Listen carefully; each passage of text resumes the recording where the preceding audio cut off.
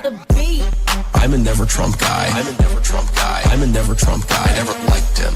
I'm a never Trump guy. I'm a never Trump guy. I'm a never Trump guy. I never.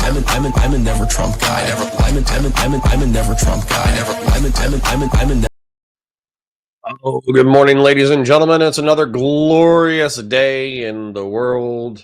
It's another glorious day in the God Emperor's Imperium. And I'm just creating my social media posts where I'm pushing out the links to Twitter and other places just in case other folks want to come join us throughout the day.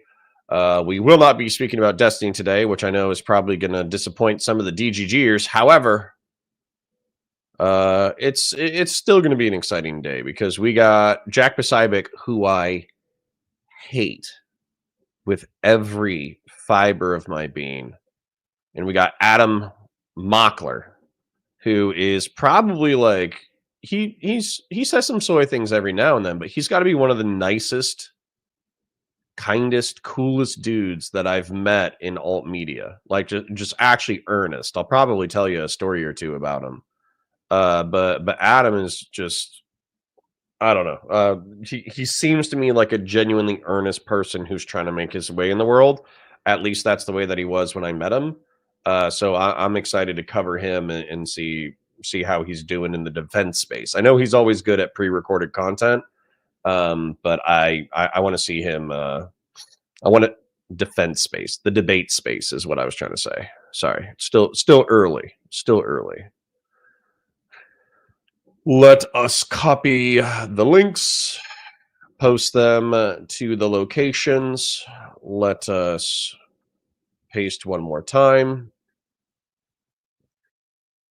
Whoop, you already said that. Good. All right, cool. Discard then. Then let us say the grill hottest prayer. May your grills be warm, your beers be cold, and may you keep all your fingers while blowing things up. Amen. All right, with the prayer done and the anthem done. Good morning, Grassroots Hegemon. Good to see you, brother. Let's also get some caffeine going. I am also happy to announce that my 3D printer was out of commission for several months, and my bolter was broken. Not the firearm itself, but the casing was cracked from heavy use. But somebody helped me fix my 3D printer. They made some suggestions. I did their suggestions. I have almost perfect prints coming out of it now. And then not only are these very ruggedized out of a very rugged material, the prints are almost perfect.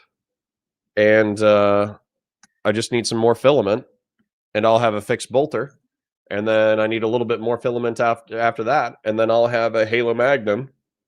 And then after that, we're working on the battle rifle and the assault rifle. So it's actually really exciting on the science fiction side as well. On the science fiction side, I'll be working on, Warhammer stuff still, and Counterpoint Sci-Fi and Counterpoint Star Wars are pretty much set to launch. But I will have a Halo assault rifle, a Halo battle rifle, a Halo Magnum pistol. And then after that, we'll work on the DMR. We'll work on the DMR. The assault rifle and battle rifle are going to be in 5.56. The DMR is going to be in 308. So it actually is really exciting. So Cross Cologne says, good afternoon from Germany. Good to see you. LB says, good morning. Happy you're back. You know what, LB? I don't know what you do for a living, but I know what your real job is. Your real job is hurting my feelings. Okay, good to see you. Matthew Mendoza, good to see you. Chris Smith, good morning. Grassroots says, good morning, dudettes and dudes. Christian Blair says, upcoming a potential base debate followed by ass cancer. Yep, that's the plan. I figured you guys needed a break. I think on Tuesday or Wednesday, I was kind of fighting the Steven spicy tweets. I think some other days we were watching some pretty cancerous content. I forget what it was specifically, but I know I took psychic damage for it.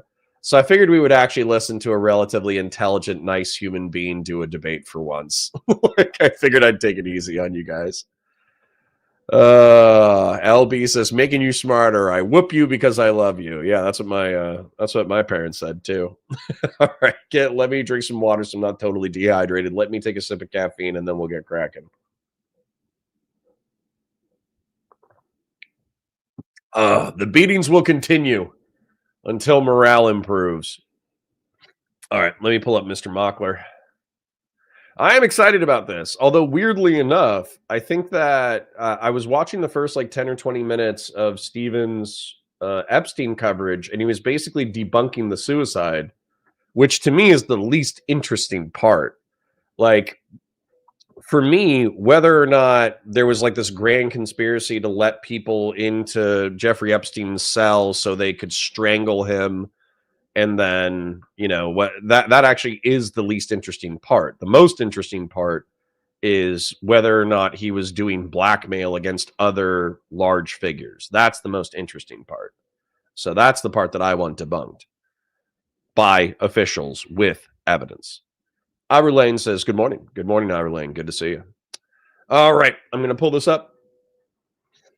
I'm going to do an intro, and we'll get cracking. Hi, guys. My name's Connor. I'm a science fiction, political, and philosophy nerd, a Marine Corps and law enforcement veteran, and a never Trump Republican. I work for Valor Media, which is an offshoot of Midas Touch, and one of my friends, I'll say friends just because we're very friendly, over at Midas Touch, his name is Adam Mockler. He's a young guy. He's pretty earnest. He does good commentary on politics, of course, from a Democratic lens. So, you know, I have my quibbles with it. But overall, he seems like a solid guy. On Piers Morgan, he's debating a guy named Jack Posobeic, who is a knowingly lying dirtbag propagandist. I cannot tell you how many times I've caught Jack Posobeic on Twitter straight up lying about information because it was advantageous to his political position. I actually loathe this person. And I called him out so many times on Twitter that eventually he blocked me. Now, truth be told, I was probably talking a healthy chunk of smack about his personal character, along with calling out the fact that he was lying about stuff. But either way, he is one of the snakiest lying dirtbag propagandists I've ever seen in the alternative media space. So, a snake versus Adam, you're going to have to forgive me. Snake versus soy. Choose your fighter. All right, let's take a look. What's happened here? I mean, we were all led down a train of thought that there was going to be all sorts of stuff coming out about this Epstein case, the files, the names, the lists, accountability, and then boom, it's all disappeared. Yeah, Piers. I mean, this is, as we would say in the military, unsat, completely unsat from Attorney General Pam Bondi. And this line about there being files that are currently under seal in some criminal case, well, then great. Let's go and get those unsealed as soon as possible. Look, I was brought to the White House under the pretense of a series of policy briefings that were going to be held, not just from the AG, but from, we had the vice president came in, the president came in, Bobby Kennedy came in. So we had a rotating series of people from the administration, Marco Rubio, Secretary of State.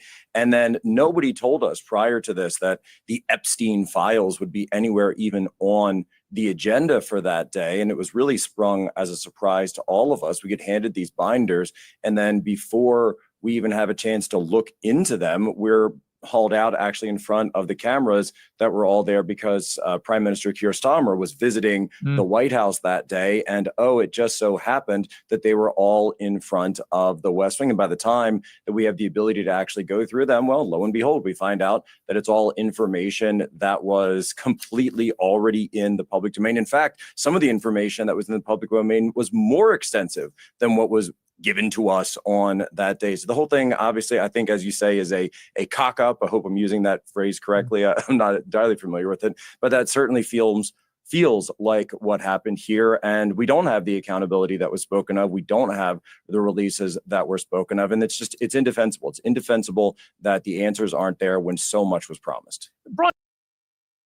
Actually, hold up. The only objection I have against Jack Posobeic right now is that he used the word cock up. Because in my opinion, This would be borderline intentional from the Trump admin to give alt media shills, the folders and pose for a photo op showing that they were getting the transparency from the admin. And then it turns out it was just all the publicly available information already.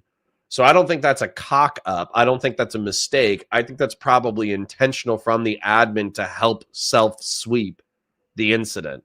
So Adam, doesn't have much to bully him with, but, maybe he'll have more and it'll be funny. Let's see where it goes. Shapiro, I mean, look, it's perfectly possible.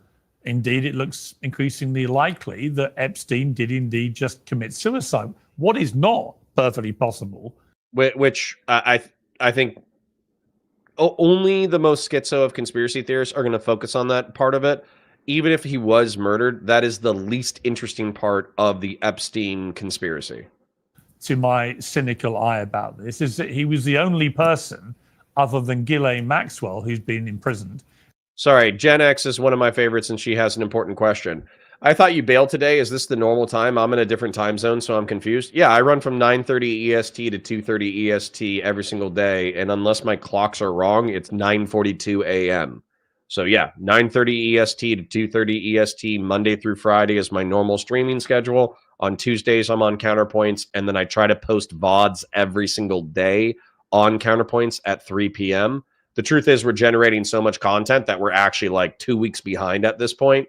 But that's a good problem, right? If I have so many VODs of so much content that I'm posting stuff from 2 weeks ago, that just means that we're actually doing good work. Who was ever up to criminal activity on his island and other places. It just stretches credulity. But nobody, it seems, is ever going to be held accountable other than him, who evaded accountability by dying, killing himself, or Ghislaine Maxwell, a woman. So none of these other men who were linked to this are ever going to be even remotely held accountable. It's just disappeared. Yeah.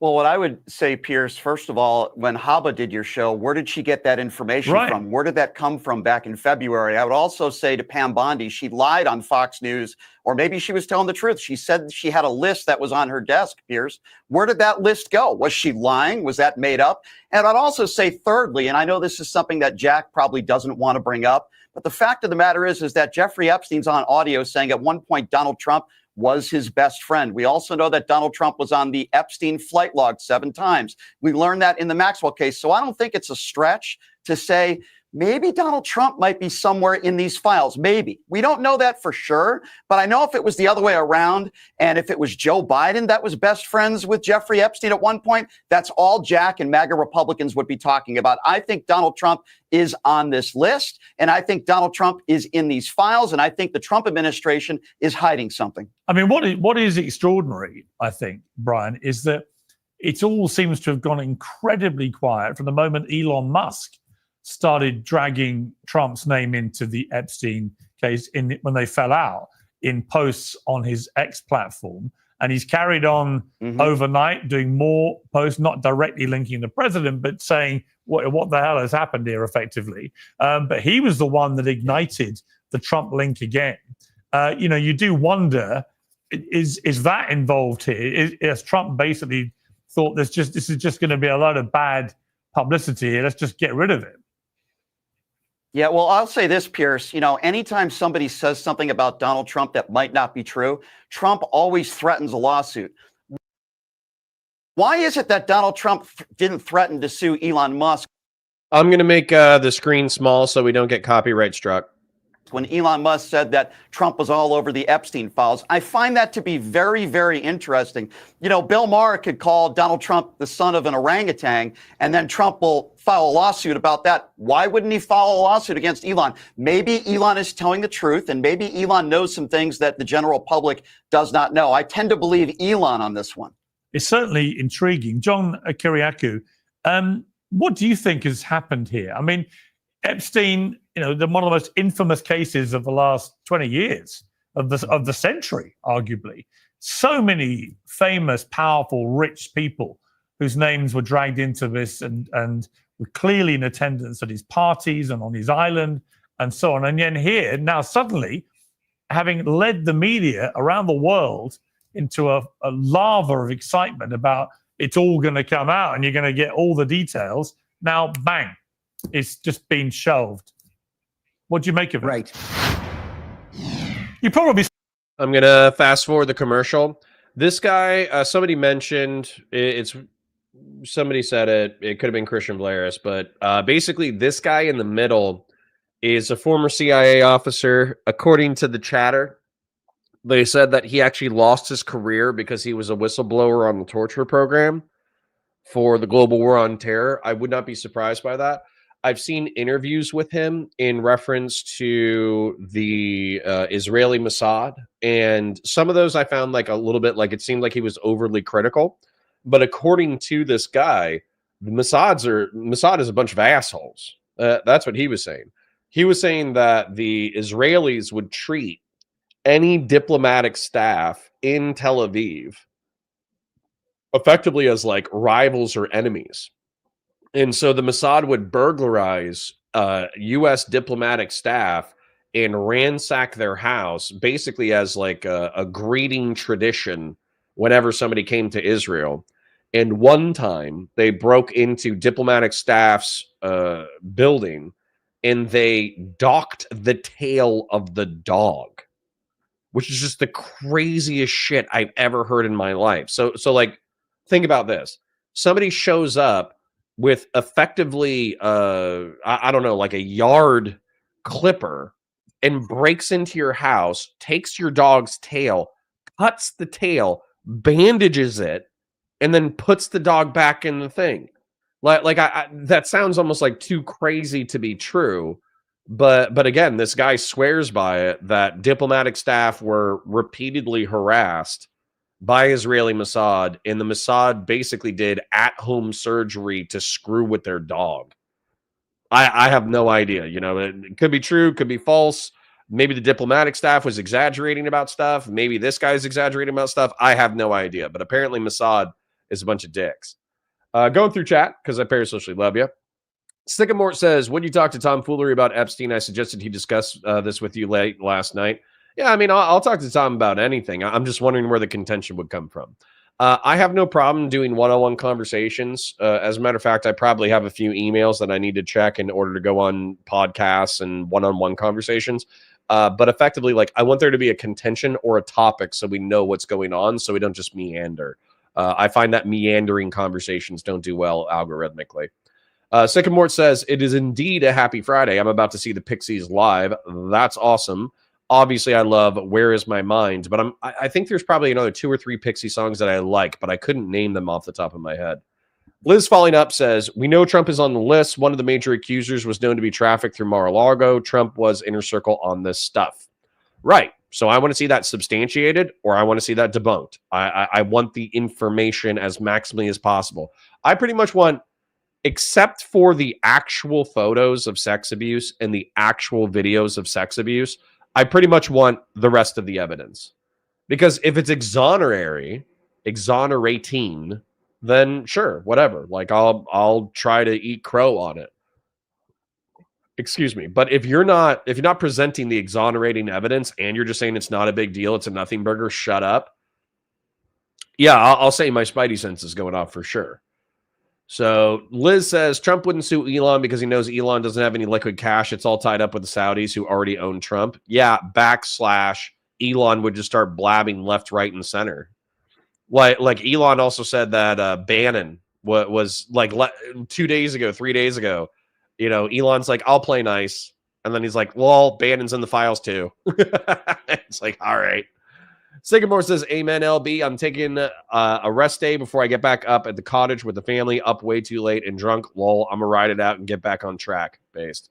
Truezaw says, hi, Connor. Have you seen the new scientific theory that the entire Milky Way is in a cosmic void that's less dense than its surroundings? Ironically, they used an 8-point star. Oh, great. To tag it. Yeah, actually, what's interesting, I'm going to share this with you guys, even though it's kind of unrelated, but it's very cool. So a lot of people were using, I think it's like the universal cosmology model, something like that. And effectively it was saying that every galaxy, every star seems to be getting away from each other at an increasingly fast rate. And so as a result, the world's going to end in a big rip, which is all matter gets so far spread apart that it loses its gravitational connectivity, and then effectively it's the heat death of the universe. Well, the guy who actually created that cosmological model that people have been using for the past 2 decades, he actually set out to debunk his own model.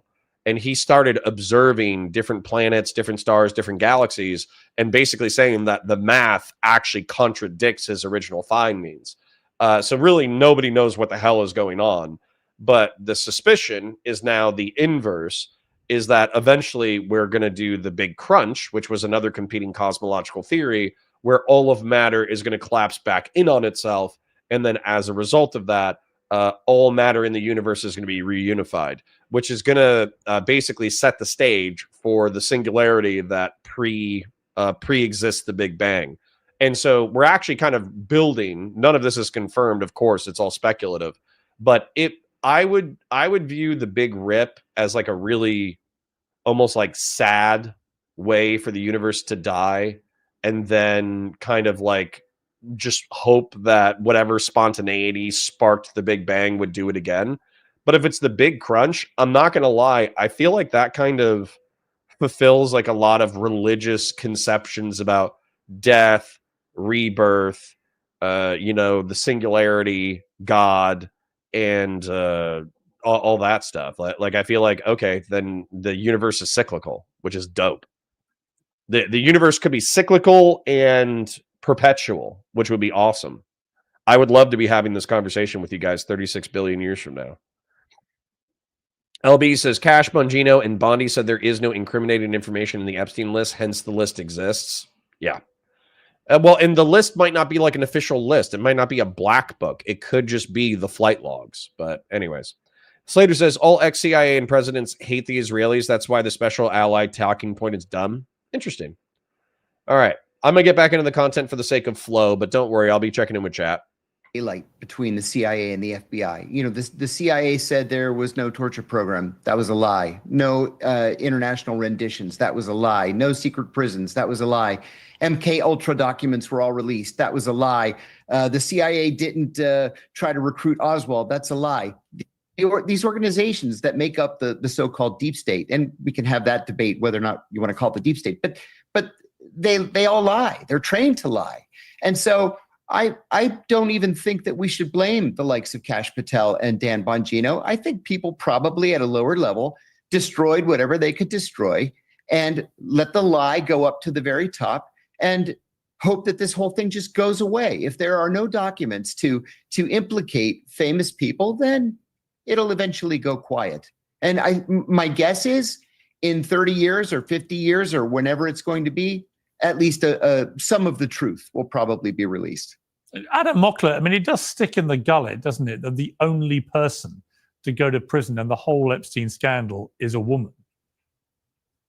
Yeah, well, John said he thinks the people at the bottom might have destroyed the evidence, but the reality is the people at the top, like Pam Bondi, were the ones saying they had the list sitting on their desk. So it seems like that deep state you referred to, the party that promised to defeat the deep state, very quickly became the deep state. Here's the timeline in my eyes. Yep. Now, my objection is that Biden had the same information as the Trump admin, so why didn't Biden act on it? Unless there's incriminating evidence against substantively high power players within the Democratic Party as well. Pam Bondi says, I have the list on my desk right here. They're rather silent for a few months. Then Elon Musk says Trump is in the Epstein list. Then within weeks, apparently the list is gone. I mean, I'm looking at this photo of Jack Posobeic holding up the Epstein files. It says the Epstein files, phase 1. But where's phase 2? There's no phase 2. So I'm happy that influencers like Jack are admitting they were conned by the admin to cover up the sexual abuse of children. Yeah, Jack, I mean, do you feel angry? Do you feel you were used in some way? Well, it's something. It's very upsetting. It's extremely upsetting to be brought in something like this, to think that you're going into a situation where, hey, we're finally going to get some of these answers that we all want. Because at the end of the day, this is all about getting justice for the victims here, the actual victims. And I keep going back and looking over the different pieces of this story. You know, what was Prince Andrew disgraced for? Why did he go up on this huge interview and then lose all of his titles and all that? And he's losing his security now, I hear. And you know why? Yeah, and Prince Andrew is photographed with one of the underage prostitutes, Virginia Giuffre. I don't know how to pronounce her last name, but he's in a photograph with her and then paid her like an $11 million settlement. And in the settlement, or part of the settlement, he basically said like, oh yeah, I never met her. I don't know who she is. But there's like a photograph of him hanging out with her when she's 17. And it's like, okay, is this the only photograph that exists? Or were you hanging out with her when she was 15 or 16? There's photos of Ghislaine Maxwell and Jeffrey Epstein hanging out at a cottage that's owned by the royal family. So hold on. I almost guarantee you that was Prince Andrew inviting them up. So hold on. Who is it? Jeffrey Epstein Royal Cottage images. Yeah, this is one of the Queen's residences and estates. So here's the Queen. Here's prolific pedophile Jeffrey Epstein. Queen, pedophile. Queen, pedophile. Queen, pedophile. Like that's fucking bananas. And it's probably because Prince Andrew became boys with him, this guy, and they started hanging out. Here, and right there it is. Andrew's misguided bid to explain away Epstein. Here is Ghislaine Maxwell, the madam for Jeffrey Epstein. Here is a 17-year-old girl looking and smiling into the camera because she's been recruited as a masseur. This, and probably paid a shitload of money, let's be real. For her, probably a shitload of money. Here is a very wealthy, famous royal. Now, apparently he's like the dumbest royal, but here's a very wealthy, famous royal hanging out with a 17-year-old girl, right? But so, okay, explain. Please feel free to explain. What's the other one? I'm trying to think of this other one, but there was also testimony of Bill Clinton hanging out at the island. Repeatedly, allegedly in the company of young women. There was Bill Gates's wife said in media multiple times that part of the reason why she estranged from Bill Gates was because Bill Gates was fascinated with Jeffrey Epstein's lifestyle and hung out with him several times. Melinda Gates Epstein. Yeah, literally. Melinda French Gates had concerns about her then husband, Bill Gates' relationship with Jeffrey Epstein, particularly his interactions with the convicted sex offender. These concerns contributed to Melinda seeking divorce lawyers, with reports suggesting she began divorce proceedings as early as 2019, when Bill's ties to Epstein became public. While Bill Gates has acknowledged the relationship with Epstein was a huge mistake and expressed regret for his association with him, Melinda's reservations played a significant role in the dissolution of their marriage. So once again, we got Melinda saying, hey, Bill, you're hanging out with a fucking pedophile. What's going on with that? And Bill Gates is just like, yeah, well, you know, he just lives like a really interesting lifestyle. You know, I just think it's interesting. Like, I think it's interesting that he, you know, hangs out with 15-year-olds. You know what I'm saying? Fucking bananas. So I have no idea. These are probably their kids or something. So I'm not trying to imply anything with that picture, but still, like, yeah, they were fucking boys. Right? What do I do with this? What do I do with this? Shadow says, hey, beautiful. Hey, good morning, Connor. It's Friday. True. Gen X says, did JFK doc show Oswald was recruited by CIA? I don't really care about it. No, it didn't. It showed that Oswald had, like, it basically showed that there were 4 different potential motives, it was like Soviets, Cubans, Israelis, and somebody else might have had a motivation for Oswald to kill him. But what's interesting about that is the fact that, like, Oswald had his own motivations. Oswald was a Soviet sympathizer. Oh, and then also a CIA cabal and Lyndon Johnson. Basically, there were like 6 different factions that had a motivation for JFK to be killed. All right, anyways, I'm going to keep yapping if I don't stop myself, so let's get back to the content. Why did we go all the way around, name after name after name? But at the end of the day, it's actually about the victims. And do you really mean to tell me that all of those victims were questioned and all of the things that they said were investigated and were run down? Because it just doesn't really feel like that's been done here. No, it doesn't. Talking of Elon Musk, Brian, just to bring you in again here. So Musk is now simultaneous to all this. Obviously, this flame out with Trump is gathering momentum. He's now announced the launch of a new political party, the America Party. Third parties have had, a few instances in modern American history. They never tend to get very far, but we've never had the richest and most successful businessman in history launching one who's got $300 billion and happens to own one of the biggest social media platforms on which he has 200 million followers. He's not just your average third-party guy, is he? How interesting is this, and how damaging could this be, particularly to Donald Trump and the Republicans?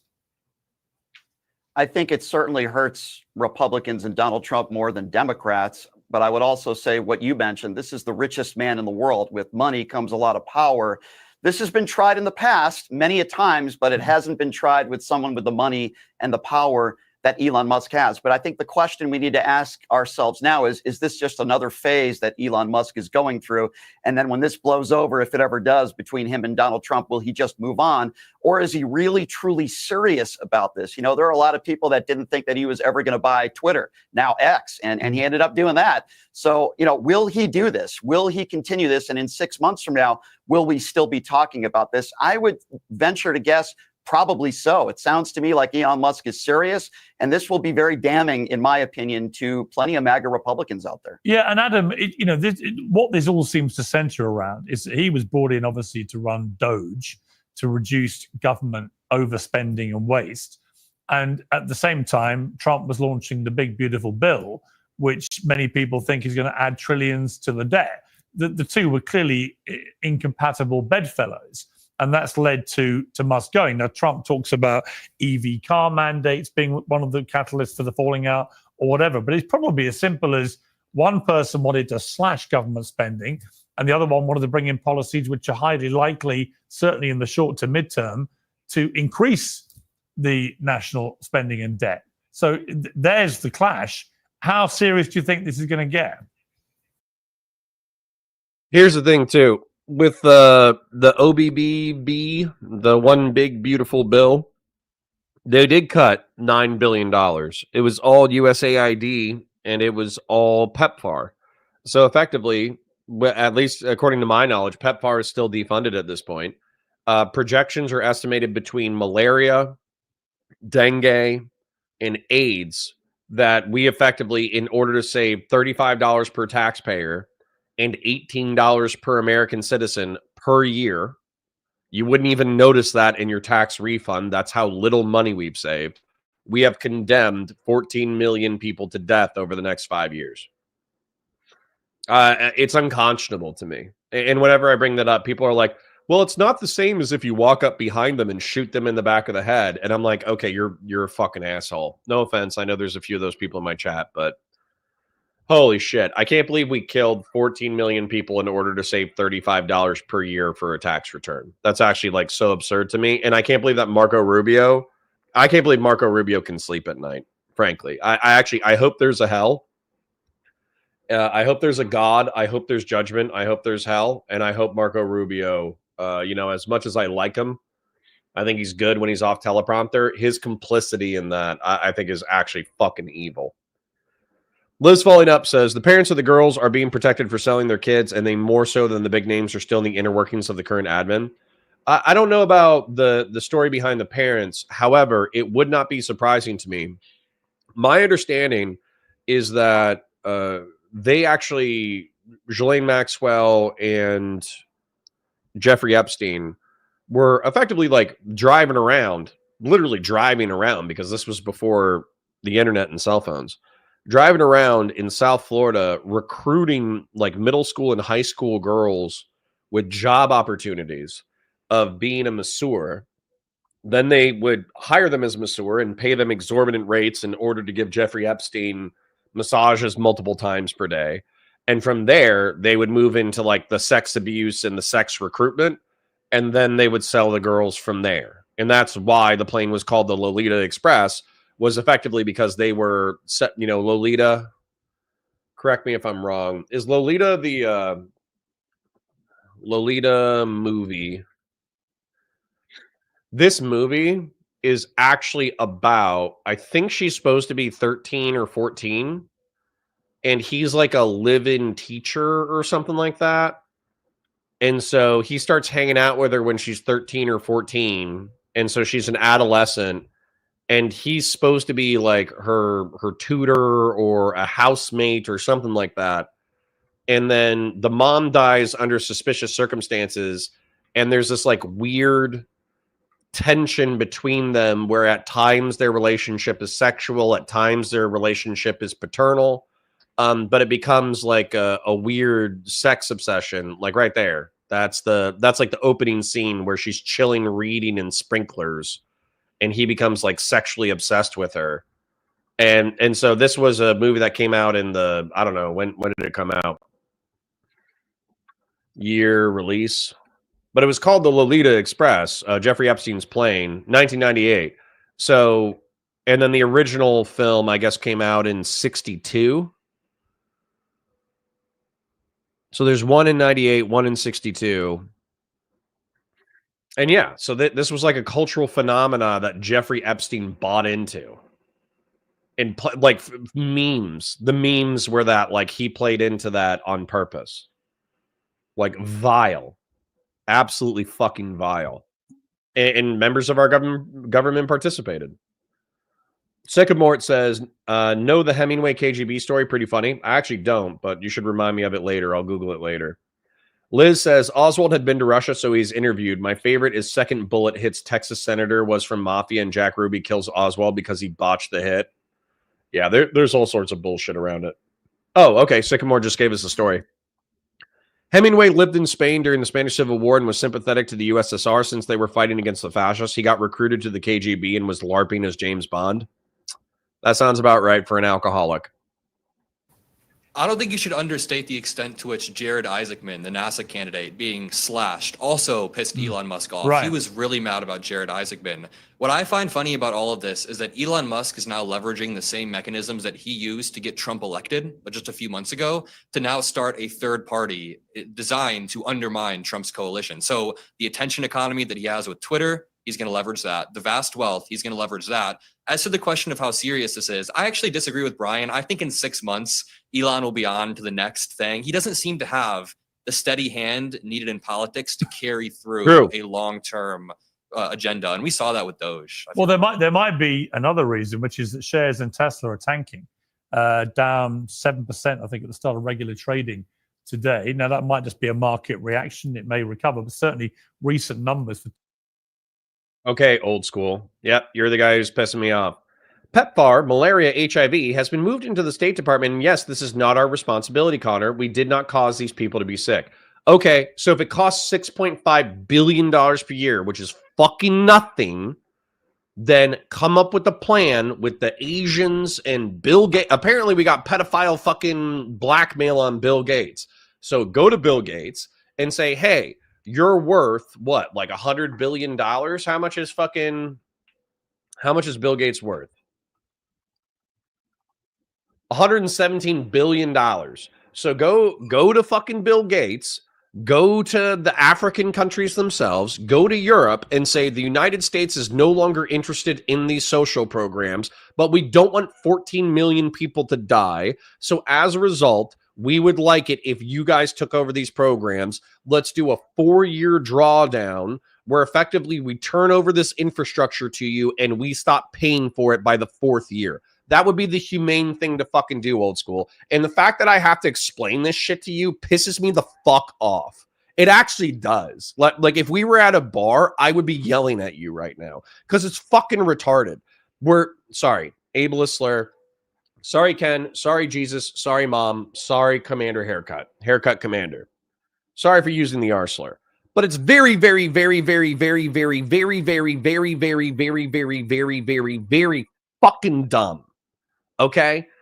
14 million people are alive right now as a result of preventative programs that prevent dengue, malaria, and AIDS. If we cut these programs cold turkey, we are going to kill 14 million people. There are probably international partners who are interested in not seeing 14 million people die. We can gradually turn over these programs to international partners so 14 million people don't die. But instead of doing that, we just rescission the money, pull the plug, and kill 14 million people. So no offense, old school, your perspective pisses me the fuck off. And if we were at a bar, I would be yelling at you. And if you started yelling at me, you know, I might kick you in the dick. So anyways, that perspective genuinely pisses me the fuck off. If you want to turn it over to the Asians or to the Africans or to the Europeans who are competent enough to administer the programs, awesome. If you don't want to pay for it anymore, awesome. Don't pull the plug cold turkey and then fucking be like, we saved $9 billion, 0.1% of the fucking budget. Don't piss on my leg and tell me it's raining. Tests that have not been good. John, what do you think of this? I mean, it's not an intelligence issue, but as an American, what do you feel about now the potential for a third party by somebody who's actually got the means to make it significant? Well, it wasn't too long ago that Ross Perot was able to buy 30-minute blocks on literally every network to promote his own candidacy and got something like 19%, which was very, very respectable for an independent presidential candidate. But it didn't lead to anything. With Elon Musk, there's nothing behind it but money. There's nobody running in the state legislatures. Nobody. Corey Peltzman says, twist his dick. Yeah, that's what I would do. Give him the old dick twist. Yep. Running for Congress and whatever it's called, the American Party or some silly name like that. There's nobody running for the local school board or the water commission that's going to be the roots of this new party. I think that this is just kind of a vanity project. And I have to agree that I think in 6 months, some shiny object is going to distract Elon Musk and we're not going to even hear about this party anymore. Jack, what do you feel about this? A lot of people on the MAGA side of Trump's support were pretty dubious about Elon Musk to start with. You know, a lot of them thought, well, this guy was a Democrat, and now he's come over, and maybe he's just trying to buy his way into power, get Trump elected, and use that to benefit all his companies, which obviously do benefit and have benefited from that association. But now it's gone the other way. And he's clearly trying to punish Trump and punish Republicans in launching this third party. What do you feel about the politics going on here? Well, I think the politics that everyone said, and I broadly agree with everyone's take so far on here. I think this is a way to put leverage on President Trump, to put leverage on the party as we go towards the elections and then determining the swing of things. Because look, people are saying, what about the presidential race and Ross Perot? And certainly with the tight margins that we saw in the 7 swing states, you could play a role there. But look at the midterms right now with congressional majority in the House being as small as it is, you would only need to flip a couple of seats, run a couple of spoiler candidates in a few of those tight races, and you could easily flip the House one way or the other. So what it does is right now, today, is buy him much more leverage than he even had before. And he can do that without even running a single candidate anywhere. And I think he'd be much more successful with a project like this at the state level, at the House level, and at the Senate level than at the presidential level. And he can do so quite immediately. I mean, obviously, you've got a massive clash of two gigantic egos here, and people used to getting their own way. Do you think, I can't see them really making up from this? I mean, Trump called him a train wreck last night. Elon's been hammering away, dismissing his big, beautiful bill as a total disaster that will bankrupt the country. It's very hard to see how they make up here, isn't it, Jack? Well, I would say never count anything out. I mean, you've seen President Trump be able to make friends or allies of rivals in the past, and he certainly has the ability to do so, sometimes even against the wishes of MAGA. But, that's certainly his prerogative. For Elon, absolutely, he's got a track record of moving from one thing to the other. But if he sees perhaps a path forward from a business perspective, look, keep in mind, he's still got to deal with the government in terms of a lot of the contracts for his companies, in terms of the Department of Defense, in terms of NASA, in terms of Tesla. So he's going to need a lot of this going forward, and I think whether they like it or not, they're stuck together. He was friends with Epstein. He'll be friends with Elon. What was that? He was friends with Epstein. I'm sure he can be friends with Elon Musk. He actually helped Epstein be prosecuted. He was the only person who was involved, kicked him out of the Epstein. You know all this. Like, it's just a very. Have you heard of Alexander Acosta, the Florida district attorney who was like your little? Have you like, heard of Alexander Acosta? You know who that is? You're like, oh, I got it. Look at me. Like, I was literally wondering if this debate was going to be spicy at all, and I hate to say it, Steven's wild, random screaming matches are addictive, and so like everybody being chill on a panel is like upsetting. So thank you, Adam Mockler, for throwing an elbow. Up the guy from Third Eye. Do you know who Alexander Acosta is? You were duped to cover up sexual abuse of Donald children. Trump was You were kicked him duped. out of Mar-a-Lago. Donald Trump was the Best. only one who went to investigators and said, "I will Pierce, work do you know with who Alexander against Acosta Epstein." is? This has been litigated a Can I just add million something here? times. Well, It's been litigated a million first of all, times. Can I just? Well, can I Brian, I'll just- come to you, but Adam, just explain what you're talking about. Yeah, really quickly. Alexander Acosta was a Florida district attorney. You can look this up. He knew both Trump and Epstein. He was appointed as a Secretary of Labor under Trump and had to resign in 2017 because people found out that he mishandled the Epstein case in 2007 and let Epstein get an illegal plea deal. Epstein was then able to go reoffend, and Trump appointed him in 2017. So I don't want to hear the dude that was brought to the White House to cover up sexual abuse saying that there was, I don't like, what are you trying to say here? Yeah. You gonna wipe your face? Okay. Thank you, Adam. Thank you for the elbow. Much appreciated. Let's watch Jack dodge. Can you just wipe that little thing off your face there a little bit? You got a little, All right, hold on a mud sec. on your face. Okay. there. Oh, okay. So the guy you're sweeping for duped you in order to cover up a pedophile ring, and you go, "Oh, you got some beard stubble. You can't grow a beard properly." Good response, Jack. You fucking dipstick. No points. Hold on a second. No Can I points, just- huh? Can I add You got- something? you got a little First mud of on your all, face I there. hear the MAGA bullshit detector going off every single time Jack opens his mouth. First of all, people like Jack were the people who called Joe Biden a pedophile for sniffing hair, but yet we have True. Biden's a pedophile for sniffing children, but Trump isn't a pedophile despite being boys with Jeffrey Epstein and being accused of having sex with a 12-year-old during the 1980s, back when everybody was doing coke and having orgies. we have Jeffrey Epstein on tape calling Donald Trump his best friend. They Off, boomer fedora kid. That's not a fedora. What style of hat is this? I don't know what this is. It's like a newsy hat from the early 20th century. were hanging out together constantly. I've spoken to Jeffrey Epstein's brother Do you want me many to go times. through the They list were of all very the close. Democrats he I'm was not done friends yet. with? Jack, Piers, like Jack, we can Jack, go that's through all Jack, this again, but Piers, Jack, I know you've done Jack, this. Jack. Oh, the fanatic tactic. Yes, pop off. Adam, good job. Look at Adam. Look how happy he is. I'm not done yet. I didn't interrupt you. You've Jack, been a real reporter Jack, on this. These guys just want to play Jack, politics. I'm trying to Jack, be serious here. Jack, Dude, you were at the White Jack, House I'm with a talk Epstein show files host. in your hand. Yeah, just talk. No, come on. Let the newsy go. Let the newsy guy go. What is this hat style? Newsy hat name.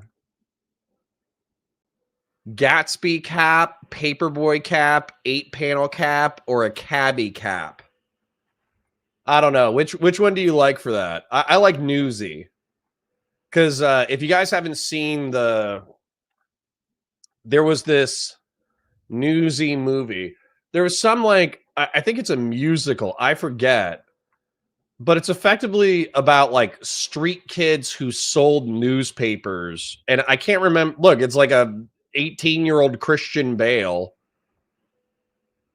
What a wild What a wild thing to randomly remember and get flashbanged by. But look at them. All the newsies are wearing the newsie cap. And here's one of the gangbangers from The Sopranos. Here's Christian Bale. I don't recognize these other guys, but yo, what a wild world we live in. The newsie hat. Let the newsie hat guy go off. Talked about it. Right. Exactly, Jack. Jack, just you want to defend Donald Trump and wear the Donald Trump knee pads 24/7, but when it comes to a Democrat, they're all pedophiles. But if Donald Trump is actually hanging out with Jeffrey Epstein and So do you Epstein have like calls any him evidence his of best this? Like, friend, can you have like a source on that, bro? No, Give me, because like, the any Pam Bondi actual won't release evidence. the So you sources. actually, yeah, I do. The Maxwell trial, where it was let's hear it. learned that Please, he show was us. on the Epstein flight.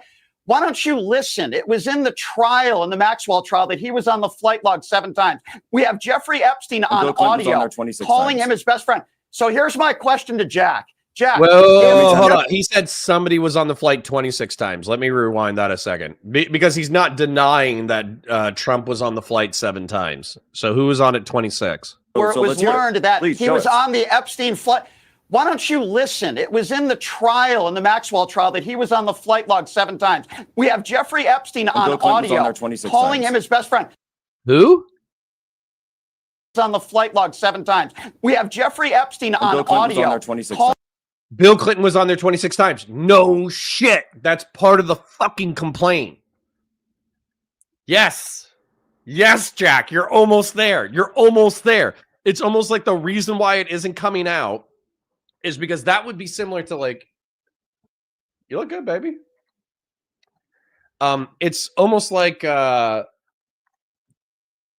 are names that are effectively political dynasties. And the one that is a political dynasty on the right that I would name is the Bush dynasty, right? Their dad was in the CIA. Their dad was in the State Department. Their dad worked for Reagan. Their dad became president in '89. He was like a World War II fighter pilot. You know, he was accused of being part of the cover-up of the JFK assassination. And then, his son became president and his other son became governor, right? The Bushes are a political dynasty. On the left, you have the Kennedy family, right? You have Robert Kennedy, Robert Fitzgerald Kennedy. So obviously the most famous president who got shot. Then you also have, is it RFK Jr. or JFK Jr.? John Fitzgerald Kennedy. Yeah. So it's JFK who got shot, and then it's RFK who is the current health administrator. Sorry if I just botched that. It's early. It's early, and I am insufficiently caffeinated. But the point is that the Kennedys are a legacy, like a political royalty. The other political royalty that I know of is the Clinton family. And it's because Bill Clinton was something in Arkansas, I forget, became president in the 90s, actually had a pretty good tenure as president, but was not removed, but he was shamed by his affair with Monica Lewinsky. And then, but everybody thought of him as a pretty good president, despite being like a sexual degenerate. And then Hillary Clinton obviously ran in the thousands and the tens in various administrative positions, hoping to beat Trump in 2016. So the whole point that I'm trying to bring up is that this would destroy probably tens of millions of dollars, hundreds of millions of dollars per year in the Clinton name and brand, and destroy one of the largest political left-wing dynasties. And so I think the only reason why this information hasn't come out is because, number one, it would destroy Trump. Number two, it would destroy the Clintons and Gates. It's just too big. It's just too big to actually come out that all these people were fucking underage prostitutes. Which, by the way, if you don't like my use of sanitized terms of underage prostitutes, they were raping minors. Hopefully that is sufficiently morally charged for you. Calling him his best friend. So here's my question to Jack. Jack, And how many times did Bill Jeffrey Clinton go to Epstein the was on islands? audio. And how many times did Jeffrey Epstein say first that of all, he was one of the that's founding called members of the whataboutism. Clinton Institute? I don't defend Clinton Global Jack. Initiative. Jack, if Jeffrey Epstein this was all day on long, bro. audio saying that Joe Biden was his best friend, that wouldn't concern you at all? Man, these are All like you do is 2016 deflect and you talking talk points. about True. other Like, don't you people. guys have anything Get him. new? Do you have I mean, anything Just because it's old doesn't mean it's not true, you idiot. I hate Jack. I hate Jack so much. He's such a lying, disingenuous snake. He's such a piece of shit. I hate Jack so much. My line Why about won't the they release the Epstein, files? but my line about the Anything Epstein new. circle of famous friends is, to me, that there's a clear line before his initial conviction, which was a complete stitch up in his favor, no question of that. There were Jack, why won't they release the files then? Well, hang on, Brian. Gen X says, when I was younger, like under the age of 10, family would take showers together and didn't think anything of it. Yeah, it's because they're not being gross, right? Like, I think it's one thing if it's like naked and there's like a sexual vibe to it. It's another thing if your family is just washing you. Obviously, when kids are under the age of 10, sometimes they need help washing. I help my kids bathe, you know? It's one of them is 2 and one of them is 7, and the 7-year-old doesn't do a good job. You know what I'm saying? So I'll be like, hey, you clean these areas and I'll help you with your hair, because he doesn't like cleaning his hair because he doesn't want to get soap in his eyes. So yeah, there's nothing wrong with that per se. I think the implication, and by the way, this is in reference to Biden. I think the implication was that the person wrote in a journal that they thought there was something inappropriate about the way Biden was taking a shower with them, like Biden's daughter or whatever. But also their daughter is like a mess. Maybe she's a mess because something happened. I have no idea. I'm not interested in defending Biden. What I am interested in, though, is the fact that Adam and Newsy over here are bringing up valid criticisms of Trump. And Jack, despite getting played by the Trump admin, he knows where his bread is buttered, so he's incapable of criticizing the Trump admin. Hang on, Brian. The point I'm going to make is, I do think if you continue to be a friend of Epstein, knowing he was a convicted pedophile after whatever it was, 2009 or so, as Prince Andrew did, for example, then I'm afraid that is seriously problematic. For those who were in his circle, a wide circle of well-known people, from Bill Gates to Trump to all these, Bill Clinton, I mean, he hooked in everybody, but a lot of them had nothing to do with him, including Trump, I believe, after that conviction. But if you carried on seeing him as Andrew did, living at his house for a few days, years later, knowing he was a convicted pedophile, that is different. I mean, do we agree? Yeah. I think that's all been litigated. I certainly... He just doesn't want to throw Daddy Trump under the bus. That's all. I certainly agree with what you're saying, Pierce, and your point there. But the point that I'm trying to make is there has to be a reason why they're not releasing the files. Why are they being so mum? Why is the list just magically disappeared? And I think one can come to a very logical conclusion, unless you're Jack and you defend Donald Trump 24/7, that maybe there might be something to do with the fact that Trump might be in these files, and there might be. Yeah. So when I say, I understand why people would object to that. That's actually why I followed up with raping minors as a term. So there's a delicate sensibility when talking about this stuff. You know, we have a few gals in chat. We got Kay, we got Gen X, we got Liz Staples, we got a few other gals in chat, right? And so I don't want to be callous and flippant and use the most like hyperbolic language possible when it comes to sexual assault and rape, because I'm not trying to, you know, not that every woman's been assaulted, but I don't want to trigger any sensitivities with that. So there's kind of an impulse to use sanitized words, but then I also understand that using sanitized words can minimize what happened, conservative liberalism. So, you know, that's where I don't want to minimize what happened. Effectively, we're talking about grooming of minors to engage in sex acts, likely against their will, / they're not mature enough to consent to this behavior. And so it's statutory rape at minimum. And at maximum, it's actually just forcible rape. And but then I also don't want to use the hyperbolic language either, because I'm not trying to fucking trigger anybody. I'm just trying to talk about the topic as maximally as possible. But anyways, quick chill time. Since we're talking about statutory rape anyways, might as well talk about, you know, supporting the channel. like the stream. Liking the stream is free. Participate in chat. Participating in chat is free, and there's lots of funny, interesting, smart people there. We're about to break 100 on stream right now, which is great because we're not talking about Destiny and we're still getting good viewership, which is beautiful. Then, what is the other part of it? Super chats if you got them. Memberships if you see the button. Some people were telling me that memberships is turned off. I'll get back-end people to work on that. And then watch the VODs and comment on the VODs. If you miss a stream and you want to catch a topic, go ahead and watch the VODs. That'll be on the Counterpoints channel. I parasocially love you. Thank you for being here. Hope you're enjoying the content. Let's continue. And yeah, Sycamore says Dershowitz is so sketchy. Yeah, Alan Dershowitz wrote a paper about how... You want to see how... Sorry, real quick, before we get back into the content. Alan Dershowitz, Age of Consent. So this guy wrote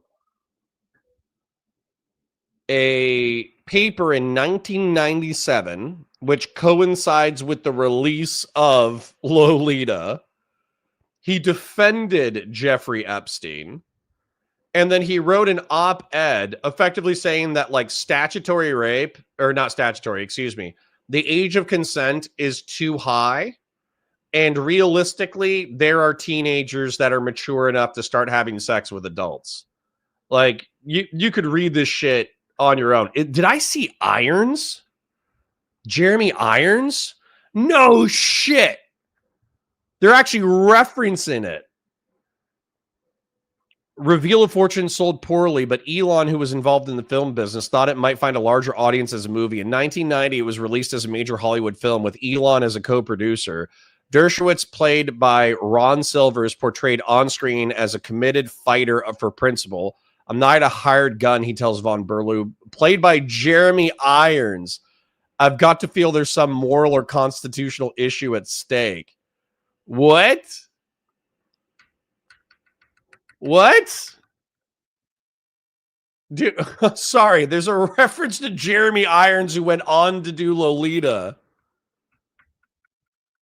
Okay, that wasn't a reference to the Lolita movie, but the actor who was in the Lolita movie played another movie involving Alan Dershowitz. What a weird small world. Okay. All right. I'm just going to back away slowly before we find anything that's going to upset me. Some wrongdoing there, considering the fact that they were at one point... Sorry, let me summarize that in case I was confusing. Alan Dershowitz was a lawyer who was also on Epstein's Island, who wrote an op-ed about the age of consent being too high. Best friends. Well, they've certainly gone as an administration from full bore. We're going to reveal everything, and it's really shocking. And there's going to have to be accountability. I mean, I had them on my show. They've gone from that position to suddenly, no, there's nothing mysterious about his death. He definitely killed himself. Here's the CCTV footage. And there is no client list. And none of that is right. And actually, you know what? It's all over. And it is odd. I mean, John Pierce. Again, John, you know, from with your intelligence hat on, does this, I mean, do you smell a rat here? Sorry. Sometimes chat says something so funny, I have to pause even though it interrupts the flow. Sycamore says, I love the story I've heard of Hillary Clinton breaking a year-long vow of silence after Lewinsky to convince Bill Clinton to bomb Bosnia. Can you imagine that? Being Bill Clinton, you cheat on your wife. She's furious, but she's staying with you so she can get political clout. You have this like cold, sterile, sexless, furious relationship. And then 1 year later to the date, she's like, hey, listen, we can start chatting again, but you got to bomb Eastern Europe. That's crazy. Oh, what a world. What a world. Does this look like there's been a little bit of a closing of ranks to shut this up? Yes, I do smell a rat. And I'd like to know why no one in the media is talking about the investigation or the fact that there should have been an investigation into whether or not Jeffrey Epstein was working for a foreign intelligence service. You know, let's say that. So that's really interesting. So look, you've studied into this. What is the evidence that he might have been? He is a textbook example of an access agent. You're, like I said the last time I was on the show, Piers, you're not going to recruit Bill Clinton. You're not going to recruit Bill Gates. You're not going to recruit Alan Dershowitz, but you can recruit someone who gets close to those people. You can give them something that you can hold over their heads if you have to in the end. And then you report back to your handlers everything that they say. And in exchange, you get untold wealth and a house in the Caribbean and the biggest townhouse in Manhattan and a private plane. And that's a pretty good life, especially if you're a pedophile and you enjoy doing things like that. And nobody's talking about whether or not he was an access agent. Yeah, I mean, that's really interesting. I mean, does the intelligence community believe that there is merit to that suggestion? Yes, it does. It does. But the problem here is the accusation is that he was an access agent for the Israelis. And that's something that the intelligence community really doesn't like to touch. Yep. Now what I've heard, but I'm just some asshole on the internet, so don't, take everything I say with a grain of salt. But what I've heard is that the reason why a lot of this isn't coming out is because Jeffrey Epstein sold information to the state of Israel and to the CIA, which is why it's not coming out. And just to throw further smoke over this fire, okay? Ghislaine Maxwell's father was a guy by the name of Robert Maxwell. He was like a media tycoon in the United Kingdom, and he was actually like fairly popular. This would be like talking about, I don't know, like the Koch brothers or something, or the trying to think of like another name in media, but it would be like talking about a major funder and backer of newspapers, right? And so Robert Maxwell was allegedly, there's Ghislaine right there. There's a young Miss Ghislaine with her father, Robert. But Robert allegedly was a triple agent for the United Kingdom, Russia, and the United States, selling secrets back and forth. Now, I haven't heard anything about Robert specifically running honeypots, like where he would, run like sex operations to recruit and, blackmail people. Robert Maxwell, Israel super spy, the life and murder of a media mogul. Yeah, like I would love to read this book. I don't have time and I don't care that much to do it. But the truth is that like he was buried in Israel and intel people showed up to his funeral and they said the world will never know the amount of, good that Robert Maxwell did for the state of Israel. And so to have his daughter hook up with another guy named Jeffrey Epstein, and then have Jeffrey Epstein, running around with Ghislaine Maxwell, like recruiting underage prostitutes and or statutory rape, depending on how you talk about it, and getting blackmail over other people. Like, what the fuck? You know what I'm saying? Like what the fuck? Why is this so obvious almost? So I wouldn't be surprised if they said that it was CIA and Mossad. I really would not be surprised if the CIA and Mossad were blackmailing people using information they obtained from Jeffrey Epstein. I would not be surprised. Liz following up says, age of consent in the U.S. is 18, but it varies wildly in Europe/world. Child marriage is legal in way too many states still today. Yeah, what's the age of consent in the United Kingdom and age of consent in...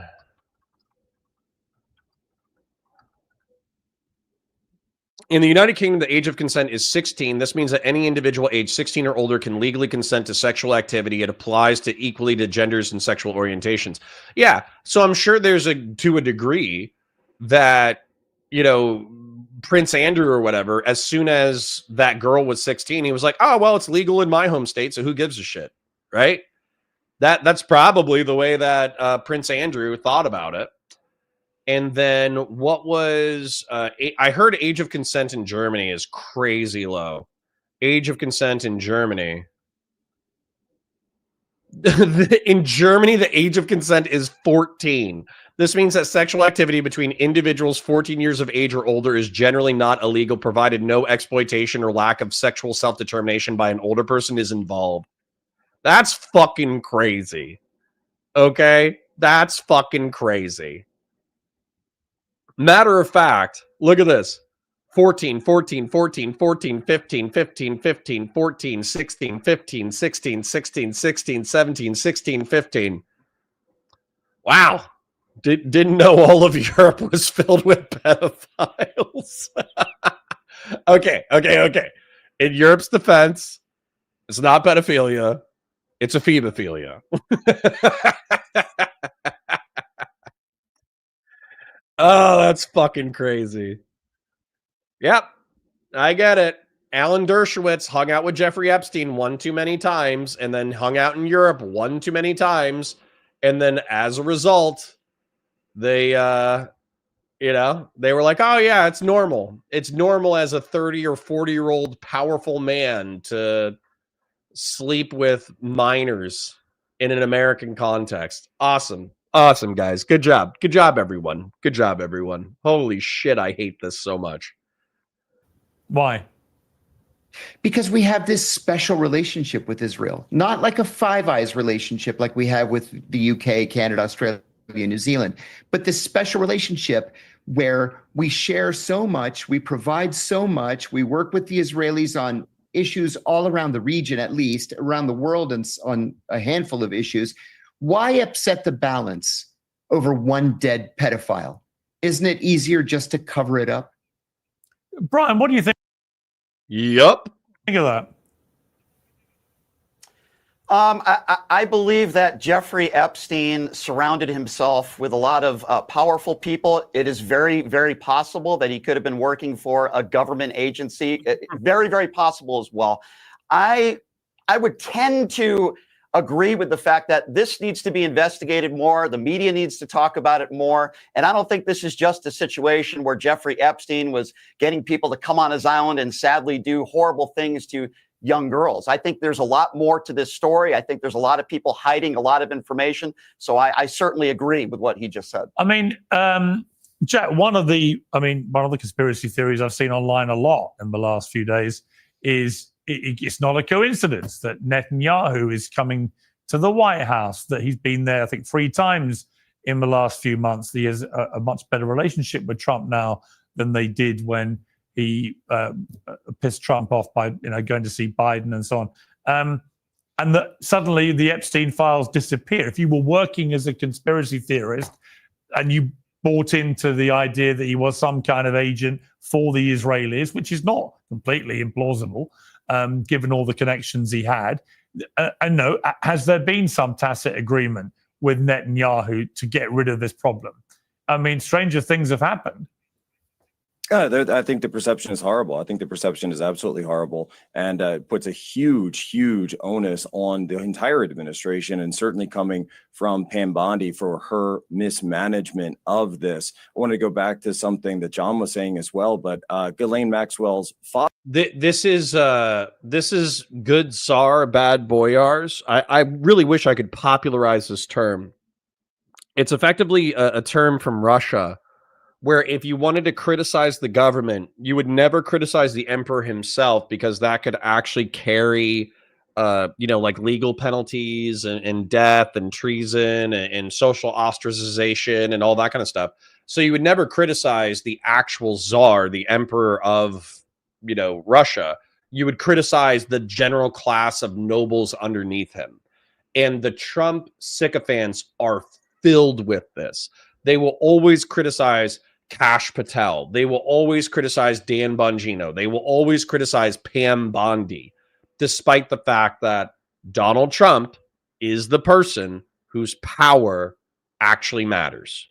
Father, Robert, This is so Robert Maxwell is someone who's highly fingered in a lot of these conspiracies or a lot of these allegations. His entire career, there were allegation after allegation that he was involved somehow with Israeli intelligence, going all the way back even to the 1940s, and serious questions about some of the work that he did all the way through this. And then, of course, as it goes, she becomes the recruiter for Epstein. And so these questions have really gone deeper and deeper and deeper. And of course, there's no actual evidence or, just a hearing of the evidence.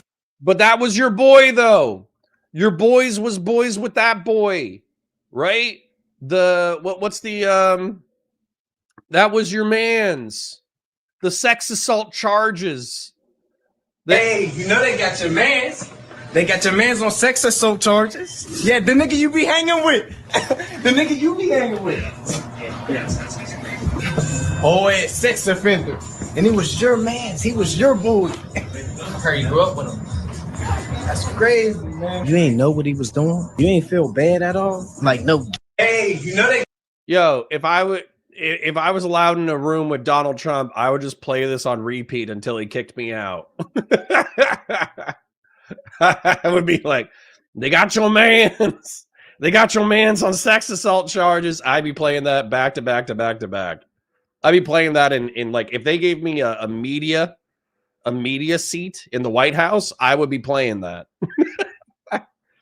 Rob says, this may be a stupid question, but are these young ages set not to criminalize activities between young people rather than greenlight PDF activities? What's the argument? Lol.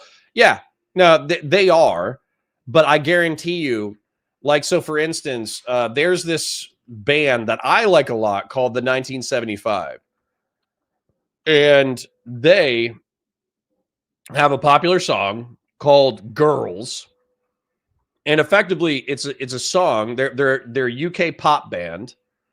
It's a song about how a 17-year-old girl is too immature to hang out with. But the backdrop of the entire song is effectively like, yeah, but we're going to hook up, though. So this dude right here, the main singer or whatever, I got to say, he's got to be in his 30s. Lead singer, Maddie Healy age. He's 36 years old. When did the 1975 release the song Girls? 2013. Okay, and it's 2025. So it's not okay, so he's less of a pedophile than I thought he was. That's good. That's actually a good thing, to be honest. So 36. What is it? 2025 minus 36 is 1989. 11 plus 13 is 24. So he's 24 when he wrote about hooking up with the 17-year-old. That's a little creepy. I would say it's a little creepy. I think it's a little creepy. I think we can accept that. Or release of the evidence, release of the file, a task force, even a press conference, and instead we get, oh, well, we're just going to move on. And here's a press release on a Sunday night when it's a holiday here in the US. Yeah, it is. I mean, Adam, it is just a bit weird. The whole thing. I can't quite get my head around this because they were so emphatic that this was going to be huge. And now it's nothing. It's not like even mini huge. It's nothing. There's nothing to see here. Yeah, and to build on that, I can't tell if it would be worse if this was a cock-up or a conspiracy. Gray Jedi, ask your question again. Because if it's a cock-up, that means they were straight up lying to the American people the entire time about what they actually had, right? Or if it's a conspiracy, that means they have it and they hid it the entire time. I mean, either way, it looks really bad on the administration. And especially for an admin that is created this grounds that is like primed for conspiratorial thinking. A lot of the MAGA influencers were super ready, super excited for the Epstein files to release. So when you create grounds that are perfect for conspiratorial thinking, and then you pull back, there are going to be a lot of conspiracies about the admin now. Jack, it's a confusing time to be in MAGA, isn't it? It must be, right? Because there's so much going on, which must be quite... He has to sweep for the base because Jack knows where his bread is buttered. Bemusing you know, you're led up the hill and we're going to get all the dirt on Epstein. That disappears. You know, you've got the attack on Iran, which seems to fly in the face of everything Trump has said about foreign wars, foreign engagement, and so on. You've got a kind of war at the center of the party. You've got Elon Musk, who you were skeptical of, MAGA, and then he's the hero suddenly, and now he's the villain again. This is not an easy time for MAGA to get their heads around the consistent theme here. Oh, Piers, what are you talking about? Grey Jedi is repeating his question, saying, I was saying that network wasn't it the norm not too long ago for post-pubescent girls to get married. My dad was born in 1940 and my mom was maybe 16 at the time. Yeah, of course. The matter of fact, in the 19th century, I think it was pretty common for people to get married in their early teens. As an example, and by the way, that's, you know, partially because families like needed you to grow up. They needed you to grow up, have kids, work, et cetera, et cetera. I know there's a common example. Who's the guy who wrote The Telltale Heart? Edgar Allan Poe. Edgar Allan Poe, wife, age. Yeah, Edgar Allan Poe. I think they lived in the 19th century. They married in 1836. Poe was 27. His wife was 13. Yeah. In the 19th century, it was a lot more common for people to be married as teenagers and early teenagers. 100%. Yeah, of course. I love a fight. The reason why in the 20th century we've upped the age expectations is because we realize a lot of people are not particularly mature as teenagers. Yeah, I'm not going to call your grandfather a pedophile. It was normal at the time. I'm always ready for a fight, and MAGA is always made of fighters. So if we got a fight, if we're coming, and by the way, Charlie Kirk is out there today saying that there's a huge push for amnesty of these, the farm workers, and this was something that was mentioned at the rally over the weekend in Iowa, or I guess just before the weekend in Iowa. And so, look, if there's going to be a fight, then we are more than ready for a fight, and I know that I certainly am, and I'm not going. But don't you have to know what you're really fighting for? I'm fighting for the country. I'm fighting for America first. No, I get that. But are you fighting for deportations yes. of every illegal immigrant in the United States? If that means yes. that farms close all over the United States, for example? Yes, it is 100%. This is so fucking stupid.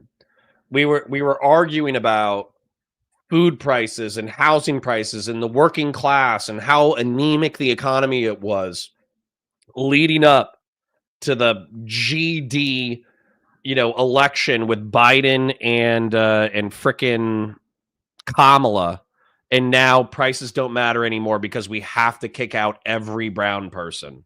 It's so fucking stupid. It pisses me off to no end.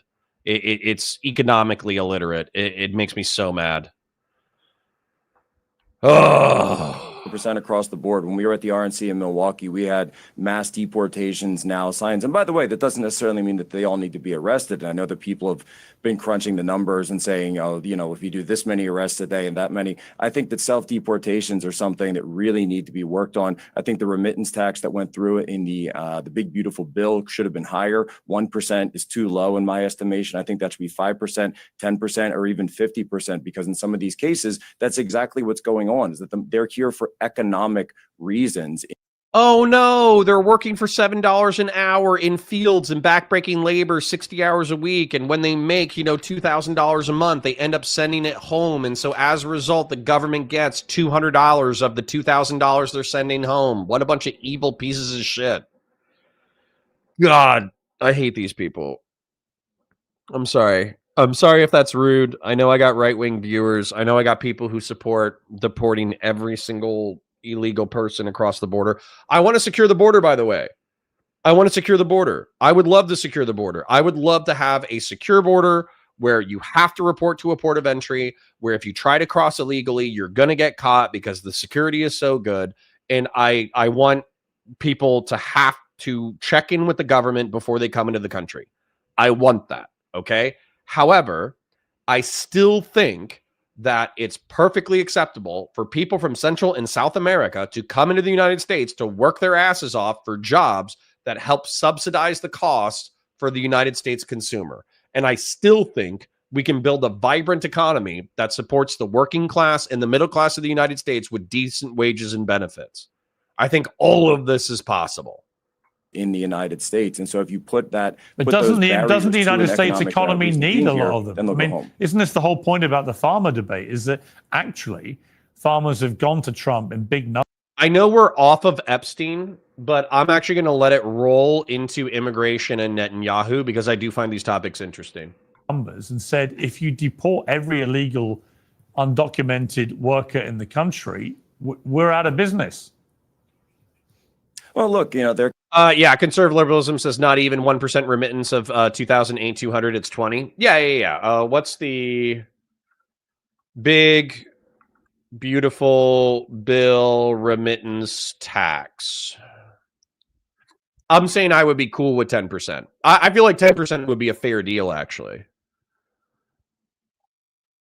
The final version of the OBBBA includes a 1% excise tax on certain remittance transfers lowered from a previously proposed 3.5 or 5% earlier. Yeah, I would have been fine with 5. 5 would have been fine. You want to transfer money internationally? Sure, 5%. That's the cost of doing business in the United States of America. You want to take some of our cash and you want to put it someplace else? That's totally fine. We're taking the cream off the top. 5%, 10% would have been fine. There can be a way for this to be done in a phased manner where they can get people in, and over time, it's not like it has to be, we're going to snap our fingers overnight and they're going to be gone, but absolutely over time, 100%. Brian, what do you think of that? I mean, it seems to me that Trump's had a lot of political wins. Whatever you think of him, the last 3-4 weeks, you could argue, have been the most successful politically that he may have had as a president. But it seems like on a lot of these issues, there's this dilemma which he's going to have to confront, and not least, I think, this issue of undocumented workers.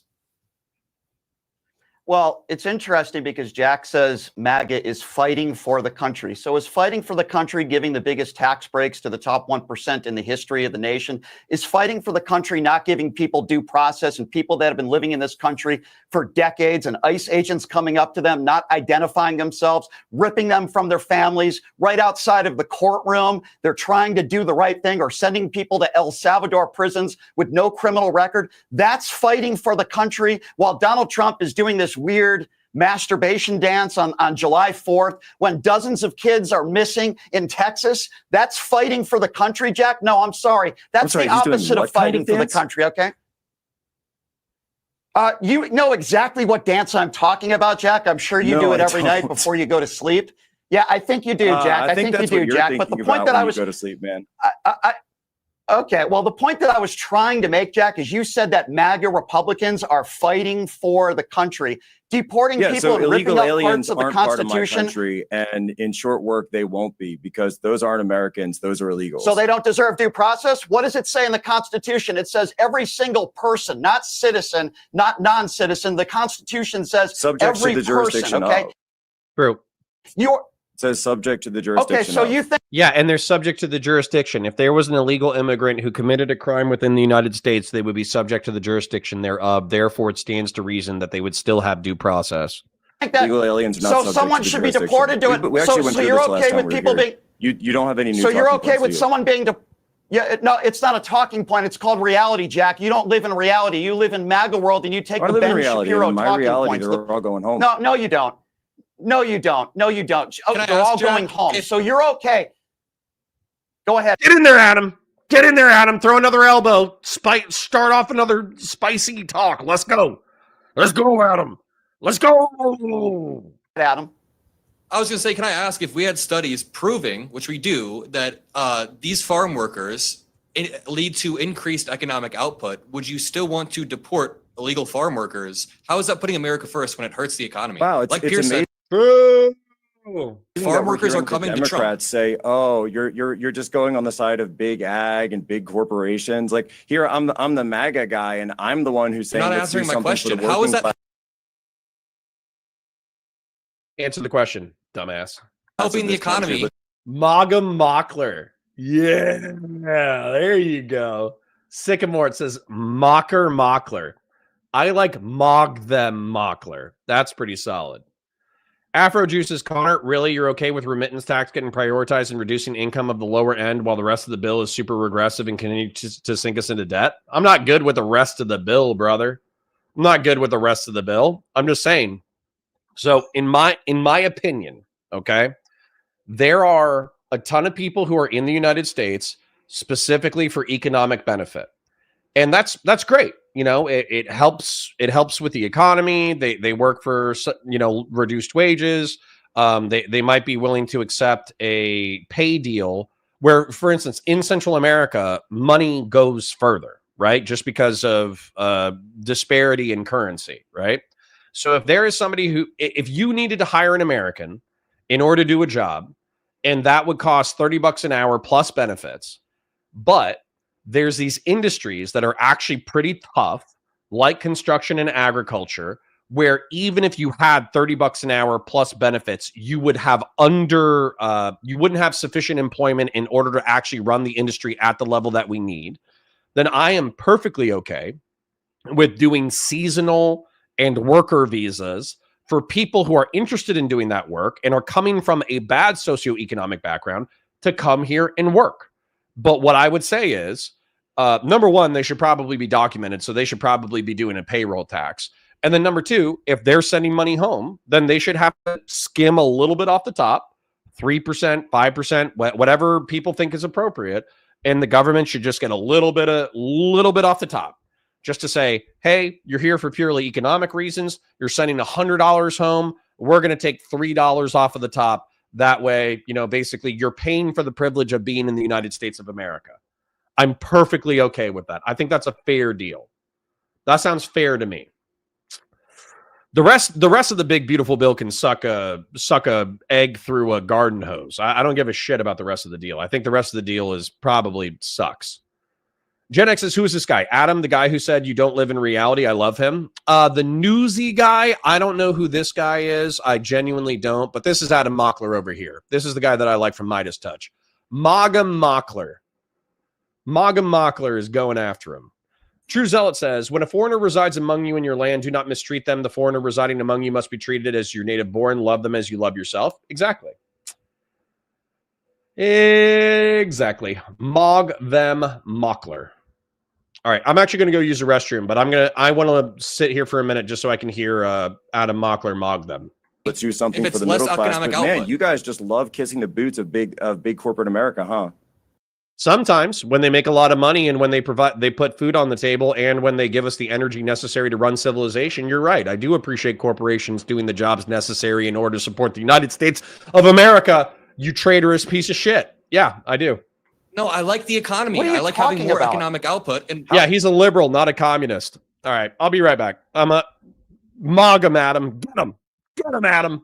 How does the boot leather taste? Wall Street, the Wall Street boot leather. This isn't about Jack. Do you know what I would have done if I was Trump? I'd have taken a massive victory lap over the stunning success in the southern border, reducing the numbers coming over illegally to almost negligible numbers from the millions that came in under Biden. I'd have taken a massive victory lap, which would have been applauded by, I think, most Americans, and then I would have targeted the people who were in the country illegally who committed crimes. And I would, and that was the first thing he said, I remember, as a campaign thing.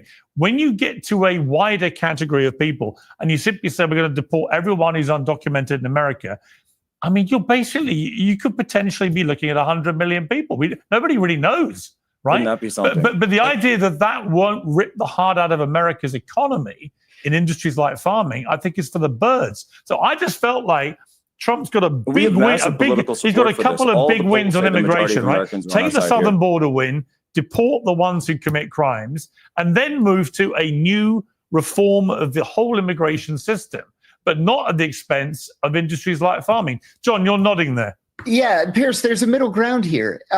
In early 2001, the Bush administration, the George W. Bush administration, negotiated an agreement with the government of Mexico that would address much of this. All of the Mexican workers who were here illegally, who were undocumented, would have to go back to Mexico. They could file papers asking permission to obtain a 9-month visa that would allow them to come here, work, pay taxes, and then go back to Mexico for 3 months. And they would have to go through this process every year. That way they were legal to come and work, continue the jobs that they had, pay taxes, and go back. That was scuttled because of the 9/11 attacks. But I think that's the basis, that should be the basis for something that the Trump administration can negotiate with Latin American governments right now. Okay, I want to just end quickly with Gaza. Netanyahu is at the White House. Jack, I mean, it seems to me it's imperative for the people in Gaza that there is a ceasefire and actually an end to this war. I think it's increasingly imperative for Israel and Israelis, actually, and Jewish people around the world that this ends. Because unlike the military strikes in Iran and against Hezbollah in Lebanon, this has made what's happening in Gaza with the enormous civilian death toll as they've gone after Hamas. This has made Israel increasingly despised around the world. How did our boy do? Well, it has. And not only that, but prior to the Iran flare-up, this conflict, this was also something that was eroding Bibi Netanyahu's political base internally within Israel. He's certainly got a rally around the flag moment right now because of the Iran situation and the way that that's been. Hey, Liz, I have good news, though. Liz following up says, they want to take citizenship from babies born here. They are monsters. Also, we need better visa programs for farm labor so they aren't exploited. Trafficking people as basically slaves is a problem. Yeah, I don't want slaves. I want the transaction to be mutually beneficial to both people because of financial parity. Parity. What's the definition of parity? Am I using that correctly? The state or condition of being equal. So pay parity or financial parity, it is not true in Central America. So effectively, I might be misusing the term, but a dollar translates into infinitely more purchasing power in Central America because they have depressed economies. So if you're making $7 an hour here, that would be the equivalent of making 5 times, 10 times what you would be making in your home city.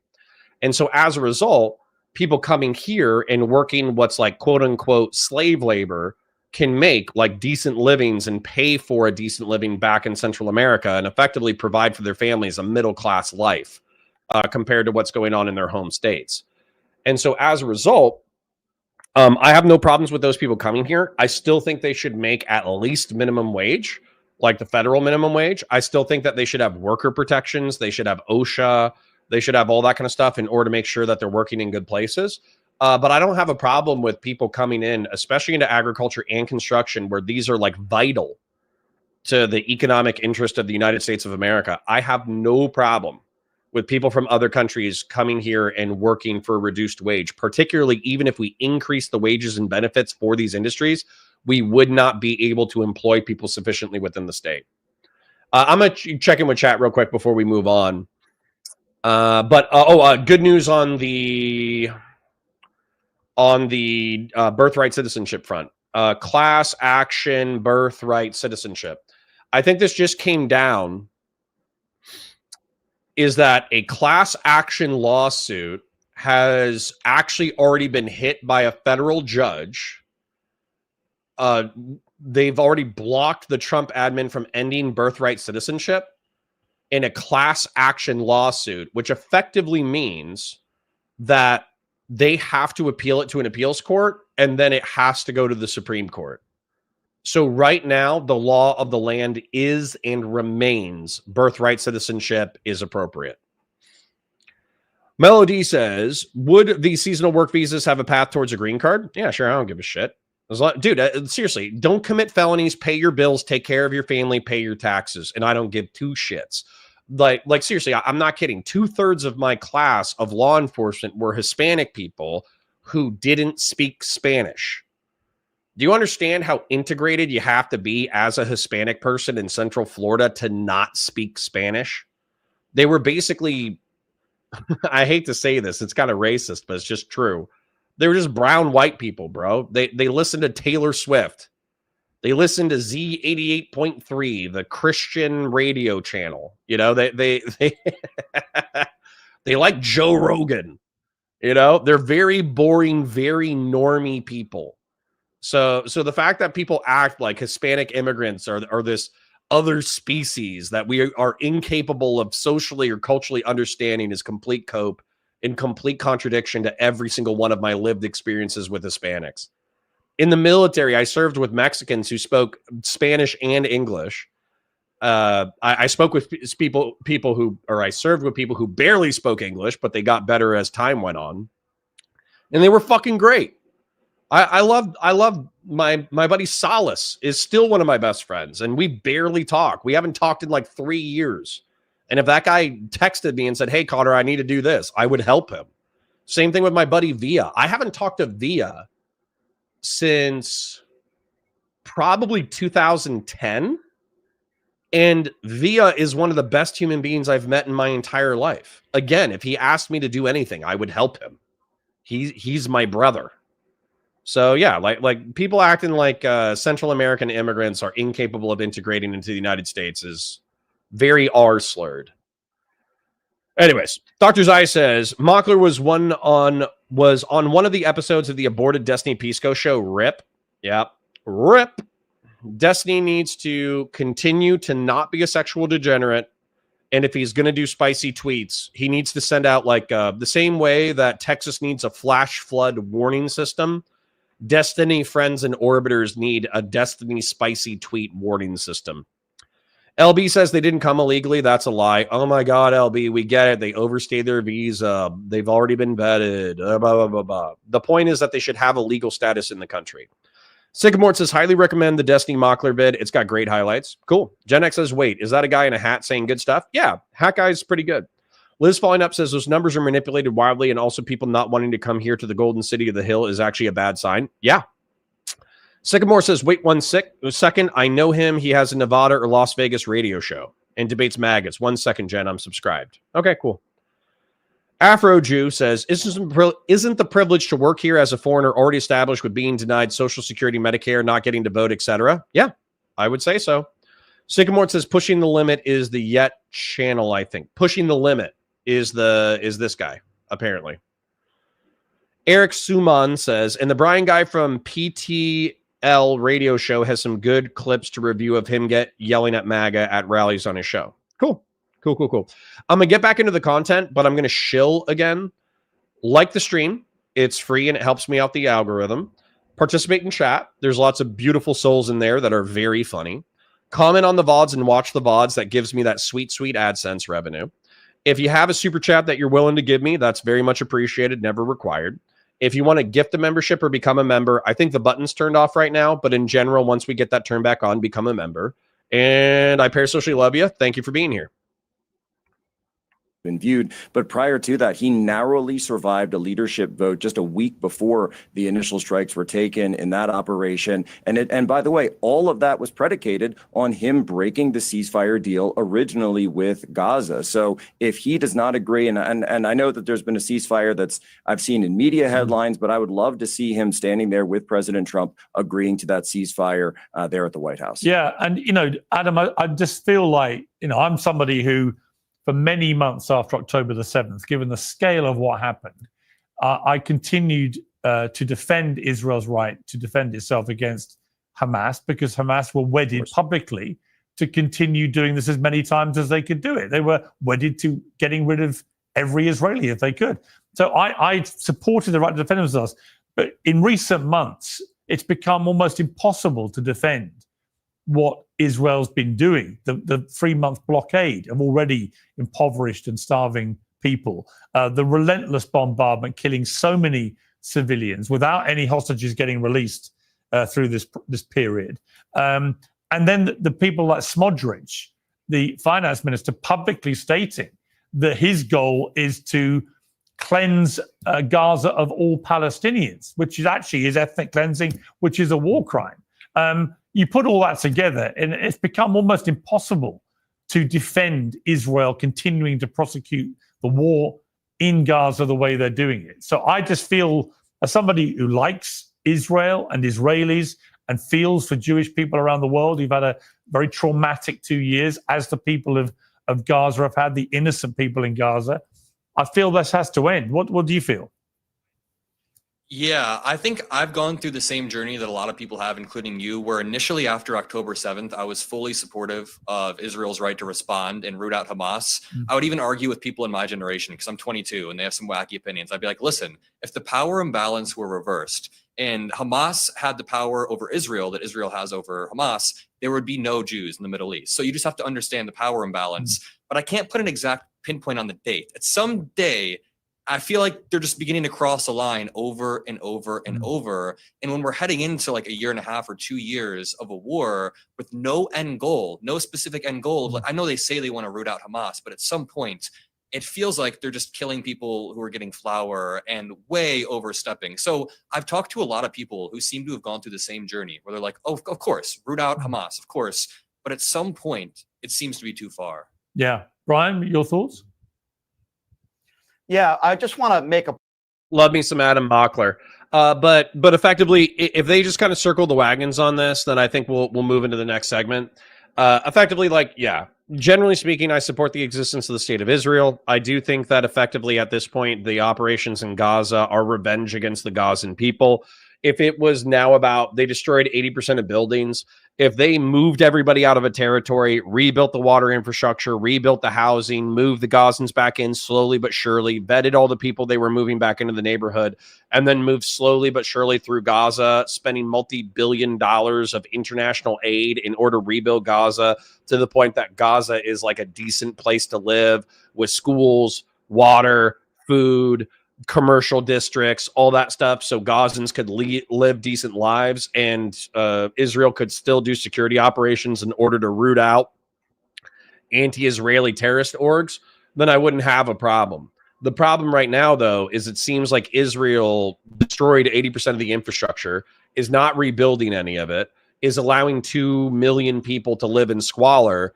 And I think while it doesn't fit the Holocaust definition of genocide, and it's not like mass murder, to the extent that it would constitute just trying to wipe the entire population on the face of the planet, I do think it fits the UN definition of genocide, where you're trying to destroy a people in whole or in part by making conditions such that their lives are unlivable. That's where. So I think the UN definition of genocide is too broad, but it fits the current situation. And then I don't think it's the Holocaust, but I do think it's pretty effing bad, right? And I think that's where most people are right now. But Melody says, Connor, I remember you saying something about, sorry for stumbling. Melody says, I remember you saying something about taking over other countries in South America. Can you expand on that? Yeah, so I don't want to actually literally take over the countries, okay? I don't want the federal government in Washington, D.C. dictating what Mexico and Colombia do.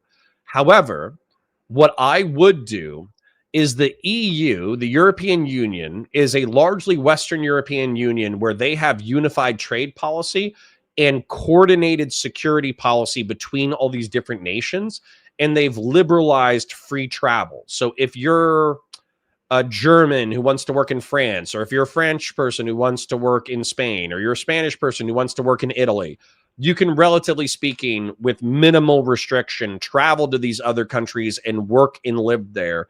And there's a certain amount of expectation of security. And then also Europe, I expect, if they were actually invaded and attacked by Russia, NATO, with or without the United States, would probably stand, and they would have coordinated security policy.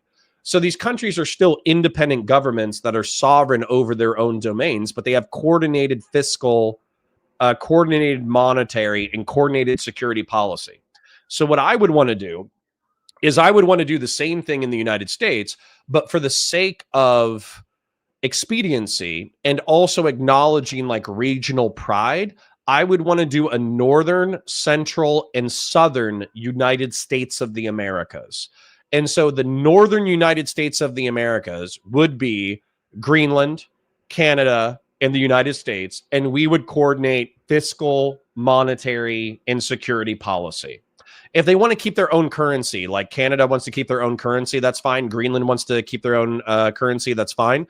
But we would coordinate on what our economies, where are our economies now? Where do we want them to be? How do we help each other get there? And then the same thing with security policy, where if Greenlanders want to come train in the United States and Canadians want to come train in the United States and vice versa, and if we want to build bases for different strategic benefit, then we would just work together in order to achieve aligned goals. We would still be separate and sovereign states, but we would have an overarching infrastructure that allows us to operate together better. And then same thing with the central United States of the Americas. Mexico probably has a regional pride, but I would let Mexico take point, and then these would be like the Mexican orbiters, would be the Caribbean and Mexico, and they would work together on centralized policy in coordination with the northern United States of America. And then same thing with South America. You would get Brazil, Argentina, Chile, all these other, Bolivia, Paraguay, etc., but also in line with north of the Amazon, Colombia and Venezuela. And you would make this an organized economic and security polity. And then through coordination, they would handle the region. And then we would also become the greater United States of the Americas, where it would kind of be expected that we would speak English and Spanish in order to coordinate security operations throughout our hemisphere. That's what I would do. I would actually create effectively an EU/NATO for each region in the United States, and then I would have that total body working together in a unified interest. Thank you for coming to my TED Talk. Point, and you made this earlier, Pearson. We agree on this. Just because you criticize the Israeli government doesn't mean you're anti-Semitic. No. Okay, I'm Jewish.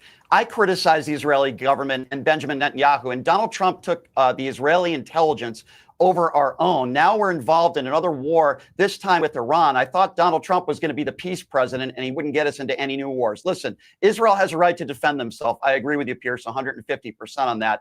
But there comes a point where this is their war and it shouldn't be our war. Somehow it's okay for us to put all this money into this situation with Iran. And by the way, that's a whole nother story of how successful this strike was. But yet when it comes to Ukraine, we got to stop aiding Ukraine. How much money have we given Israel? $450 billion plus. That seems to be totally fine. But when it comes to Ukraine with these MAGA Republicans, no, we got to stop defending our allies in Ukraine. So I've criticized Benjamin Netanyahu. I will continue to do so. We need to question the Israeli government, and the fact that our own president takes their intelligence over our own should tell you something. He's full of crap. And I got to tell you something. We got to stop putting all this money into a war that we should have never been involved with Iran in the first place. Yeah. And, it's perfectly possible and indeed perfectly reasonable, I would argue, to criticize the Israeli government without being anti-Semitic at all, i.e. like me, or to look at certain things Israel has done in its defense, the way it attacked Hezbollah with the extraordinary pager attack, and say that that was a very precise, very well targeted, very successful mission against a bunch of terrorists who've been waging war against them for years. So, and also think that what's happening in Gaza has got completely out of hand, and it looks like it's just involving the obliteration of the whole strip and the elimination of everyone there out of the strip. John, final word to you. What do you feel about this?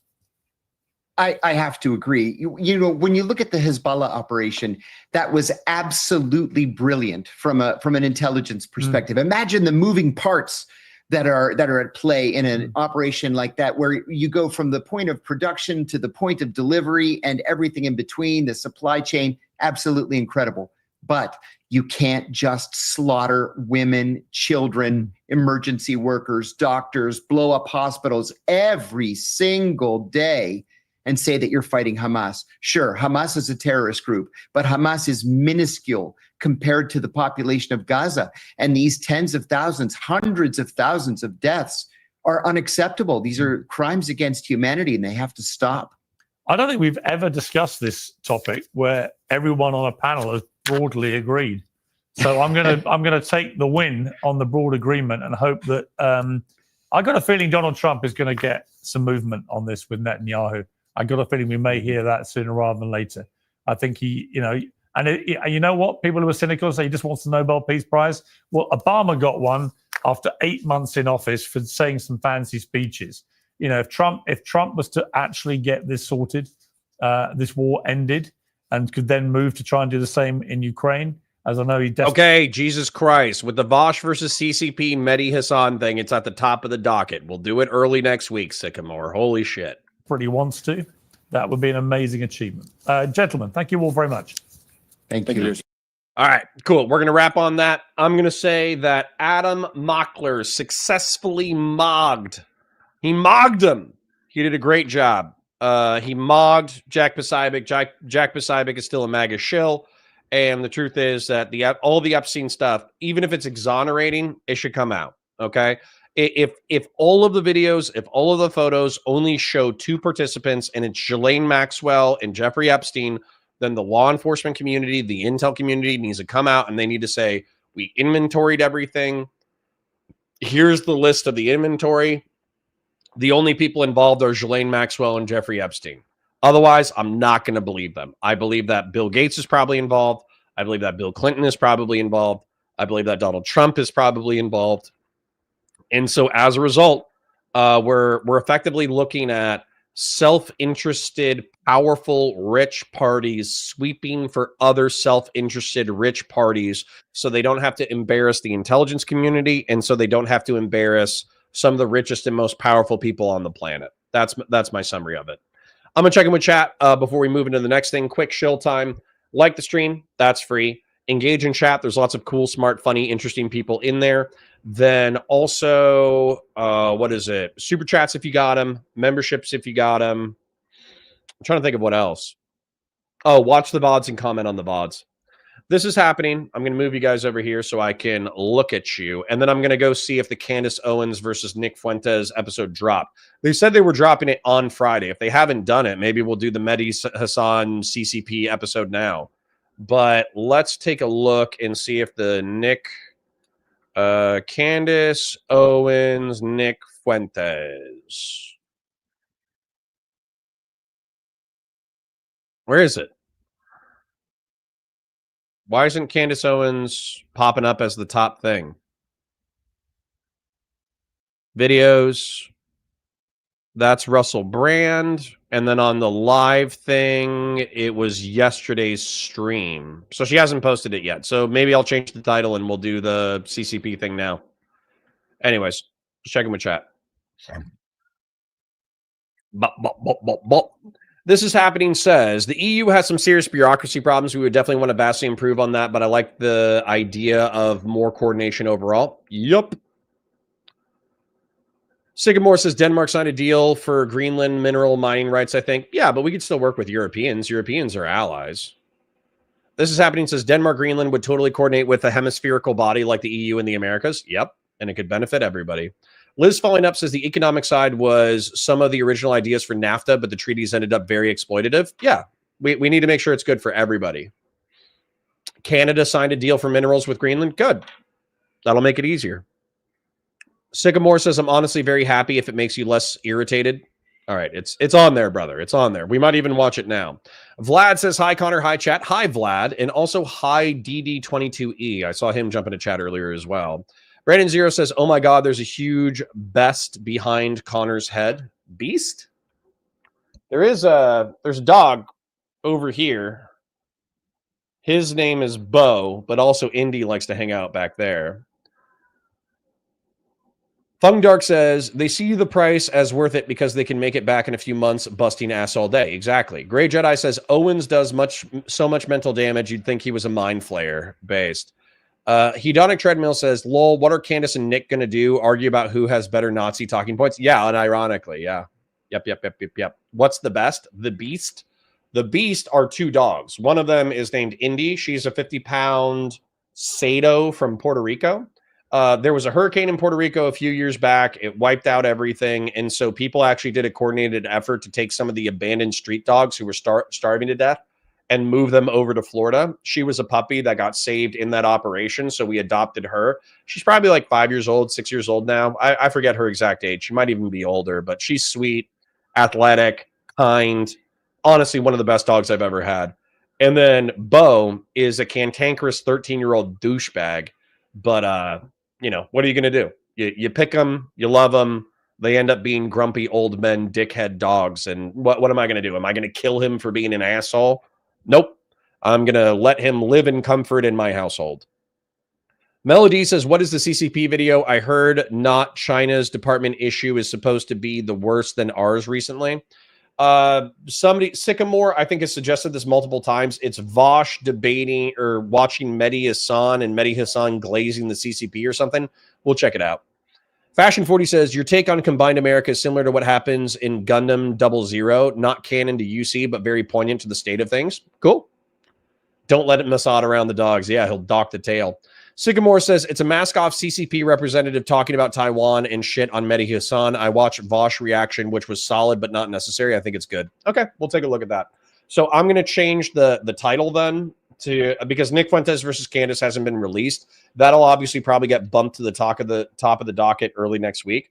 But we'll change it to Vaush versus Mehdi Hasan CCP Apologia. We'll change it and we'll react to that. Now at 1 p.m., I'm going to be talking to Ukrainian Anna, so we might not be able to get through all of it, but we'll get through a substantive amount of it. Quick shill again, like the stream, engage in chat, super chats, memberships, watch the VODs, comment on the VODs. And then I'll pull up the Vosh segment. YouTube, Vosh, Mehdi Hasan. The best performance I've seen forever. Was this 9 months ago? Or was it... It's genuinely scary how mask off this debate. You say they're all happy. All right, let's do that. I think that's it. Is it? It's scary how mask off this debate gets. Hell yeah, this is like a second birthday. All right. Vosh tent, Vosh tent, Vosh tent. All right. Let's do this.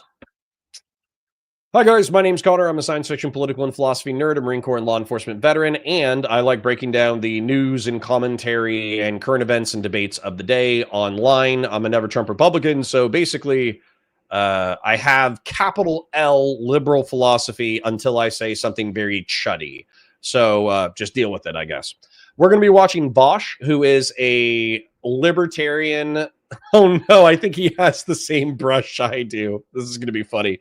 He's a libertarian socialist / anarcho-communist. I forget what he identifies as these days, but effectively a very far lefty guy. But he's going to be criticizing CCP tankies as they talk to authoritarian communists. He's going to be criticizing authoritarian communists on a Mehdi Hasan program. So I could yap for another 5 minutes about how funny this is going to be, but instead, let's just start watching. You say they're all happy, but you won't let in independent investigators. You won't let in journalists to go there. Why not? They're not allowed to go there. I will be happy to escort you to Xinjiang. Really? Escort. I can make that promise. Really? I will speak to the Chinese government. Here's the problem, to the Victor. Chinese I don't want embassy. to escort. I don't want minders. I want to go freely. Will you allow that?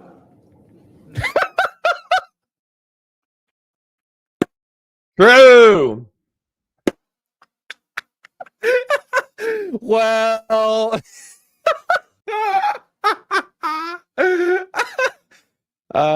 when the Westoid hits you with a take so democratic, you just have to hit him with the CCP stare.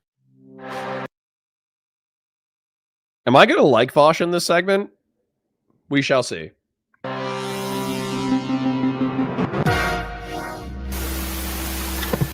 You're doing something that will country It is not a loyalty test. Here, for example, in Britain, if you are a British citizen, you need to support the... Better dressed than basically any Westerner I see in interviews. It's over for the West.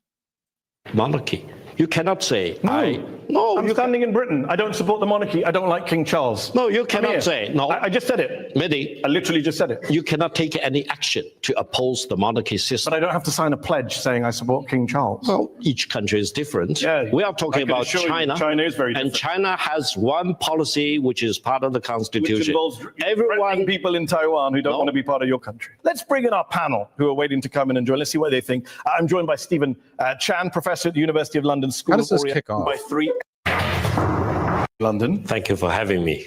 China has upped its military spending. It's expanding its nuclear arsenal. It now has the biggest navy in the world. Chinese President Xi Jinping has said that the country's military should be capable of, quote, fighting and winning wars, and told the military to focus all your energy on fighting, improve your capability to win. Victor, who do you want to fight and who do you want to win against? Cornelius, you got catfish because the Nick thing, it's not released yet. Candace hasn't released it yet, so I got to move on to other content. First of all, the Chinese military spending is the second largest in the world, but it is only a fraction of that of the United States. And China has a very difficult geopolitical situation. China has 14 land neighboring countries altogether and 6 maritime nations for China. Therefore, China's defensive in nature, is not for fighting anyone except those who want to invade China or to launch a war against China. China's military spending is for peace rather than war, and war will be forced upon China, and China need to fight back. You say it's for peace, but your neighbors don't agree. Your neighbors are pretty worried about you. You go through the list. Japan has sounded the alarm, saying your military buildup is very serious concern to them. India is worried about China on its border. And the Philippines president has warned that China is becoming a more pronounced and worrisome threat, he says. Those are the elected governments of countries representing over 1.6 billion people in Asia. This is not the United States. This is not the West. These are your Asian neighbors saying, we're worried about China. Maybe you mentioned the 3 of the neighboring countries of China. Let's talk about each of them very quickly. Japan unconditionally surrendered not only to the United States, but also to China in 1945. I remember this. If you read very carefully the unconditional surrender document that Japan signed, then you will know how Japan needs to conduct its foreign affairs as well as its military troops with China and with all those countries that Japan unconditionally surrendered for. India is a great nation, and there is a territorial dispute between. I'm gonna use this as a quick way to do. As a matter of fact, I'm probably gonna pull up the original. If you're okay with that, Sycamore, I'm gonna pull up the original. Mehdi Hasan versus CCP debate. The reason why I'm going to pull up the original is just because I don't want to do a duplicative interview compared to Vaush, but I'm going to tell you the geopolitical inference I have from that. So with the geopolitical inference,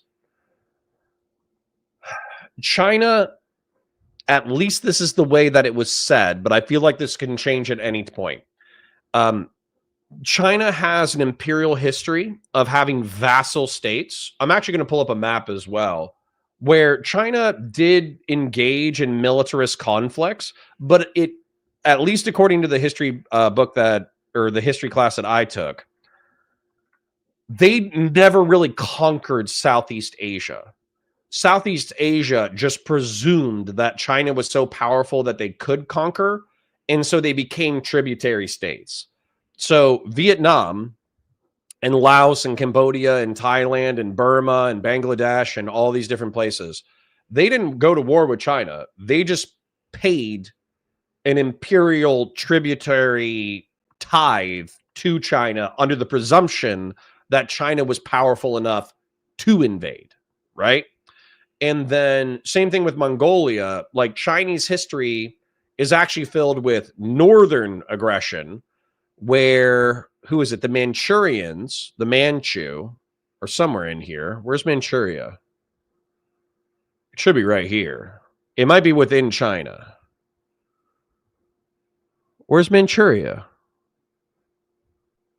It's not labeled. That's sad. But anyways, Mongolians conquered China a few times. They ruled for like 150 years. The Manchu actually ruled for like 500 years, 600 years, somewhere in there. And, excuse me, this should be Manchuria right here. But anyways, the point is that China doesn't view itself as an imperialist nation despite several wars with its neighbors. And so they do view themselves as the good guys of history. LB, already starting with the CCP simping. China hasn't invaded anyone in a long time, but the USA, Japan, Germany, and Russia invaded China. America even used nukes. So, yeah, but we didn't use nukes against China. We used it against Japan. LB says, I know China is eating America's lunch in the past few decades. America is going backwards. Stop. Stop. Stop, LB. You're already pissing me off. Chinese GDP versus US. They have 1.2 billion people, and they're sitting at $20 trillion. They had a whole century to catch up, and they're still 2/3 of the American economy. Not just that, Chinese military spending versus US. They're at, the US spent almost $1 trillion and China spent 314 billion. Come on. Come on. Come on. All right. Now, it's not that China can't deny us. They can buy a bunch of cheap diesel submarines and they can harass the shit out of the US Navy and probably sink a healthy chunk of it using infinitely cheaper technology. They can also use infinitely more infantry and a merchant fleet in order to invade Taiwan. So it's not whether or not China is dangerous. China is super dangerous. I'm just saying, like, yeah, like, come on, man. Come on. You can tell me they're dangerous while not also exaggerating the threat. Starhawk says, imagine simping for an authoritarian regime. I will not. True Zealot says, lol, he had a war of northern aggression, sir. Your Florida is showing. What did I say? Melody says, I need talking points to argue against China. I have a Chinese friend who might be a CCP spy that I argue with. Lol. Well, we'll probably get some of these through here. LB says, we're talking about the threat of war. No, how does China stack up? Facts over feels, Connor? Yeah, they're fucking dangerous. We could still fucking kill the shit out of them. You can have we can evaporate. What does China have? 1.2 billion people? Google. Why did I type in Google to Google? Chinese population. China has 1.4 billion people. We could put our entire nuclear subfleet here.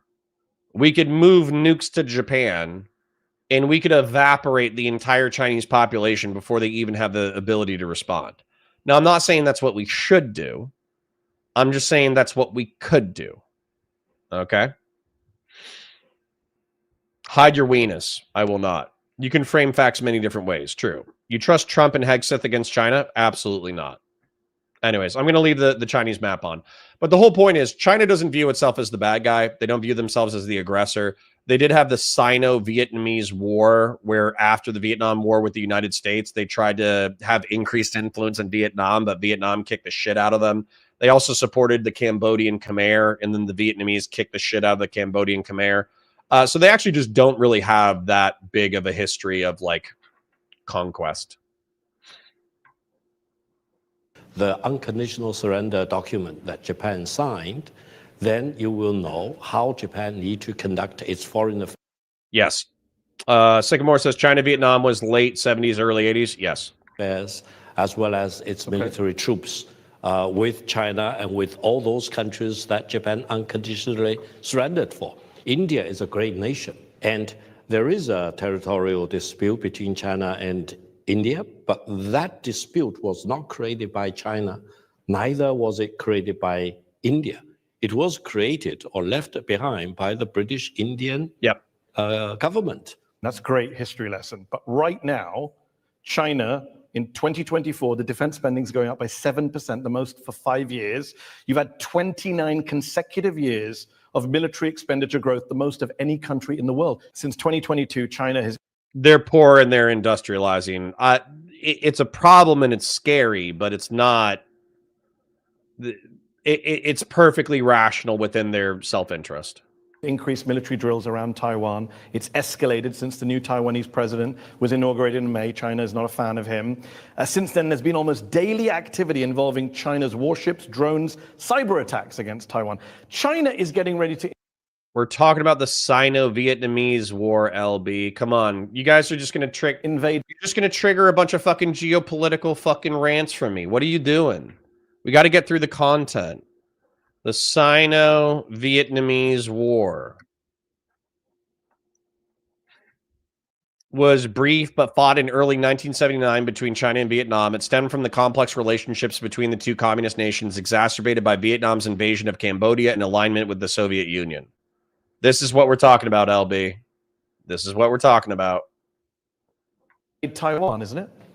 There is only one China. Taiwan is part of China, and the government of the People's Republic of China is the sole legitimate government for the totality of China. The exact status between the two sides of the Taiwan Strait is the unfinished civil war back in 1949.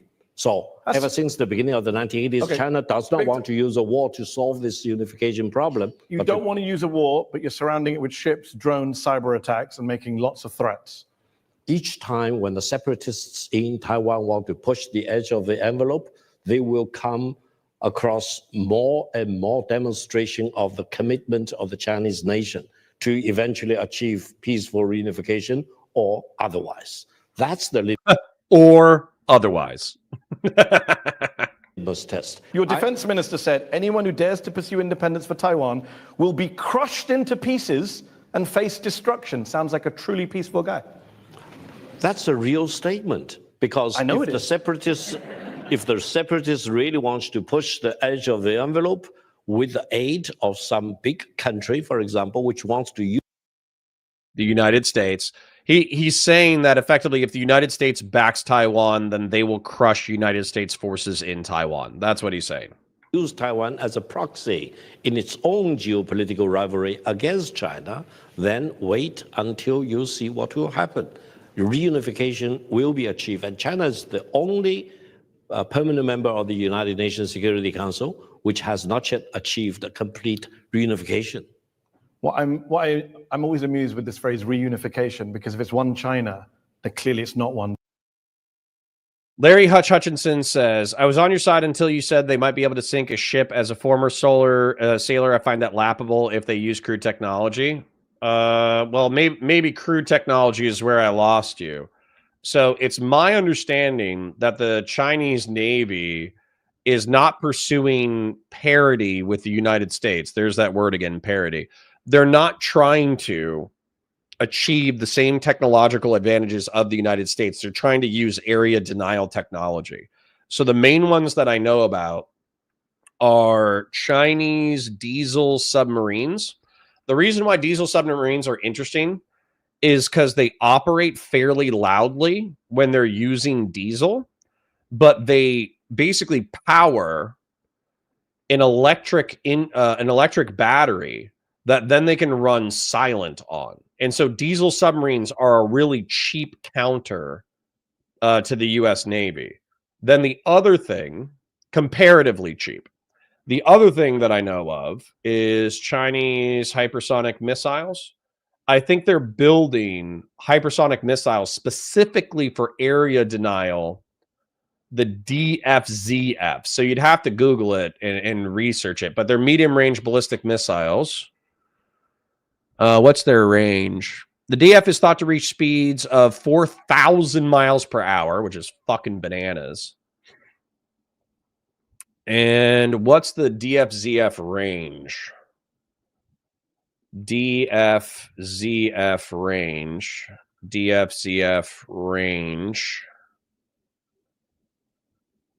is 1,200 miles. So let's take a look at this. 500 miles. This is 50 miles. Okay. So it looks like Taiwan is maybe 100 miles off of the Chinese coast. And so if you had the U.S. Navy, because I think like, isn't international waters like 10 kilometers? What is international waters distance?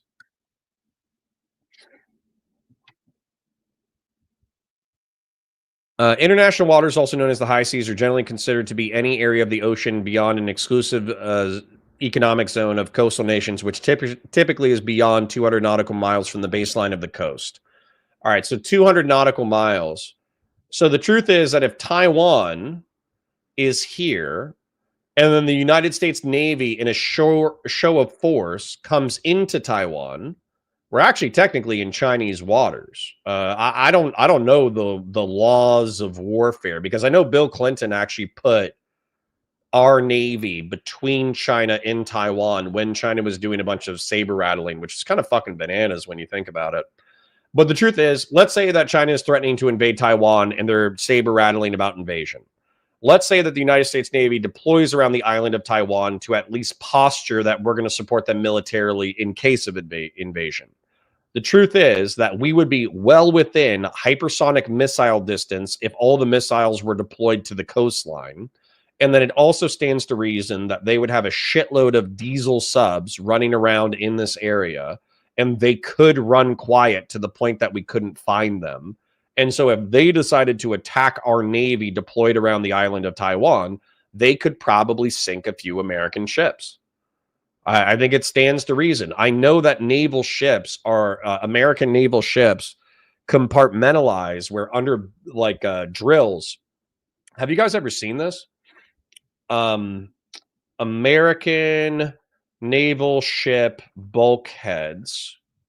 So effectively, American naval ships, my understanding is that they're all compartmentalized to the point that you basically cut off different sections of the boat. So if a missile pierces a certain part of the ship, it doesn't flood the entire ship. And so as a result, like US naval ships are extremely compartmentalized to the point that you basically have to rip the whole thing apart in order to sink it. But I'm pretty sure a dozen hypersonic missiles and a dozen torpedoes from diesel subs could sink a US carrier or a US destroyer. Maybe I'm wrong, but it seems reasonable to me. Could be wrong. I was in the men's department of the Navy, the Marine Corps. So I don't know about naval buoyancy. LB says, how many bombs has China dropped in the last 30 years? I don't know. We just want peace or total annihilation. True. Christian Blair says, less than 1,000 ships can travel more than 1,000 miles. Yep. I only trust the Cajun Navy. True.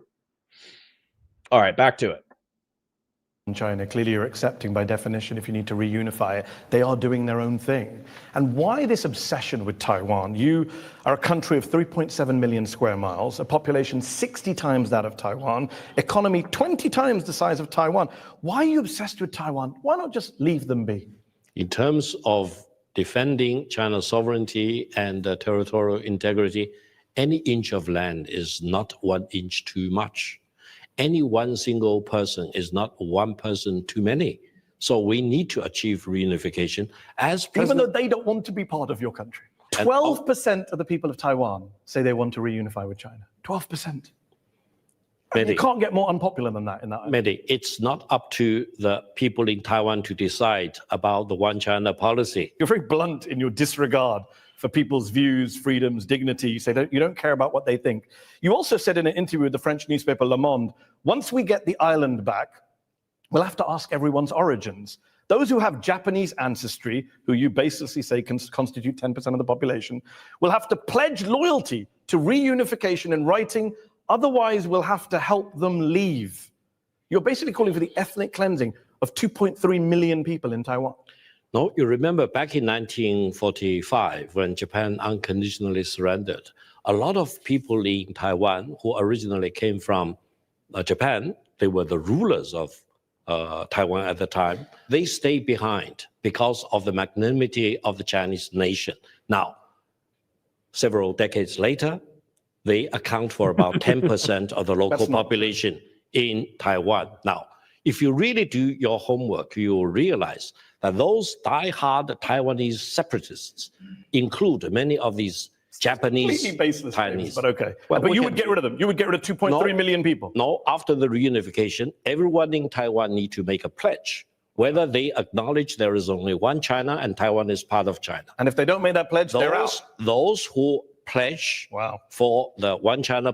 By the way, I actually really like this conversation because you have to understand that we are fish swimming in the waters of freedom.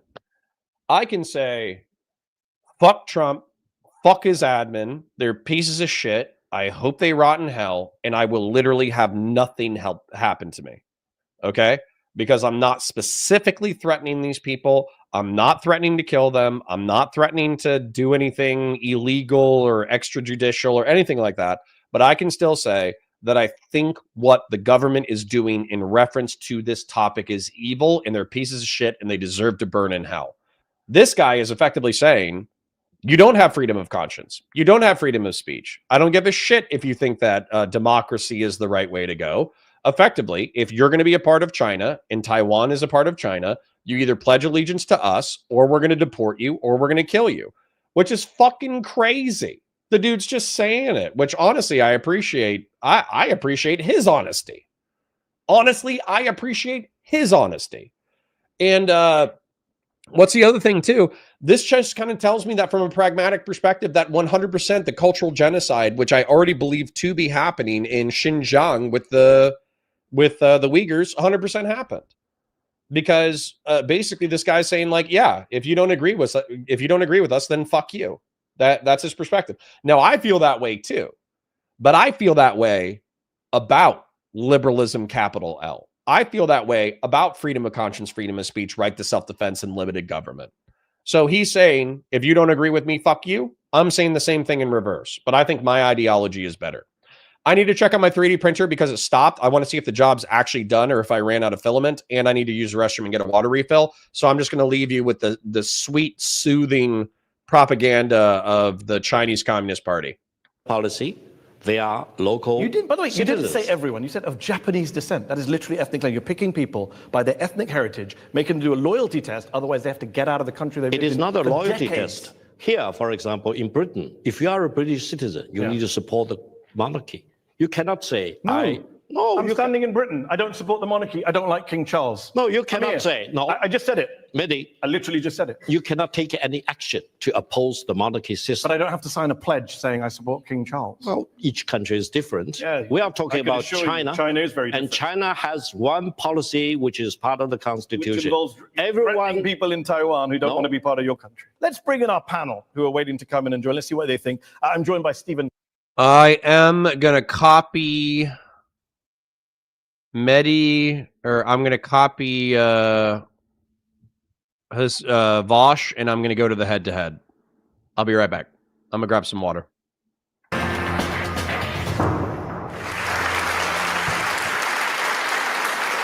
Welcome back to Head on Al Jazeera English. My guest this week is Victor Gao, former interpreter to the late Chinese leader Deng Xiaoping, vice president of the Center for China and Globalization in Beijing, and an ardent promoter of the People's Republic. We're also joined by an expert panel here in London's Conway Hall and a live audience who we're going to hear from shortly. Victor, before we get to the audience, in 2019, on this very show, I asked the question, is Xi Jinping gearing up to be president for life, dictator in chief?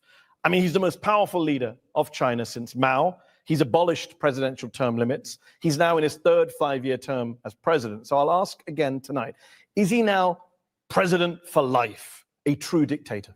For the record, first of all, Chinese President Xi Jinping will never be president for life.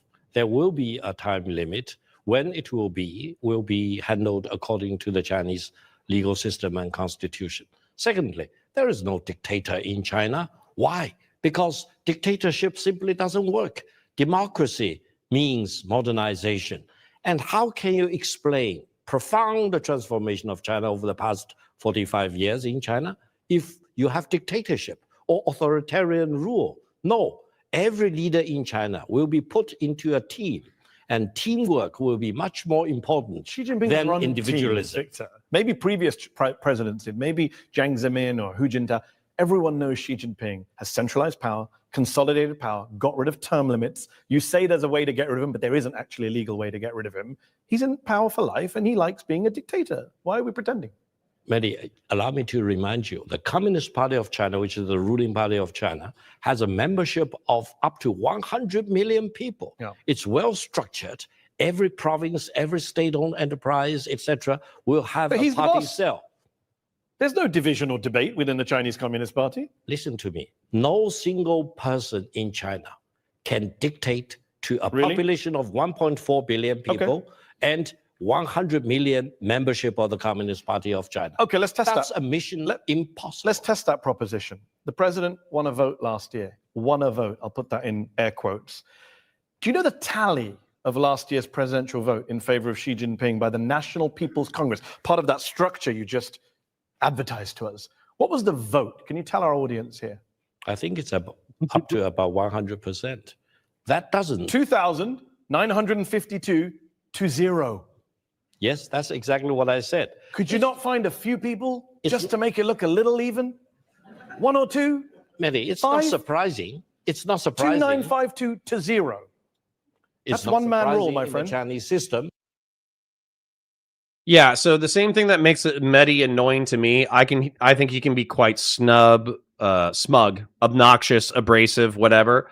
But I think it is good to have people pressed, right? And it's very clear that this guy, he keeps not talking to Mehdi. He keeps talking to the audience. He keeps trying to use like these really rational appeals where he's like, listen, a single man cannot dictate the will of 1.2 billion people. And I mean, that's true. 1.4, I think, actually. That's true. And then he also says, we have regional governments. So even if Xi Jinping is in charge at the upper level, there's still debate at the regional level, and there's still debate at the city level, and there's still the debate at this, that, the other, which also makes sense to me intuitively.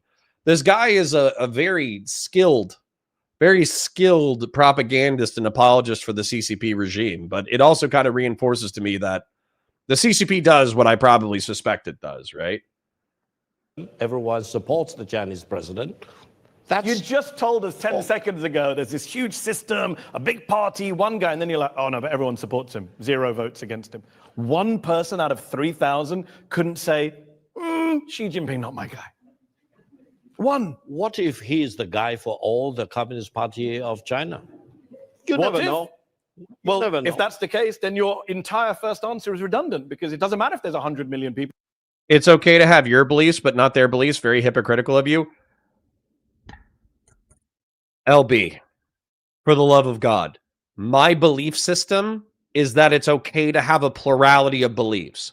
Their belief system is that you have to have one belief. You do understand there's a difference between those two conceptions, right?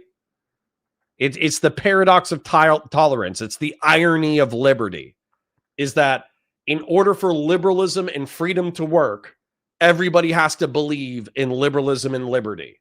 If you have an authoritarian who doesn't believe in that stuff, then it's not the same to say everybody must agree with my exact prescription for reality.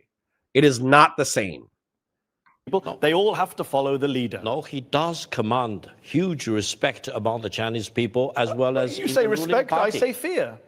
Do you know how many names were on the ballot papers that were given in 2013? How many names were on the ballot paper when they went to choose the president? Can you tell our audience?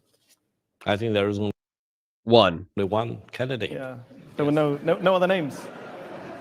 That's a real secure leader, a guy who knows he has the confidence of his people. You get to vote, but only for me, and none of you can actually vote against me. Mehdi, we do not want to end up in a situation with 6 prime ministers in 80 years. Yeah. So you prefer a dictatorship? No, we prefer a system that works for the benefit of the Chinese people. I've not said a word about what works or not. That, by the way, this is political corporatism 100%. All day, every day. A statement of, we prefer a system that it works exclusively to the benefit of the Chinese people is a system that does not support dissent. And it is rooted in the concept of political corporatism. And by the way, I'm a political corporatist. But that's like 50% of fascism, is where you treat the economy like the heart. You treat the capillary system and the venous system is the logistic system of a nation. The government is the brain. The intel agencies are the eyes. The police services are the white blood cells, the immune system. So this is 100% political corporatism all day. The reason why it's scary, because I think it's a useful analogy for how to conceptualize politics. The reason why it's scary hearing that coming from a CCP guy is because effectively he's saying like, yep. And then that combined with authoritarianism is just fascism. So unironically, we're talking to a committed, avowed somebody who principally believes in flexible authoritarianism and political corporatism, he might not think of himself as a fascist. He probably thinks himself as a socialist or a communist. But ideologically, there is very little difference between him and a fascist. Very little. You got great economic growth. Look at the. But you're a dictatorship. There is no dictatorship, Mehdi. You just admitted that there's no name on the ballot paper, no votes against him, and they all just follow him. That's a dictatorship. Mehdi, when you have you a can say my name multiple times, but it's a dictatorship. How many candidates are there on the ballot paper? How many? What? King and queen. When the king succeeds the queen, yes. How many candidates are there on the ballot paper? How many? Does that make Britain not a democracy?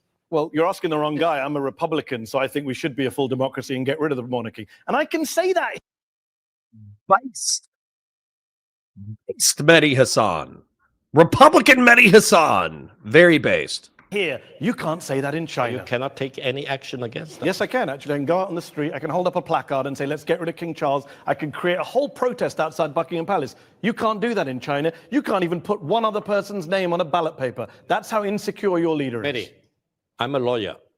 In my capacity as a lawyer, I can give you a long list of things that you cannot do regarding the monarchy here in Britain. I'm not debating that. I'm saying that we have an elected government. We get to choose. We get to swap 6 prime ministers, God help us.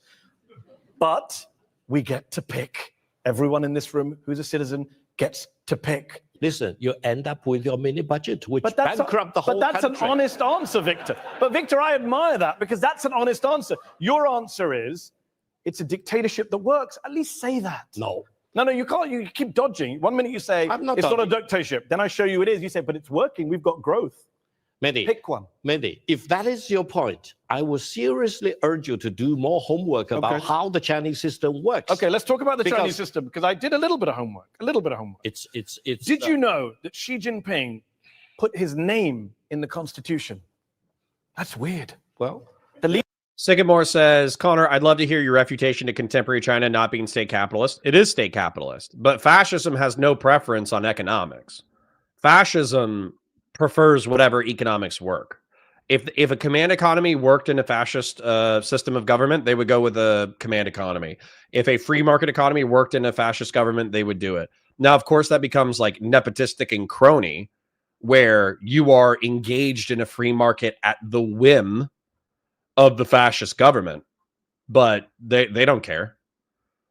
Leader of the country put his own name in the Constitution while he's president. No one's done that since Mao. None of the other Chinese presidents, not Hu Jintao, not your old boss Deng Xiaoping, none of them did it. Did they? Or am I wrong? It's wrong. Who did it? The Chinese Constitution has been most frequently amended compared with any other country. Am I wrong about what I just said with my little bit of homework? Mao's name was put into the Constitution. That's what I said. Deng's name was put into the Constitution. Not while he was president. And Jiang Zemin's name was put into the Constitution. Not while they were sitting presidents, and you know that. Tell our crowd here, not while they were president. They didn't do it themselves. According to my recollection, each of Not these your names recollection. were put into the Constitution Not while they were sitting while president. the leaders were still alive. Okay, so I'm right. Mao, not while they were president. I love the little slip. And even Donald Trump, one of the great narcissists of our time, has not proposed yet putting his name into the US Constitution. If you are the president of China, you're elected without any opponents, no names on the ballot paper, 0 votes against you. You put your name in the Constitution. 6-year-olds are taught about Xi Jinping thought in primary school. That is not just a dictatorship. That is a cult of personality. I don't think China believes in personal. So why are 6-year-olds learning about Xi Jinping thought? I'm pretty sure no 6-year-olds learned about Liz Truss's mini budget. Victor. The Chinese system is such that once you orient the country in one direction, everyone follows the suit. Do they follow or are they ordered to follow? They don't follow out of choice. No, it's like a vehicle with 4 wheels. Here, you have 4 wheels aligned in different directions. Okay. Nice. Opposing directions. In China, the 4 wheels of a car all lined up in one direction. Well, they don't. Going forward. Well, they don't, Victor. Let me give you an example. That's the Chinese way of doing it. Former Foreign Minister Qin Gang was removed from his post and has not been seen in public since June 2023. A few months later, China's Defense Minister, General Li Shangfu, disappeared from public view for months, has now been expelled from the party, accused of corruption. That's at least 2 ministers that disappeared just in the last. Shortstop Dogman says, why does food shops appear on your recommended videos? She's covering Destiny drama, and she's attacking JStock. And so while, of course, I object to Food Shop's attempted normalization of lolicon, I'm very happy that she has moved away from that as content and has just embraced normie Twitch and YouTube political commentary. And she's not terrible. She's not bad at commentary. She watches for 5 minutes. She pauses. She injects her insight. She unpauses. She watches. She's not an untalented person. So if you're okay with her voice, she's not doing terribly. Now, of course, if she's still endorsing lolicon, if she still has the same perspective that she did 6 months ago, then I wouldn't want to platform her. And I wouldn't want to encourage you to engage with her content if that's still her perspective. But as far as the JStock content that I've watched, there's nothing wrong with it. It's perfectly average quality commentary content. Last year, with apologies to Oscar Wilde, to lose one minister might be unfortunate. To lose two is careless, is it not? Do you know the point I want to make? This means Hi, Dantes. China is really merciless in dealing with corruption of all kinds, even among the Your highest foreign ranks. minister and defense minister. Imagine Antony Blinken and Lloyd Austin just disappeared tomorrow. We don't know where they are. We've never seen them again. That's not normal, Victor. Listen, corruption is True. rampant. How do we know China. they're corrupt? They just disappeared. Where's the trial? Where's the True. Mehdi's being an asshole. And I would view, if I was like sympathetic to the interviewee, I would view this behavior as obnoxious. But the truth is that if China wants to demonstrate to the entire world that they have a corruption problem and they're dealing with it, you would have a trial, you would present evidence, you would convict them, and then you would move on. You wouldn't just have, excuse me, you wouldn't just have ministers disappearing from public life and possibly from private life. I have no idea where these guys are. I don't think you do either. So yeah, this is quite interesting. Watching a member of the free press press an actual dictatorial apologist is actually, yeah, I love this. This is great. The trial, Victor. Finish my point. Corruption of all kinds in China need to be dealt with. So where's the trial? Mercilessness. So where's the trial? Where's the trial of the former foreign minister? We don't even know where he is. Mehdi, those things True. you don't know doesn't mean doesn't happen. Where is the trial for Yep. this man you're just accusing of corruption? Qinggang was my good friend for more than 20 years. Where is he then? He is involved in corruption. Where is he? And he is dealt with very swiftly. Where is he, Victor? Regardless of He's your good friend. You don't know where he is. Regardless Where- of Dude, that is fucking terrifying. That's terrifying. He's like, my friend was accused of corruption, and he was dealt with very swiftly. And Mehdi says, where is he? Where is he? Where is he? And he's not giving an answer. So my brain, maybe I just have lib brain. Maybe I just have liberal brain. But I'm thinking he's either incarcerated for the rest of his life, never to be seen again, or he's fucking dead. That's where my brain goes to. This guy was either executed or under accusations of corruption, or he's incarcerated for the rest of his life. That's immediately where my brain pops. The fact that this guy won't say, oh yeah, he went to trial, CCP found him guilty, there was a strong review of evidence, and we incarcerated him. That would be creepy, but I would accept it as an answer. The fact that he won't answer it is like incarcerated without trial for life / executed. That's scary as fuck. This is some Nazi shit. I swear to God, y'all think America is fucked up right now? This is what we could be if we don't pay attention. Where is the former foreign minister of China? This is not a hard question. We're not asking where Rehan's brother in the middle of Xinjiang is that you can dodge. Where is the former foreign minister of China who disappeared? And by the way, he wasn't accused of corruption. The spokesman came out and said he has health reasons. Then corruption came later, by the way. Where did he go, your friend? that means there is a process, and the process starts with one lie that he's ill, and then the next lie is he's corrupt. He may be ill. You never know. I mean, he's probably ill after he's been in Why won't you say if he's ill? Why would you say maybe he's ill, but you'll never know? What the fuck does that mean? Oh my God. A Chinese He prisoner. may be ill now. Yeah, You never know. But, exactly. But at least Where is he? Xinjiang lost his job Victor, where is because he? of his corruption. Last question. That's the point. Where is he? He's somewhere in China. You will never see him. So he's incarcerated against his will without trial. That's fucking crazy. Oh, he's not even saying he's alive. Hold on. Let's watch that again. But at least Where is he? Xinjiang lost his job Victor, where because is he? of his corruption. Last question. That's the point. Where is he? He's somewhere in China. You will never see him. He's somewhere in China and you will never see him. That still means that he could be incarcerated for life, or it means that he could be dead. Holy shit.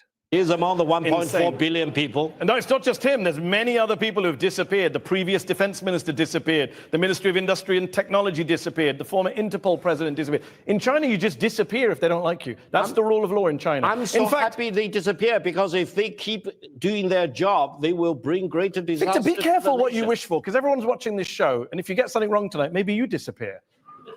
If I disappear, I hope you will bail me out. Okay, that's funny, and he's charismatic, but do you understand how fucked up that is? Mehdi Hasan says, if you fuck up too much during this interview, you could disappear. And he goes, well, I hope you pay attention enough to try to save me. What the fuck? Have to find you first, and China is apparently a big country. I want to bring in Stephen Chan, professor at the University of London School of Oriental African Studies. Stephen, Xi Jinping's policies, his crackdown on dissidents. I mean, China was never a democracy.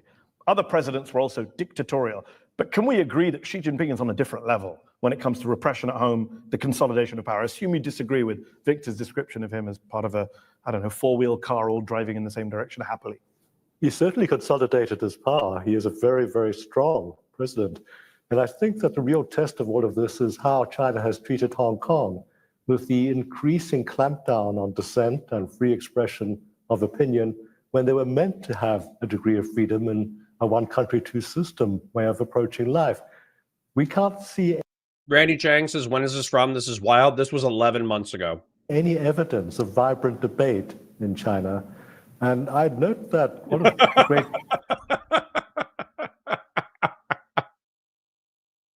I gotta pause. Fung Dark says, he was dealt with. What do you want me to say? Classic DGG meme. Classic. disappointments of my life is when I read Chinese academic works. Everyone toes a party line.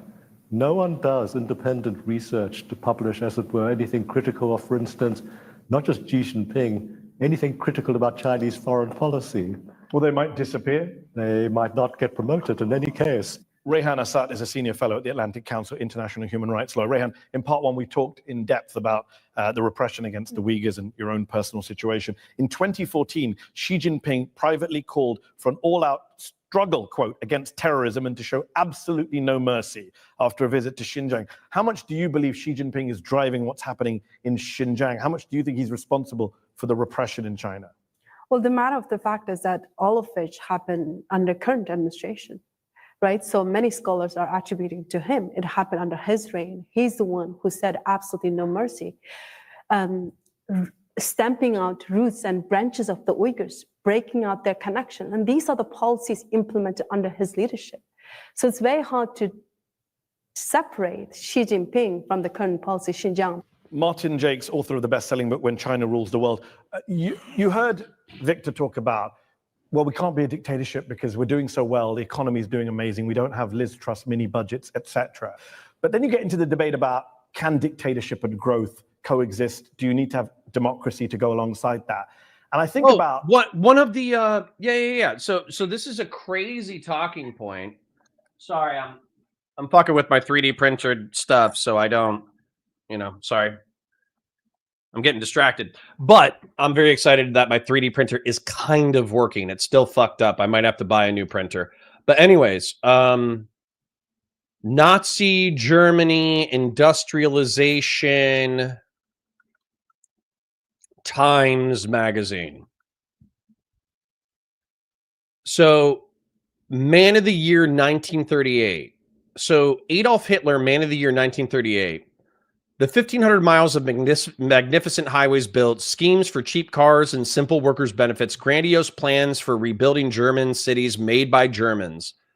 This was like, dude, there was so much praise for Hitler in the 1930s as somebody who revitalized German industry. So to pretend that economic development cannot correlate with an authoritarian government is dumb. And same thing with Soviet China and Maoist China in the Soviet Union. Because they were effectively feudal societies, their industrializations led to massive booms. So this is somebody who's pretty freaking smart. This Chinese propagandist is pretty freaking smart. He's just telling the truth, uncomfortably telling the truth. Him appealing to, well, we're industrializing, so aren't we technically free? Hell no. Hell no. He's trying to appeal to neolibs who want to do business in China. That's what he's doing. Charles Burrows says, have you seen The Death of Stalin? There are a couple of moments where they make comments about whatever happened to so-and-so and the implication is exactly what we think. Yeah.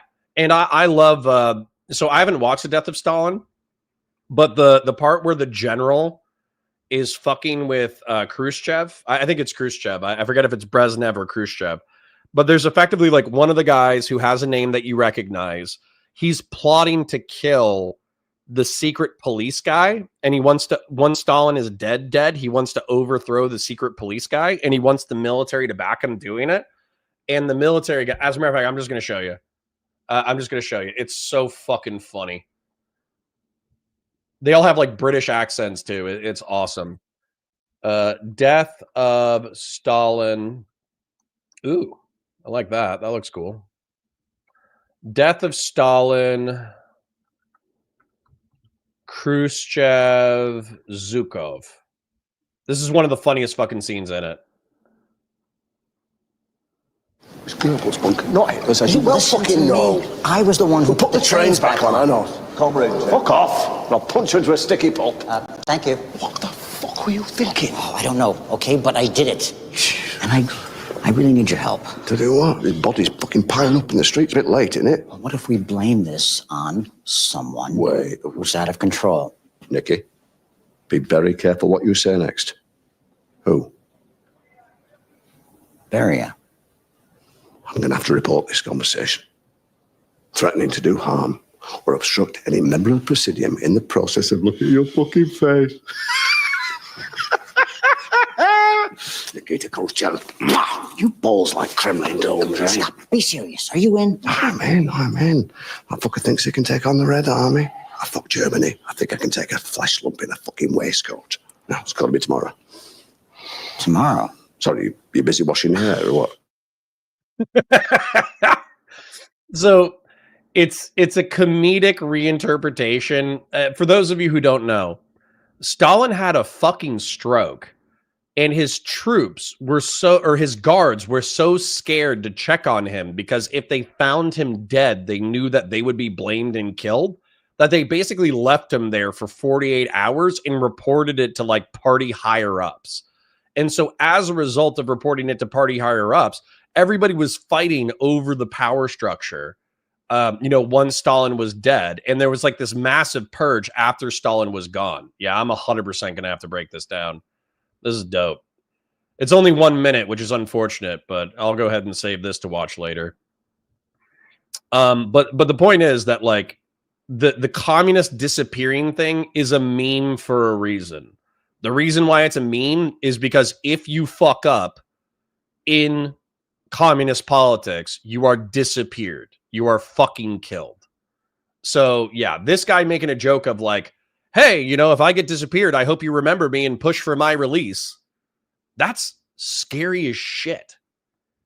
The worst thing that would happen to Bill Clinton if he was revealed to be somebody who had sex with underage prostitutes was he would go through a public trial, be publicly embarrassed. Everybody would run away from him. He would lose all his money. And then ultimately after a trial, he would be incarcerated, and his incarceration would have a predictable sentence. Now, he's an old man, so that might be scary for him because it's like a death sentence, but maybe don't break the law so brazenly. But the truth is, it would all be public. We would know where he is.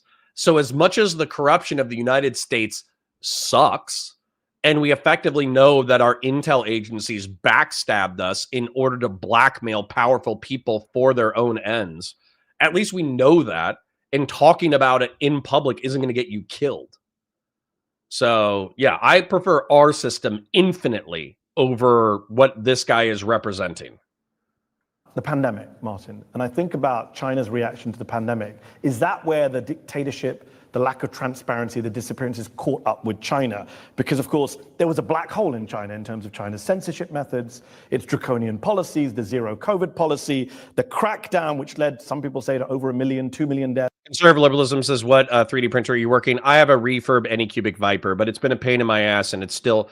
I just got a perfect print off of 3 small objects, and then I did a more complex object, and the complex object is good enough that I can use it, but it's still bad. I'm gonna buy a Bamboo A1, which is $400, but it's supposed to be very reliable. Yes, we saw protests in buildings, people screaming. Was that a moment where China actually collided with reality and said, this system, it can't survive long term? Well, I beg to differ on the question of the pandemic, because actually for 2 years, 2020 and 2021, actually China did, under the circumstances, extremely well and well outperformed the West. And the reasons for it are quite complicated. You've got to take into account a very different kind of system. Now, one of the problems with the discussion, I think, so far on this question is that the country, it sounds as if the country doesn't work. If you say dictator, despot, all these kind of words. I didn't say that, but no, but if, and you say, not you personally, but, and one says there's no discussion. This is, I think this is absolutely untrue. So what we're presenting here is not an accurate picture. We've got It's not about accurate picture, it's about balance, right? Yeah, So yeah, I don't deny what you're saying, but you're British. You would think it was a political earthquake if the foreign secretary and the defense secretary disappeared in the space of 6 months. Not arrested, disappeared, surely. Yeah, and there is something on. Look, Qingong was a friend of mine as well. And I don't know what's happened to him. And I think it is odd. Certainly to our eyes, it's weird that this can happen. But yeah, he's either dead or incarcerated for life, which is fucking terrifying.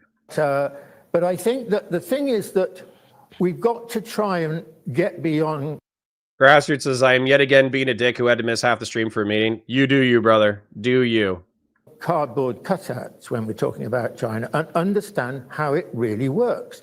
Okay. Let's bring in our audience who've been waiting here in London's Conway Hall. I'm going to go to the lady there on the 4th row. Yes, you. My question is, as a dissident. Sorry, real quick. Conservative liberalism says 10-4. I knew you had mentioned getting a Bamboo before, and I was hoping that the new purchase wasn't going to give you trouble. Glad to hear.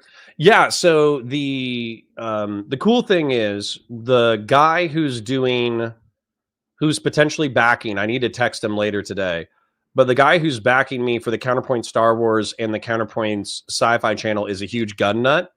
And so basically he's giving us enough cash that I can pay the editor in order to work. But he also put a little bit of a stipend on top of that I can use as disposable income. And so I'm going to use some of that disposable income to get a Bamboo A1. So everyone knows the X1C. That's the most like iconic Bamboo. That's the enclosed one that has a glass case around it. But that one's like $1,000. And then there's like a super high-end version that's like $3,000 that has 2 printers. I don't need all that. I just need a reliable printer. And so a Bamboo A1 is their basic bitch printer, and it goes really fast. And the truth is that it's only 400. Like, I can swing 400. You know, it's a little bit of a stretch. You know, I'm just paying bills. I'm just getting by. But, you know, I can make it happen. And if I have a reliable printer, then I'm 100% doing... First, I need to get a bolter redone. That way my bolter's good. Then I'm doing the Halo pistol. Then I'm getting a Kel-Tec RDB 5.56 bullpup rifle, and I'm doing the Halo assault rifle and the Halo battle rifle on top of that. Then, hopefully by then I'll have saved up enough disposable income that I can get a Kel-Tec RFB, which is a bullpup 308 rifle. And I'm going to build the Halo DMR on top of that. And I'm going to shoot related YouTube videos to these weapons. And then after that, we'll move into like Killzone and a few other science fiction IPs, Titanfall, you know, and we're going to build these guns, make the prints available to other people, build videos that show you how to build the guns, and then, you know, basically sell the designs or have people join a Patreon in order to get access to the designs. Believe it or not, I think I actually owe Grassroots Hegemon. He wants the pistol from Malcolm Reynolds from Firefly. And so that's obviously going to be a project during this as well. But I want to build it out of metal. I did figure out how to do that, by the way. But I need to build it out of metal, which can be expensive. Fourth row, yes, Stu. My question is, as a dissident from Hong Kong, This guy isn't bought by the CCP. He is CCP. knowing that I cannot express freely in Hong Kong or in the UK without risking other people in trouble, I also know that you just now made claims about there's free speech in China, and it's possible to criticize the Chinese government just now again. Can you please demonstrate that free speech and tell us what are Xi Jinping's two worst mistakes in the past 5 years? Great question. If you can demonstrate to us that it's okay to criticize Xi Jinping, the Chinese government, and China, or even just say Xi Jinping kind of resembles Winnie the Pooh, would be good enough for me. Thank you. Victor, do you want to? Dude, this is why I hate race realists, man. I hate race realists. Why am I supposed to dislike this woman? Why am I supposed to view her as not somebody who could be integrated into the West? Why would I give two shits if an American citizen married this woman and had kids? She's human. She's smart. She's intelligent. She's funny. And she demonstrated that in 30 seconds. Why the fuck would I give a shit if a white person that she loves or a black person that she loves or a Hispanic person that she loves? Why would I give a solitary fuck if that they get married and have kids? I hate race realists. I hate segregationists. I think they're so stupid and they're wasting everybody's time. They're wasting everybody's time and everybody's energy. It pisses me off. Even just say Xi Jinping kind of resembles Winnie the Pooh would be Randy Chang says, surely there are pro-isolationists in China. Why are we spending so much money on the Belt and Road nonsense when we have problems at home? good enough for me. Thank you. Victor, do you want to take that question? Well, thank you. I would say China need to make more prompt, take more prompt actions in dealing with the dramatic aging population in China and the dramatic demographic. But that's not specifically Xi Jinping. He said China. China needs to take more prompt action in reference to the aging population in China. That's not a specific criticism of Xi. Decline. Do you think Xi Jinping's to blame for not being fast enough on aging? No, I think the whole Chinese government, including... See? She's smart enough to recognize the dodge, and Mehdi Hasan is smart enough to call out the dodge. That was based. The Central Committee, state... Zero Fuck says, don't forget, Wick's dog needs armor too. Yeah, I know. Council, local government need to take actions quickly to reverse that dramatic aging population problem and demographic. We're not going to get a criticism out of you. Let's go back to the audience. Let's go to the gentleman here in the tie. Yes. Fatsimo says he hasn't loved China enough. True. My one criticism of Xi Jinping is that he loves China so much, but there is just a little bit more with which he could love China. Yeah, Alex, sorry, Alex Vines from Chatham House. My question is debt. So there's been very bad... Grassroots says true. Also, I'm single. Well, I'm sorry to hear that if you broke up with your old lady, but, you know, I'll see if, you know, if this lady reaches out to me on Twitter and she's like, hey, I appreciate your commentary, I'll pass you her DMs. Riots, for example, that's been in the news in Kenya. Some of that debt that's been causing the problem is owed to China. So the question is, how is China going to handle the increasing pressures for debt cancellation? At least 17 African countries are in particular distress this year. Thank you.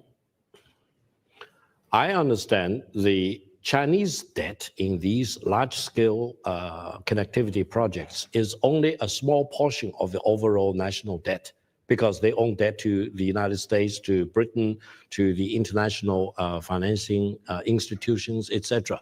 They not just own debt to China, but to many other countries. That's the reality. Secondly, there is accusation about the death trap, which is. Patsimo says, I don't think that race realists think Chinese woman isn't human. Sure, that might be an extremity of it. But just as an example, I've seen, weirdly enough, or funnily enough, I think that when I say race realist, what I mean is that there are people who spend a lot of academic time and energy describing the phenomena of race, you know? And also they're kind of obsessed, in my opinion, with crime statistics, IQ statistics, et cetera, et cetera. But rather than admitting that there are nurture and environmental elements for crime and for intelligence, they just say, oh, the only way for us to function as coherent societies is for us to segregate. And so while that you're right, that they probably, as a matter of fact, ironically, a lot of race realists fetishize Asian women because Asians have higher IQ. There are very attractive Asian women, et cetera, et cetera. There's more Asian women than there are white men. And so there's actually an element of fetishization of Asian women within the race realist community. They will still, if one of them publicly says, oh yeah, I have an Asian wife right now, we have 2 kids, and as a matter of fact, I'm moving out of the race realist community, they would effectively attack that person as a miscegenator and a white genocider, you know? Janek says, we own China's debt. China owns our debt. How is this real life finagling the system? Yeah, but, you know, that means that we can forgive each other's debt. Grassroots for $20. Thank you, King. Do not share hot-based Asian ladies' DMs with me. Have you learned nothing from Destiny? Disappointing. All right. Vlad says, I know we have to do our propaganda consciously, but I love it if Cap Dude would be like, of course, Supreme Leader, praise be his name has flaws, like the people, CCP dude, like the people around in the country don't work enough. Yeah. Exactly. It's always going to be like a compliment sandwich. There'll be a compliment, criticism, compliment, and the criticism will be very tepid and probably extrapolated out to the general party. Conservative liberalism says, do you think what makes a race realist is the desire to segregate? So anyone who acknowledges social differences but accepts environment as a variable, they don't qualify? No. I think that you could probably be like an academic race realist that doesn't care about segregation. So for instance, like, I think race is real and observable, but race is also a social construction. So for instance, I'm just going to use this as a distraction because Anna, Ukrainian Anna, we're supposed to talk in a few minutes, and I want to make sure that she's available. But as an example, let's look at a West African man. Okay. So a West African man is 90% going to speak a Bantu language. And then this is how they're going to look, right? You know, broad features, dark skin, you know, kind of muscular, all that kind of stuff, right? This is going to be a West African man. Now, East African man, I'm going to make a prediction. East Africans are going to be a little bit lighter than West Africans. They're going to be a lot skinnier, and they're going to look like Ethiopians, and they're going to look like they can run. So, East African man. So, look at this. This guy is skinnier. These guys are darker. This dude's hella dark, so I'm kind of wrong in that degree. But, you know, all in all, I would say my associations of tall, skinny, lighter skinned is largely true of East African men. Now, there's some people with like West African features, but East African men stereotypically are going to have these things. Now, with like North African men, I'm going to predict that they're basically going to be Mediterranean. There will be some African features mixed in, but they're going to be more Mediterranean, light skin. They're going to look more like Arab or Greek or Cypriot, that kind of thing. And look, yep, boom, I was right again. So some African features, but lighter skinned, and they look Mediterranean. This guy could be perfectly at home in Turkey. He could also be perfectly at home in Greece. He could be perfectly home in Sicily. He's a Mediterranean person, right? So the truth is that we can make predictions of what people will look like based off of their regional affinity and cultural history and all that kind of stuff. But race is a very broad social category, like black. So black incorporates East Africans, West Africans, Caribbeans, and also people from various countries, right? So it's a very like broad categorization. White includes, weirdly enough, it's going to include sometimes Turkish people, sometimes not Turkish people, sometimes Greeks, sometimes not Greeks, right? So the point is that race is real insofar it's predictive to be able to predict features that people have based off of their ethno-religious origins, but it's a very broad category that can oftentimes be inaccurate. Have you ever been to Greece, Connor? No. But if I Google Greek man, I'm assuming we're going to see something relatively similar. Like this guy could live in Greece or he could live in Turkey and nobody would give a shit. Or he could live in Tunisia, right? Nobody would care because he's a Mediterranean man. Anyways, the point is that like race is real, but it's not very predictive and it's a weirdly broad category. Anyways, Sycamore says, I'm gonna check in with chat because we're kind of towards the end. StreamYard, and yes, it will be live. So Anna will be ready in like 5 minutes. So we'll as a matter of fact, fuck this guy, okay? He's a CCP shill. He's too talented as a propagandist in order to actually get murdered. He's done a bunch of apologia for the CCP regime. He's been found to be a hypocrite multiple times. He's apologizing for dictatorship the entire time while pretending that he's not. He's very intelligent, very funny. I would love to buy this guy a beer, frankly, the CCP shill. But I do think that he's doing apologia for a wildly dangerous, dystopian, authoritarian police regime. End of rant. Let's go full screen. Let's check in with chat, and let's get ready to hang out with Ukrainian Anna.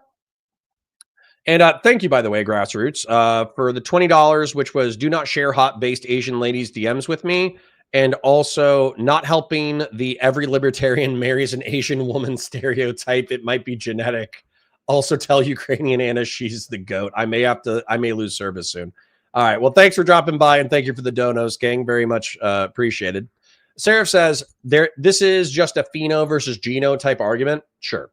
Gen X says, oh my God, I Googled race realism, and the first thing that said it's part of CRT, but apparently that's different from the racist eugenics thing. Oh, yeah, 100%.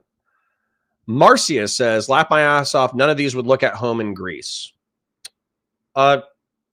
Yeah, but some Greeks would look at home in Turkey. What are you talking about? Are you seriously pretending that there's a massive difference between Turks and Greeks? I understand as a Greek person, you might get offended, but sorry. Val says, I think you should have to show your 23andMe before you publicly argue for race realism. True. And I'll tell you right now, I'm like 99% Northern European, 1%, and I'm like 6% like caveman. Whatever the Neanderthal. I have like a disproportionate amount of Neanderthal blood. Val says, like, I don't want to listen to racist shit from Uncle Ruckus, for sure. Grassroots says, I'm Puerto Rican, heavily culturally as far as food, relative social conservatism, but I'm white as hell unless I just got done barbecuing in Mississippi for 2 weeks. Yep. Brandon Zero says, I jump out to watch some shorts and come back to hear Connor doing race realism. True. Pacino says, aren't race and IQ discussions just a counter argument to accusations of systemic racism to explain all disparities? Yeah, to a degree, it can be. But at the same time, what frustrates me about that is I don't think the Flynn effect is calculated into that. I don't think environmental stuff is calculated into that. So, yeah, like I would say that IQ is used in order because there is like a 10 to 15 point gap between African Americans and I think also sub-Saharan Africans and other populations. They use that to just be like, oh, that's why they're more criminal. Oh, that's why they're more this. That's why they're more that. Blah, blah, blah, blah, blah. But the truth is that like You can boost IQ with early childhood education. You can boost IQ with better early childhood diet. You can boost IQ with prenatal vitamins. You can boost IQ with the Flynn effect, which is effectively that people prior to the 20th century oftentimes did not think allegorically or imaginatively. And we have had a 15 IQ bump in the past 100 years because people have started thinking more imaginatively. And so as a result, like, no, I'm not trying to stereotype overly the Black community in the United States, but the truth is that, like, if you're not reading books at an early age, if you're not exposed to a shitload of education at an early age, if your entertainment is exclusively related to TV shows, you're not using your imagination. And so that's where, for me, it's like, could we close the gap with the Flynn effect? Could we close the gap with increased nutrition? Could we close the gap with early childhood education? And the answer is probably yeah. Like, we might not close the entire gap. We might get down to, you know, instead of 15 points, we might get down to 10 points difference. Instead of 10 points, we might get down to 5. But if you close the IQ gap by 10 points, that would still be massively beneficial to society. True Zealot says, not for nothing, but race can also affect health, predict disorders, or how medications affect you. Right. Sickle cell is exclusively an African disorder. Ashkenazi Jews have predictive genetic disorders. White Northern Europeans are more likely to be lactose tolerant into adulthood. Many Asians are lactose intolerant. And then also gluten consumption. Europeans tolerate gluten better than a lot of other populations, but that's because we've been consuming wheat for centuries and millennia. But it seems that as you go on, you get, like, as you go on into adulthoods, there's a higher increase of gluten sensitivity where you can eat wheat protein, but you're going to develop a sensitivity to it over time. So yeah, like, a lot of this stuff is very predictive.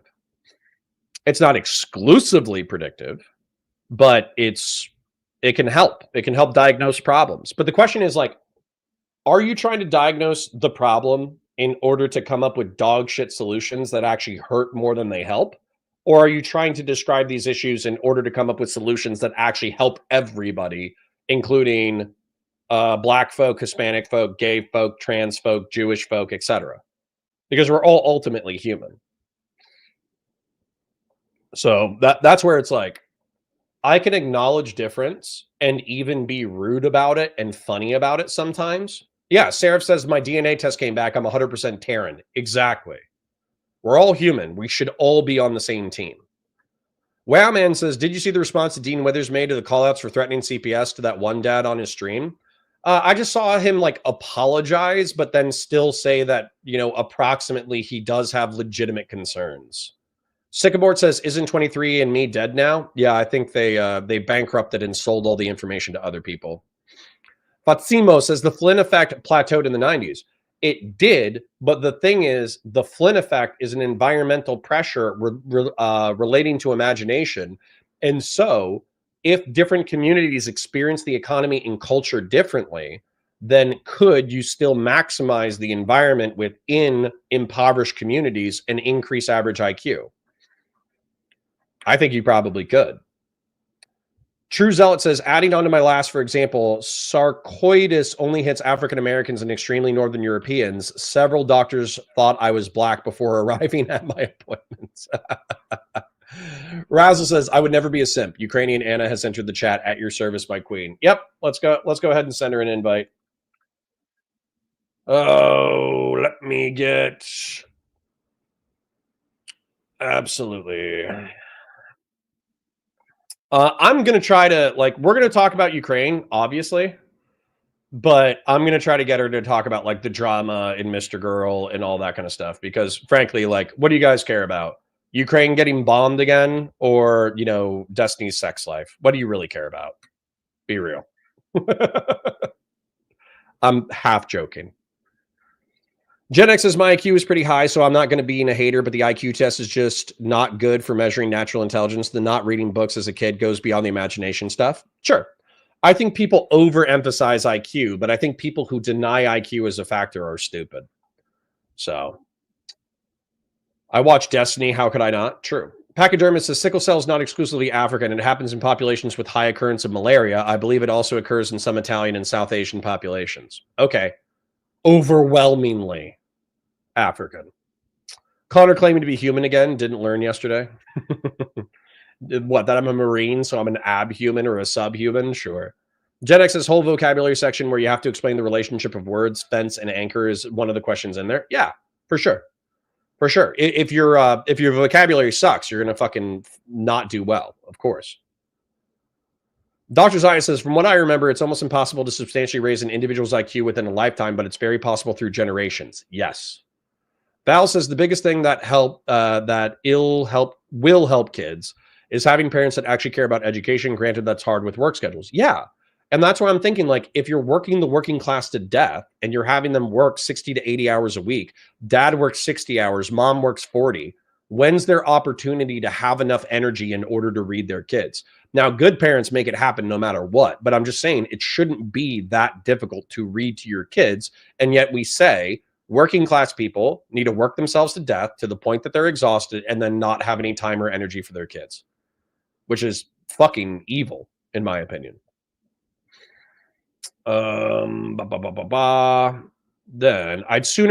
says I'd sooner watch a stream of paint drying than another stream breaking down the autistic nuances of Destiny's sex life. Sorry. Sycamore says Jesus fucking Christ, Lab was on Wix last night and I haven't wanted to gouge my eyes out that much since the last time she came in J-Stocks, the night Destiny's Calamity came out. Dr. Zaya says, what's the Mr. Girl drama? No, it's from like when the drama broke, Mr. Girl attacked Ukrainian Anna, and I thought that was one of the most fucking repulsive things I'd ever said. I caught a bunch of shit for saying it, but I don't care. It's just true. Sycamore says, I was the first person to call for J-Stock being exiled. When Calamity broke out and Lab and Mr. Girl came on, it was unhinged. Gotcha. Dr. Zaya says, shit, I got the Windows XP crown. Cool. Nice. Good for you. Brandon Zero says, Connor, well, it's not about D-Man's sex life and more about the people who leech off of him for years, turning his back on him and not having his back when he needed it most. Yeah, but like, I would consider myself friendly with Steven, right? I think that while I criticized him, I didn't pretend that he was like a serial killing rapist monster, not based off of the evidence that's currently allowed. But even in this past week, I criticized his behavior in reference to like the tweet and the fallout and all that kind of shit. But I'm hoping that Steven can differentiate, like, we're friends, so we hang out and we shoot guns and we talk shit, versus we disagree on politics and tactics and rhetoric, and I think you deserve some criticism. So I hope that Steven and I, as we continue our relationship, are able to separate that out. Because it's difficult. It's difficult. When somebody's criticizing you aggressively, it's hard to separate out friendship from criticism. Infallible Fall says Mr. Girl is walking free. This is still Pam Bondi's fault. TS Phantom says, has 3D printing destroyed Warhammer? Nope. Warhammer sales are still incredibly resilient because people want the original models and the original designs, and they want to participate in tournaments. And in GW tournaments, you have to have original models. Why did Mr. Girl attack Anna? Because when the original thing came out, Anna swept for Destiny. So, yup. Time for a stogie based. Vlad says, to be fair, I truly get why Trump's president. Whenever Steven's unhinged, I mostly say base. It's Steven's fault. It's Steven's fault. Everybody saw the firefighter tweet, and they were like, I got to vote Trump now. Steven's being unhinged on the timeline. Do I just link your YouTube for the peeps on Twitter? Yeah. Yeah, sure.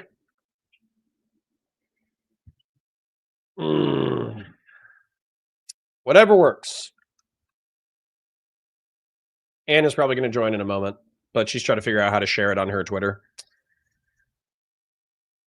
Jedek says, creating these alternate realities, people willingly enter the Matrix. Yeah. Yep.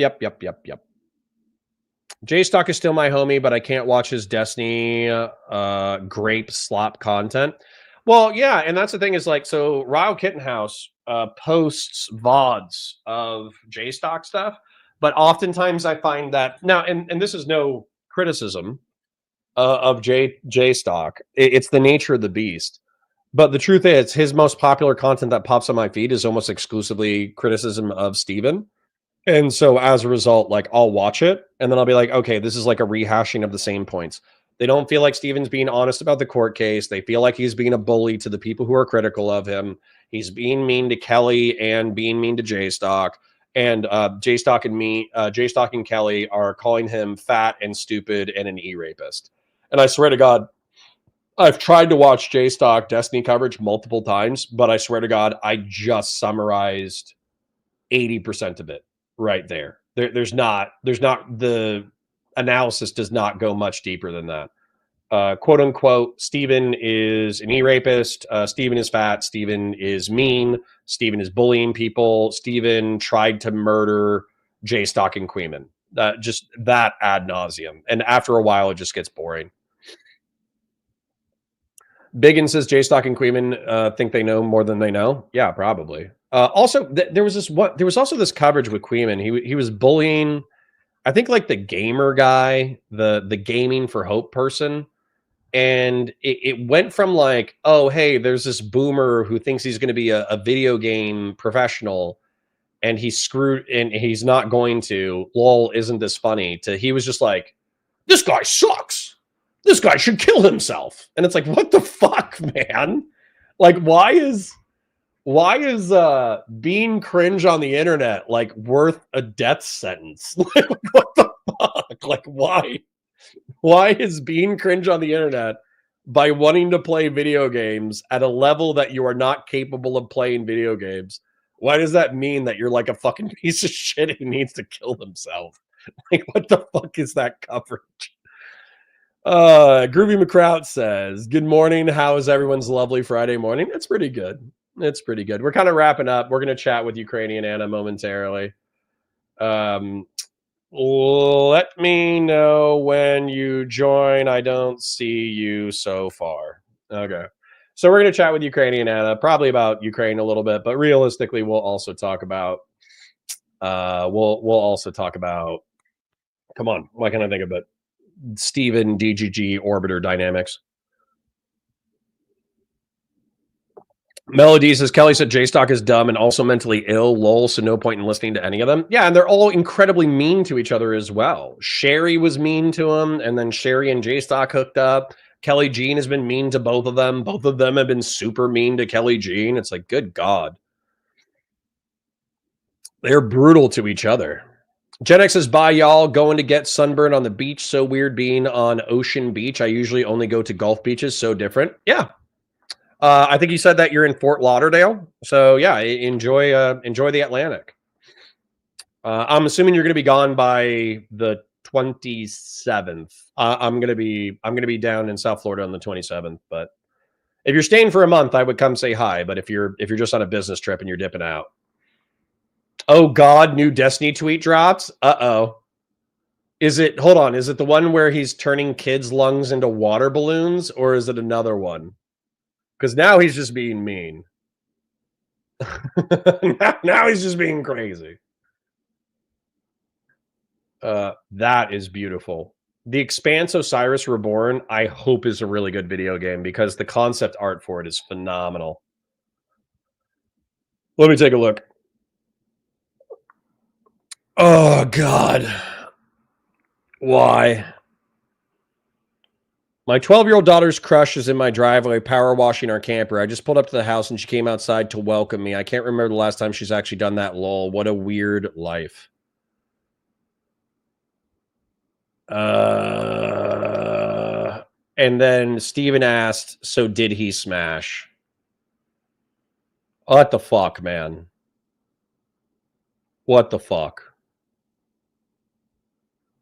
Oh, and then there's a fish with a protruding mouth that a fisherman is holding, and Steven says wood. It's exhausting. There should be, I said this earlier, the way that there was supposed to be an alarm for the flash flooding in Texas, There needs to be an alarm for a bad tweet from Destiny. Like somebody was joking in chat. They were like, well, really the only orbiters left are you and Dan and kind of Erudite. So there's really only 3 orbiters to be warned. But it would be appreciated. Stigamort says, man, I'm not really offended and this point was correct, but I can't defend the dead kids tweet the same way I might be able to justify the firefighter. Yikes, Denny. Yeah, exactly. He's just trying to be spicy and piss everyone off. Conservative liberalism says, the rate at which Stephen talks about children and sex, I think he's playing a game to see how strong his Jannies are. Yeah, he might be. He might be. I'm not sweeping for that. Gen X, who posted the original tweet? Stephen did. Or I don't know. I don't know. It looked like some boomer MAGA person. Yeah, listen, dude. Listen. I'll go shooting with the guy. I'll make jokes with the guy. I'll hang out on a podcast. I'll say I'm his friend, but I'm not sweeping for that shit, dude. I'm not gonna. Y'all, DGG can steel man fucking Destiny's spicy tweets. I'm not steel man in that shit. Y'all sweep. I'm not sweeping. That's crazy.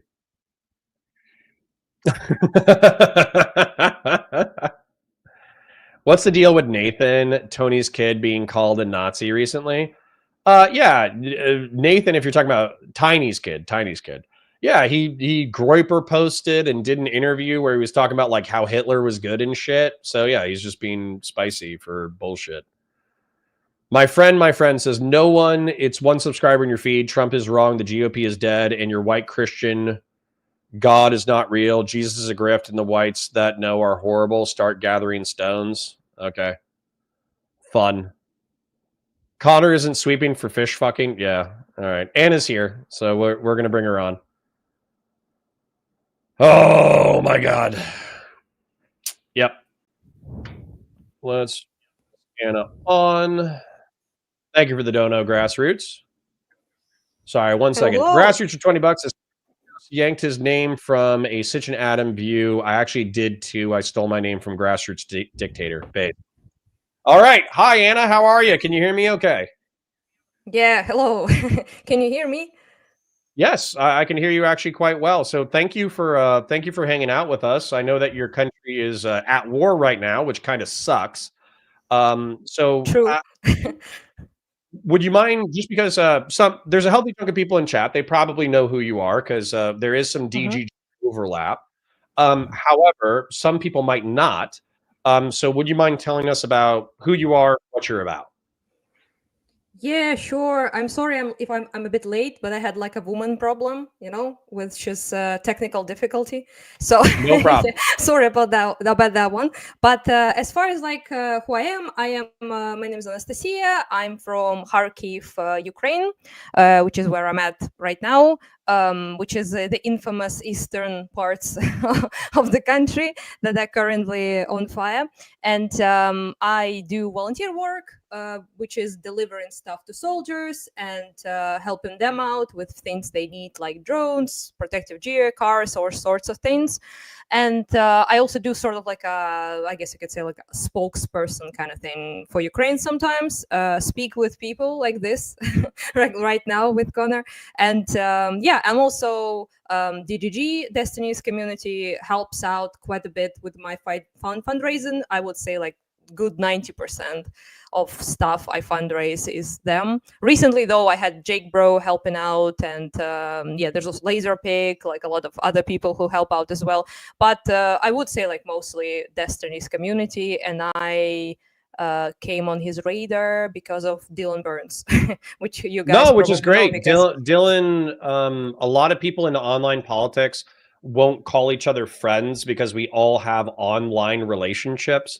So who's going to backstab who really knows? But I consider Dylan Burns an actual friend, where, we've hung out a couple of times at events. We've talked. He's a good human being. And so just fundamentally a good person. I love Dylan. And then I kind of wanted to ask you, so I'll ask you again at the end to plug it, but if people are listening to this conversation, they're sympathetic to Ukraine and they want to help out, what's like the number one or number two thing that you recommend to help out? I would say Two things really, like three actually. Obviously, one thing is you already kind of failed in the United States, but you can vote for people that help, Ukraine and stuff like that in the political sense to get them elected, people who are willing to deliver aid and help us. That's one thing you can do, but I guess depends on which country you're from right now. And second thing you can do, you can obviously talk about it with people, you can spread the word, you can share what is happening in Russia or in Ukraine because of what Russia is doing, which is truly important, even like reposting on Twitter and showing it off, because the media has been kind of sucky when it comes to reporting on Ukraine, to put it mildly. So helping people out, maybe sharing Ukrainian voices who show what's happening. What about finance, though? That's why I'm asking, because we know the nice things. I appreciate you leading with the free things, because obviously people do the free things first. But if they wanted to specifically financially donate to either lethal or non-lethal support for Ukrainian armed forces, where would they go? I would say you can definitely go with a safe bet of Come Back Alive. This is a charity that, pretty tested with time. They do a lot of drone aid, a lot of like medical aid to soldiers, both lethal and non-lethal, like all variety. You can even pick, I believe, which one you want to donate to, which is pretty nice for all the cringe pacifists out there.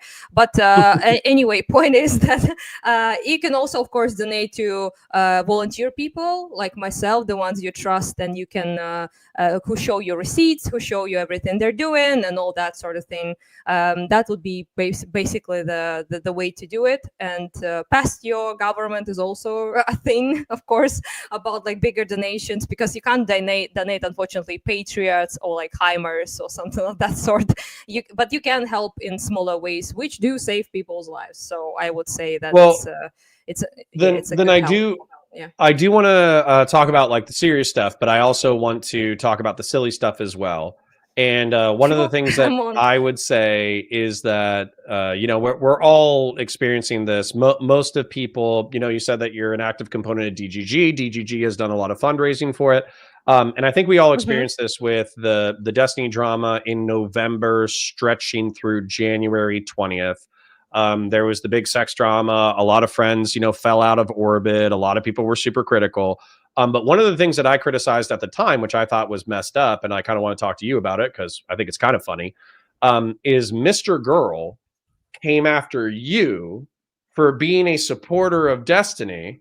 And that actually kind of pissed me off, because I was thinking to myself, it's like, Anastasia is in Kharkiv, which is close to the front. There are rocket attacks and artillery attacks and mortar attacks and all that kind of stuff. Steven is somebody who has platformed her multiple times and gotten her aid. And, like DGG, like you said, has been 90% of her fundraising.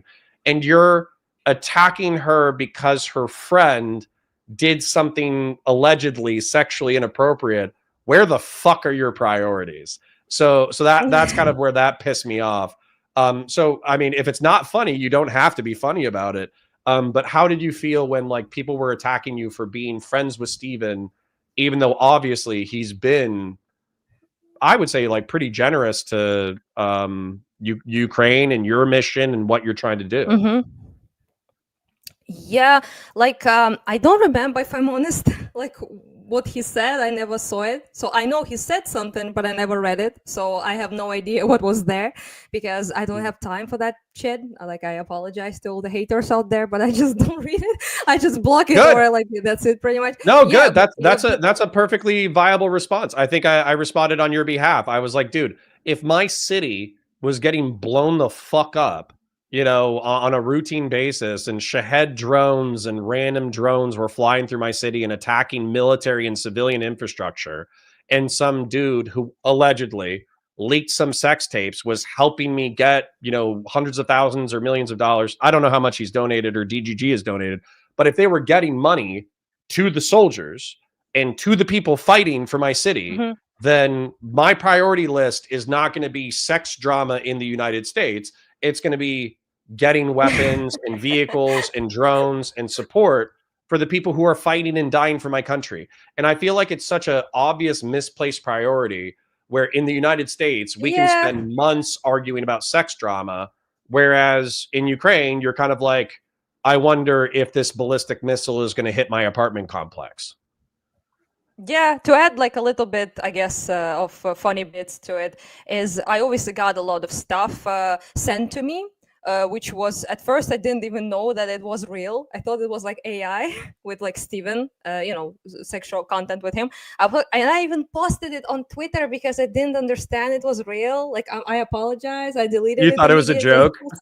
Yeah, I thought it was like AI shit, and I was like, look at this fucking like weirdos doing this thing, obsessed. And I was like, oh my god, it's actually real. And I deleted like the post immediately because I obviously don't want to participate in the revenge porn campaign against my friend. So I deleted that. But point is that I then got a lot of that without me ever asking to be sent to me, and also of course being called like all sorts of things, which is pretty normal for Ukrainian online. But it was like, you're like his whore, you're doing it because you have some sexual relationship with him and stuff like that. So I pointed out to people that he needs to have a really long dick for that to be possible, because I never left Ukraine.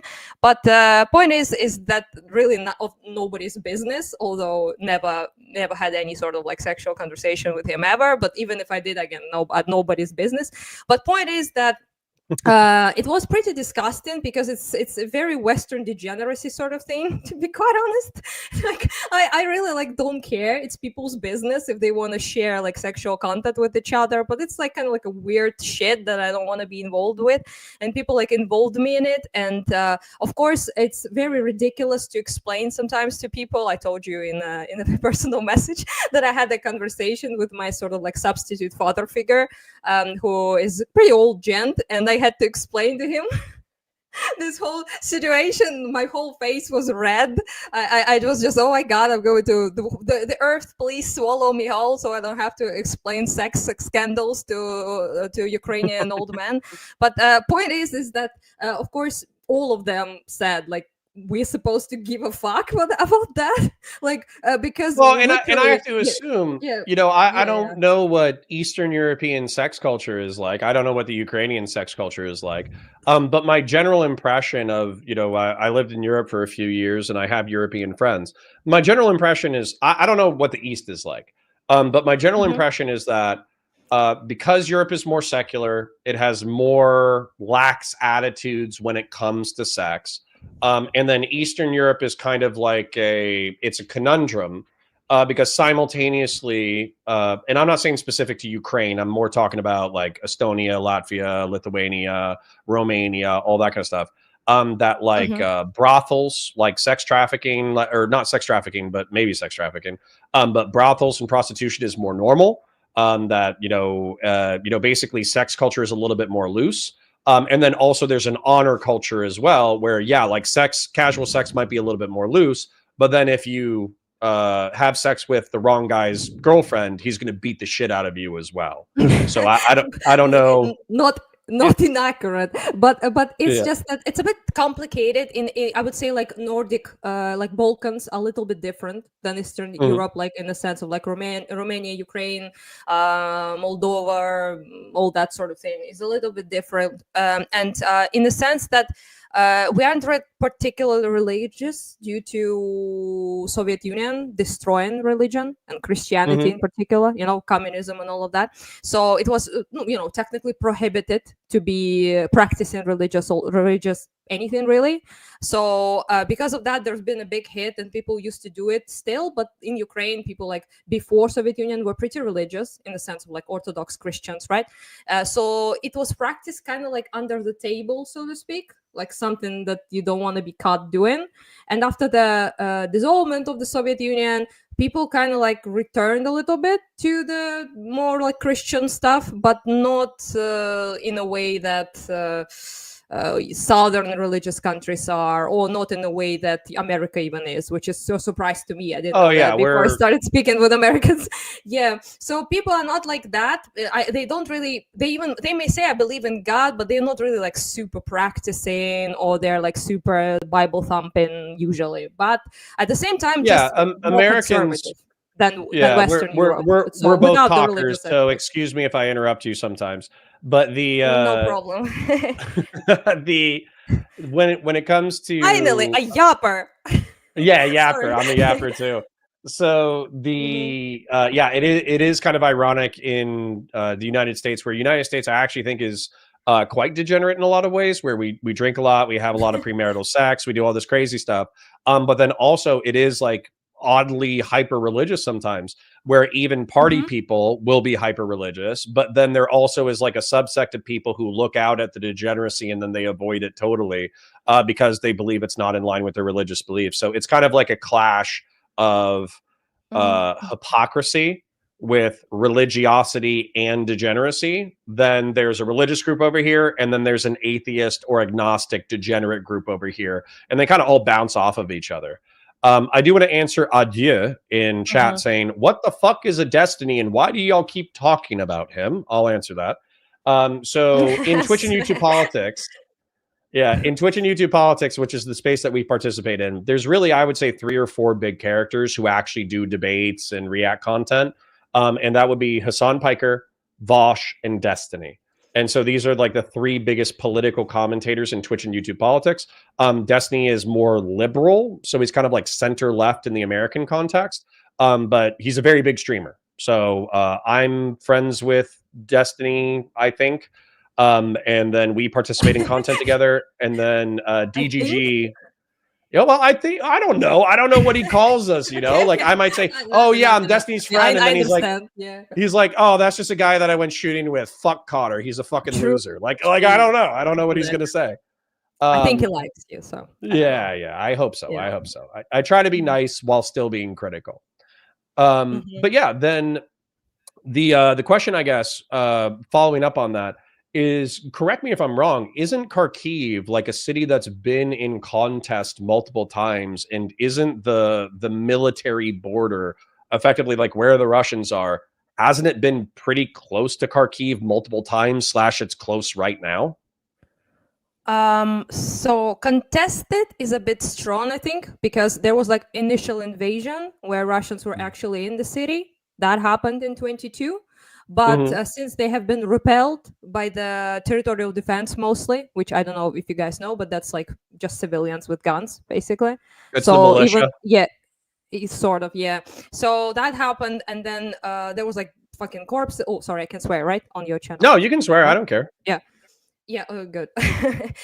Because you said you Americans drink, but actually we drink and we also swear. So, you know. Yeah. We're big alcoholics.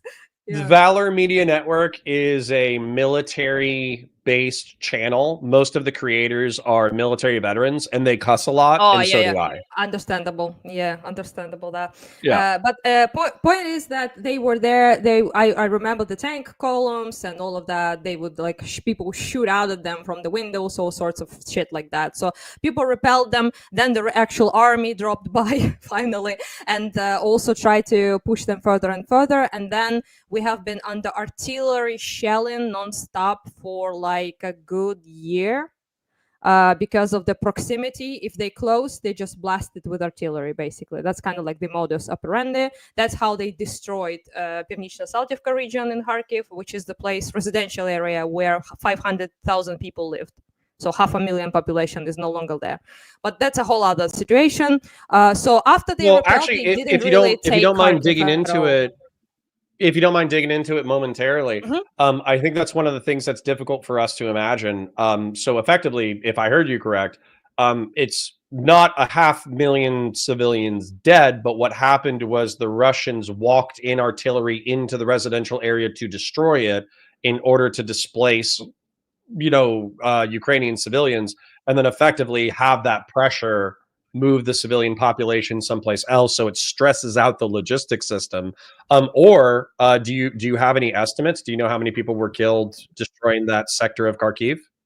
No. It's the number I said. It's people who had to move from Saltivka, like you said, because of the constant artillery shelling. So I just recently, saw people. It's a ghost town now, basically. All buildings are shredded. So with artillery, you can find it on the internet if you Google like Pivnichno-Saltivka, like Saltivka, Kharkiv. You will see all the damage that was done, mostly by artillery. And many people died, obviously. Real number is kind of like difficult to say, but it's not like for 500,000 people, obviously, because people left that place because it was made unlivable by the shelling. So basically, it was the only part of the city they could reach easily with artillery, although they sometimes will plaster it all over the city. For example, that's kind of how my father was killed by artillery shell that dropped in the yard.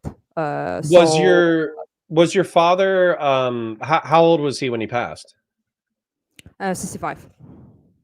65? Mm-hmm. And then what was he part of the territorial defense forces? Was he doing militia support? Was he No. He was just, like everyone else, just living, I guess. He went out on the balcony, which is something I always asked him not to do, but men do that. Like, you won't find a woman doing that shit. It's always a man. The man, then they will go out and they'll be like, oh, look, shit's exploding. And you're like, what is wrong with you? But anyway, that's my beef with all the men in the world, in particular in Ukraine. But they're not really particularly careful, let's put it like this, nicely. So they do reckless shit, like going out and film shit, or like just looking at it. And unfortunately, this was one of those days when he decided to do that. And my mom was trying to call him back in the building. And she was like, hey, you like old fucking fool, like go inside basically and hide. And he didn't go. Thankfully, she didn't stay with him on the balcony. Otherwise, I wouldn't have a mother either. So I was going to ask if your mom's still with us. Yeah. So she just went back because she was annoyed that he's so stubborn. She went to continue cooking breakfast. It was 10 in the morning. And she basically didn't even finish her way to the kitchen. She just was in the middle of the building. And then artillery shell called Smerch landed in the yard, just basically below where he was standing. And Smerch kind of works like this. It's anti-tank weaponry. So it shouldn't be like plastered in the middle of a city. But it just got this tornado motion, and basically shrapnel just flies everywhere. Kind of how it works. So that shredded him. Yeah. I had I'm also former military, and I had somebody basically describe to me like inventive Russian artillery or weapons, where effectively like the design is the shell is to penetrate the tank, but then it pops shrapnel out the side to take out the infantry. So is it similar to that, where effectively like the shell itself is designed to take out armor or buildings, but then it sends out shrapnel horizontally? Yep, exactly that. So all of it was like the yard, the trees, the car, everything was just basically shredded with like this big of a holes usually. Fucking Russians. So that kind of like what they thrown all over the place before counteroffensive started, and we pushed them far enough that they couldn't really reach with artillery. They then started reaching with glide bombs and drones. So it didn't like make the situation particularly better, but at least we had like at least a couple months of relative peace in here, which is a lot. You get used to that really fast actually. And so my father was like killed basically instantly. Damage was substantive to his body, I just put it like this. And then my mom was in the middle, so she just got like all sorts of like shit falling on her from the roof basically, and that's kind of all she got. So like scratches and things like that. Her ear didn't hear that well for a while, so she got up and then went to the balcony, started calling him, and found what was left of him pretty much. And then, that's it. That's kind of how it happened. So that was like everyone's life. It's not like unique. And in that day, 4 people were killed in this particular area. No, so I think it is. I think that's one of the things that psychologically it messes with people, and I know it messed with me. Is basically like the surrealness of it, right? Like life can feel very normal, blasé. You're just dealing with everything as is. And then all of a sudden, one of the craziest events of your life just pops off, like right next to you. And then you just kind of have to like pick up the pieces and then carry on, which I'm sure is kind of what you're doing right now. And what year was that, if you don't mind my asking? 22. It 22. was actually, Okay, so this was pretty early. Yeah, at the beginning. Yeah, actually, it was just yesterday. It was anniversary of his death. He was killed on July 10th. So yeah, that's kind of like, a lot of stuff like that. So for example, then there was a father and a son riding in a car just when it landed. So they were like passing by our house. We don't know them. They were just driving the road close by. So it smacked them too. And the boy went out of the car and his hand was like hanging like this, basically like almost in bits. So they also got like medical help from the ambulance that arrived at the place to help my mom. Well, I know a lot of Ukrainians are quite supportive of the conflict, but I mean, obviously, like when you lose somebody in conflict, that can be like a motivating factor. So I guess my question is, like, number one, do you think you would be doing right now what you're doing for the territorial forces anyways, because it's your home, Yeah. it's being invaded, the Russians are coming. And then do you think that how much of the motivation, I guess, is the fact that Russians killed your dad, right? I mean, it might sound strange to people, but it doesn't really matter that much. Like, it doesn't change like much over anything. You'd be doing it anyways. It's your home. Yeah. So before he died, I was doing it, and after I'm doing it. So it's not like I like to point out that it's not a unique sort of thing. It's like if you were, for example, in Kharkiv right now, and you go outside and you would ask people, pretty much everyone would say, yeah, family member, loved one, friend, co-worker, someone was blasted. So so it's not like it's I have lost many people since that time as well. Obviously my father matters more because it's my father, obviously, but overall, neighbors, all that kind of stuff. Yeah, overall it doesn't matter. I don't want them to win. I want us to remain a nation. I don't want to subjugate it. I don't want what they do in occupation, what they do to people. I saw it, I know it. So I don't want to deal with any of that. So I would be doing it. Otherwise, doesn't really affect me. Well, so I want to make a point, and then I'll ask you a follow-up question kind of about the politics, so or the territories, I guess. So the point is that I had a friend in Lviv, and I met him probably 2020, and we had a couple of conversations, and he actually asked me how to ask out a girl, and I told him how, and he got the bravery to do it, and he went on a date and all this stuff. And this was before the war. And then after the war, he was still in Lviv, and so he's very far west. And basically, like, we did like a fundraiser, helped them out. He was taking in refugees who were coming into Lviv because they were trying to get away from the front. And his brother ended up enlisting and works in the artillery crews. But one of the things that kind of broke my heart is Lviv is supposed to be so far west that it's effectively out of the conflict zone.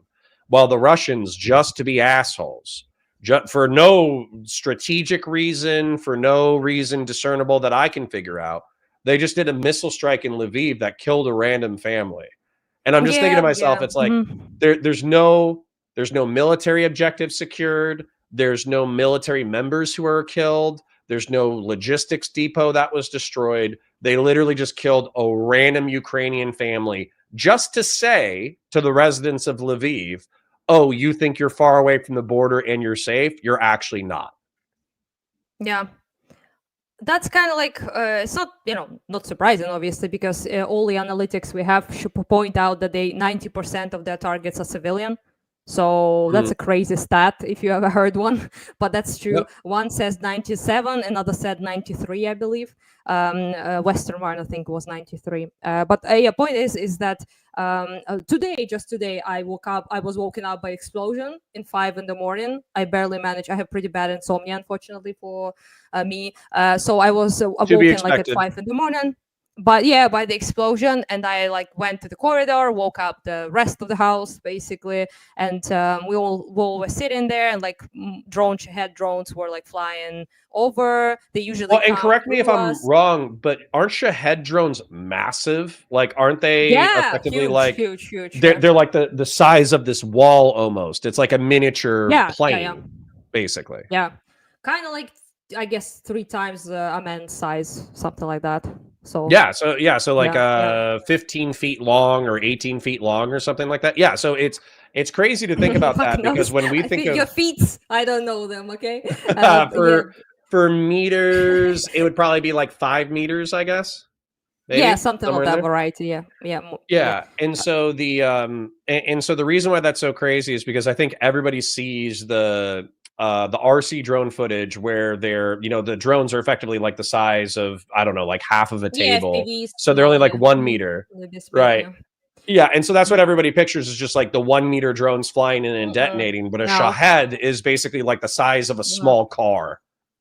Yeah, and it's extremely noisy thing as well. So it has like this motorboat sound, and then they do this like dive in situation that is scary as fuck, and you're really difficult to tell where the hell they are as well. And they, since Trump's came to power, essentially the increase was 60% in drone attacks. So pretty significant difference. So we went from like 100 Shahed drones per day to 400, 300. Well, and correct me if I'm wrong, that's basically because the Russians knew that we were no longer supplying anti-air technology, right? Like we just stopped supplying missiles, stopped supplying, Patriots, like all that kind of stuff. I don't know what we were supplying before, but effectively like Also the Trump admin... Political attacks as well. They also moved production to North Korea partially, which helped them to increase productions quite a bit. And those new drones are a little bit differently made. They also made them in Russia now as well, not just Iran as it used to be before that. So yeah, those fuckers blew up a maternity hospital today in 5 in the morning. So 3 strikes there. So I just waited out and then went back to bed, basically, kind of. So, was that a Shahed or was that a missile or was that artillery? Shahed. What was that? 3 Shaheds. We had 4. 1 was taken down. 3 ended up hidden. So right. Yeah. Yeah. Like then and somebody looked it up. They said, just looked at the image. They have a 2.5 meter wingspan. They're 11 feet by 8 feet. So they're basically 2 of me times 2 of me. So it's actually pretty crazy. Yeah. Couple of dudes in size. So that's it. Yeah, I actually was first time I was surprised I saw that because I was walking to do some work after the strikes, and I walked at the street that was bombed couple hours prior, and there was one Shahed that wasn't exploded, so it was sat down like with its full basically weight and everything intact, right? So I was like, whoa. First time I saw it. It was a long time ago, but it was like just sitting on the ground. Our emergency people were there and trying to make it so it doesn't explode, so not allow anyone, any civilians close to it in case it explodes or some shit. But I was like, well, that's a fucking big thing. And then people started posting it on the internet as well because I used to hear them only and never saw them. So. I want to ask about the territorial things because effectively I have the same conversation with a lot of people, but it's very rare to actually talk to a Ukrainian who's kind of lived it this aggressively. And then Connor, it'd be very interested to hear about the recent news regarding Laos supplying troops to Russia. If you guys have any insight, I don't have any insight, but what I would say is that the estimates for like wounded and dead. Correct me if I'm wrong. I think it's around like 200,000 for both sides for like dead, and then it's around 1 million wounded total for the conflict. And then I'm not so basically like it's a horror show. It's a meat grinder. It's probably the biggest war that Europe's had since World War II. It's bigger than Vietnam. It's bigger than the war on terror. It's bigger than all of that stuff. And then also I'll tell you, this is kind of why like. I was kind of on the fence about us bombing Iran, but as soon as Iran got bombed, I was kind of like, yeah, fuck them. They're building Shaheds, fuck them. Kind of was me as well. Yeah. I mean, I'm not like particularly, invested in all that because it's truly, it's not going to be like super duper helpful because most of the Shaheds are now produced in Iran, in Russia itself or North Korea, like I mentioned, but just for the fucking up with the people who supplied them with the technology and made this daily, everyday terror possible. Fuck him, yeah. But plus, fuck the Iranian regime, it falls no bad done there. So So I think the most pertinent part of the conversation, at least from my perspective, is basically like the borders. And whenever I talk to Dylan or whenever I talk to somebody else who is sympathetic to the Ukrainian side, the narrative is we want it all back, right? We want Zaporozhye, we want Donetsk, we want Luhansk, we want Crimea. And then when I speak with a Russian, they're basically like, yeah, well, we got more people. We can throw more people into the meat grinder. We have a more sustainable logistics chain. Ukraine will eventually get exhausted. So eventually they're going to have to sue for territory. And so, and then me being a centrist, you can call me a piece of shit in a second. But basically what I would say is Donetsk and Luhansk, the reason why I wouldn't want them back as a part of Ukraine is because I don't know if there's an insurgent militia that would fight Ukrainian armed forces the way the territorial forces of Kharkiv fought the Russian army. Nah, they're and then dead. also, Don't worry about them. what's that? They're dead. Don't worry about them. They're long dead. Yeah. Okay. And then, well, and then the follow-up question for Crimea is, Sevastopol or the naval base there, it seems like something that the Russians would never give up. And so for me, what I would like to see Ukraine get back is effectively like the Kherson region, the Zaporozhye region, solidify new borders, and then effectively have the United States do like a unilateral agreement, security agreement with Ukraine to enforce those borders. And then maybe like NATO membership eventually once it's stabilized. What do you think about, what's your perspective? What do you think about the Russian perspective? What do you think about my perspective? I'd say, I don't know why would you think I would call you a piece of shit for that one. It's a pretty realistic approach, I would say. So it's something that might happen, but it's considering just the only thing I would say is like quite difficult to fucking trust the United States to enforce anything with this administration. That's the only thing I would say. Yeah, other than that, it's not like particularly the worst case scenario, because their ambition was obviously to take all sorts of things, Kherson region, Zaporizhia, Kharkiv, Odessa still is something they really want to get. Kiev partially, they tried, we pushed them out like from the north parts of Kiev, right? And all of that is like pretty, difficult to think. If you ask me like in 22 or 23, I would say no, we have like 100% need to take everything back. Or in the grand scheme of things, that's obviously what we want. It's what's just, right? It's just what we want, obviously. But we also have to be like kind of realistic, considering how shit the support has become. With the United States, nobody really knows like what the hell they're gonna do. Unironically, bipolar people over there. So that's one thing. And Europe, did it step up?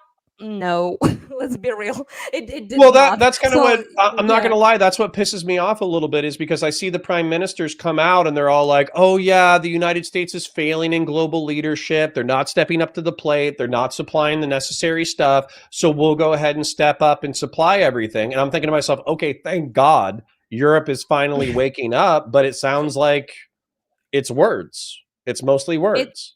It's words. It's just blah, blah, blah. And really, at the end of the day, I lost all trust in that as well. So I no longer react whatsoever when someone does an epic speech about how they are standing behind us, because they're quite literally standing behind us, We are the They're like, you go. You got it. Yeah, you got it, guys. You go. Yes, queen, basically, as you say in the United States. There's a meme of a U.S. soldier screaming into a radio, and it's like, we need air support. And then it's like, it's a propeller plane flying by with a banner, and the banner says, you got it. It's like moral. It's moral support. We use that, yeah. So it's just maybe there is a possibility that they're just a little bit shook that the United States turned out to be this, and just given away its hegemony for no fucking reason other than, well, what you got is what you got, I guess. But it's just, it maybe takes some time for Europe to stop relying so heavily on the United States, because everyone was extremely relaxed, may I tell you. They will be like, oh, if Russia attacks us, if it ever happens, United States got our back, Article 5, NATO, Schmado, whatever, right? And now many people are like, will they? I don't think so. No, I'm with you. Yeah. I think we would, with like Latvia, Lithuania, Estonia, and Poland. Poland in particular, it seems like Trump has some friendly perspective on Poland. So I think ultimately we would. However, I do agree that effectively, like, it's been undermined so grievously that all of the Eastern Europeans have reasons to doubt it.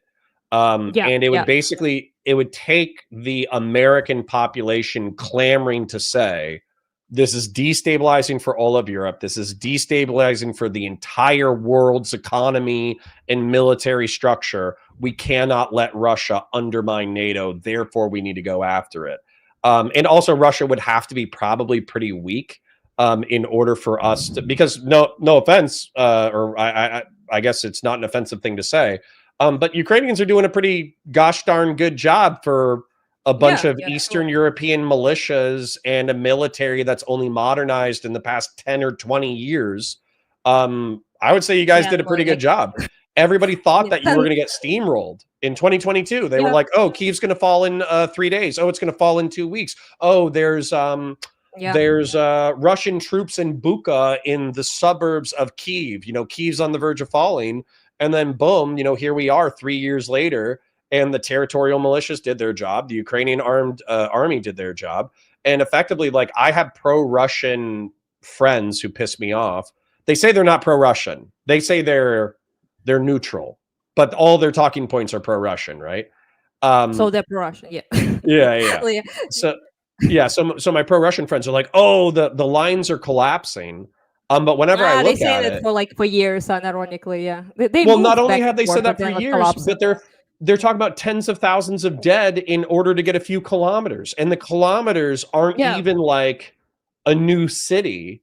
It's like they got up a road, and then they're presuming that the areas around the road are now Russian control, and it's like, is that impressive? They had some success, unfortunately, recently in Dnipro region, which is worrisome because if they get close enough to Dnipro, they could shell it with artillery, which is what I mentioned to you before, and that's something that they always do. Can I pull it up? What region did you say? Dnipro. Dnipro. The Dnipro Oblast map. I'll pull it up and I'll show chat. Effectively, that's the area where they're having some success currently, I would say. North of Zaporozhye. Let me pull it up. I'm going to share. So add to stage. So effectively, if you don't mind me doing the nerdy thing. So Western Ukraine is not really in contest, really. Kyiv was in contest early in the war because Belarus is right here, Russia is right here, but that's been largely repelled. Kharkiv is right here. This is where Anna is. There were some contests here, but you're saying that the territorial militias have pushed them back at least to the point that they can't artillery strike it. Counteroffensives push them pretty far. They're now in Kupiansk region. There's constant strife there. It's part of Kharkiv region, Kupiansk area, and there's daily attempts to break through there. So not to make it like sound like it's an easy walk in the park. It's not. It's their constant attempts to break through, which is, by the way, where all my battalions are, who I help, and mostly are in the Kupiansk region. Yeah. So that's kind of constant strife there, but also we have like Sumy, Dnipro, which are also areas of pretty heavy attempts to break through by Russia. Basically, well, and if I zoom in, the roads get a little bit too detailed, so it gets confusing. But Luhansk and Donetsk are currently under Russian control and are claimed as Russian territory. Crimea is the peninsula down here. Mariupol is the part of the Donetsk region that was super big, like, battle there early on, where the Mariupolian Ukrainians basically refused to surrender, which was impressive. But then you said Odessa, they want Odessa because that's another one of Ukraine's major ports. So if they actually had some success in Odessa or destroyed the port, not yet. But they do want it. It's also culturally very relevant for them, but that's a whole other thing. Well, my impression though would be is if this is all Ukrainian controlled territory, because correct me if I'm wrong, you guys don't have the Kherson Oblast, but you have the city south of the riverbank, Yes, right? yeah, yeah. So, we so just managed to take that. Yeah. well, and so that's where effectively, if the Russians want it, they would have to push you north of the Dnipro River in order to take that back. But now you're saying there's effectively a mirror where the Russians are having success in this territory, which is scary because if they get within range of the Dnipro city, they can start shelling it. Yep. So there's some problems there, definitely. And considering how stale the support have been in terms of like military aid, we see the effects of that being quite difficult for people now. And drone attacks increased significantly. For example, we had in 2014. Oh, sorry, 14. In 24, the biggest problem were glide bombs, CAB, which are controlled aerial bombs. And those were for 6 months the absolute disaster. Like I had like 10 strikes in my particular area where I live daily. They were peppering the front line like crazy. We couldn't move anything, do anything with them because we were not allowed to strike down planes and use long-range missiles at the time. Due to Biden stuff, and then Trump didn't lift that, obviously. So we couldn't take the Archer down, and we couldn't take the arrows down until our guys came up with the jamming technology to stop the glide bombs from reaching the destinations. They just fall before reaching it now. So that was a big relief, and we managed to do it with our own technology and with our own wits, essentially. But that's I do want to talk about the drone operation in a moment. The truck attack in Russia, which I think everybody thought was impressive, even if they were furious. They admitted that it was genius. Yeah, that was hot. Now, so with I can look up like a Ukrainian conflict map, but as far as I understand, there are parts of Donetsk that are still underneath or under Ukrainian control. Small bit, but yeah. So what I would do if I was dictator for a day is I would basically say Donetsk and Luhansk can become part of the Russian region, although I'm sure you're going to tell me why that shouldn't be in a second. Crimea can be conceded to the Russians, but effectively what I would say is Zaporozhye, Kherson goes back to Ukraine, Dnipro obviously goes back to Ukraine, and then Mariupol, for me, that's such like a symbol of Ukrainian resistance. I would basically want to draw the new border of Donetsk at Mariupol, because if you're losing Sevastopol, which is obviously like a major port, you're no longer friends, so you're probably not going to share that anymore. Then Odessa, Mariupol should basically be like the Ukraine's new ports, effectively. Now that's what I would do. Now, one of the things that you said was that in Donetsk and Luhansk, the militias that would be resisting you are already dead. But a long time ago, yeah. But the fear from the outside is when the United States went into Iraq. Of course, there were jihadist militias that we needed to kill because they were just bad guys. But also there was plenty of people who were sympathetic to the jihadist militias because we were in their backyard, basically. So my question to you is, how do you view that in reference to Donetsk and Luhansk? Because to me, it sounds like not at all the same. There's civilians, in your opinion, there's civilians here who are being captured and oppressed by the Russians. That's kind of what I heard. Yep. So a lot of things to say. First of all, how do you enforce any of that? Like, make Russians give up Mariupol, the only big city they now hold from the entire fucking conflict since 22. So they had Kherson, but we took that back. So they're not going to be chill with that. It's a huge grave, essentially. It's like insane numbers of dead people there, like up to 100,000 by various estimations, right? It's just absolute in Mariupol specifically? Yeah. So you're saying as much as that's a symbol of Ukrainian resistance, the Russians would view it as just as important of a symbol because it's the only symbol they've been able to seize decisively? Yeah. They basically had to destroy the entire thing and kill incomprehensible amount of people just to get it. But at the end of the day, yes, it is a symbol for sure, especially Azovstal, I would say, was the symbol of people staying there no matter what and trying to to somehow survive and take do not allow them to take the city and all of that. I have a lot of people I know from Mariupol who are survivors of all of that shit. So it's a pretty if someone says to you now they're from Mariupol, you immediately know that was the worst thing imaginable. They've seen the worst of it. Yeah. I had actually a granny, very old lady, who survived the defense of Stalingrad, and she said that was better, that Mariupol was worse than that. So take that as you will. Take that as you will. But So sorry, I kind of want to reinforce that to chat. So for those of you who don't know, there's Stalingrad, which was like a huge symbol in the German invasion of Russia, where Stalin basically said, like, they're not getting past the city. It's a symbol. We have to hold it.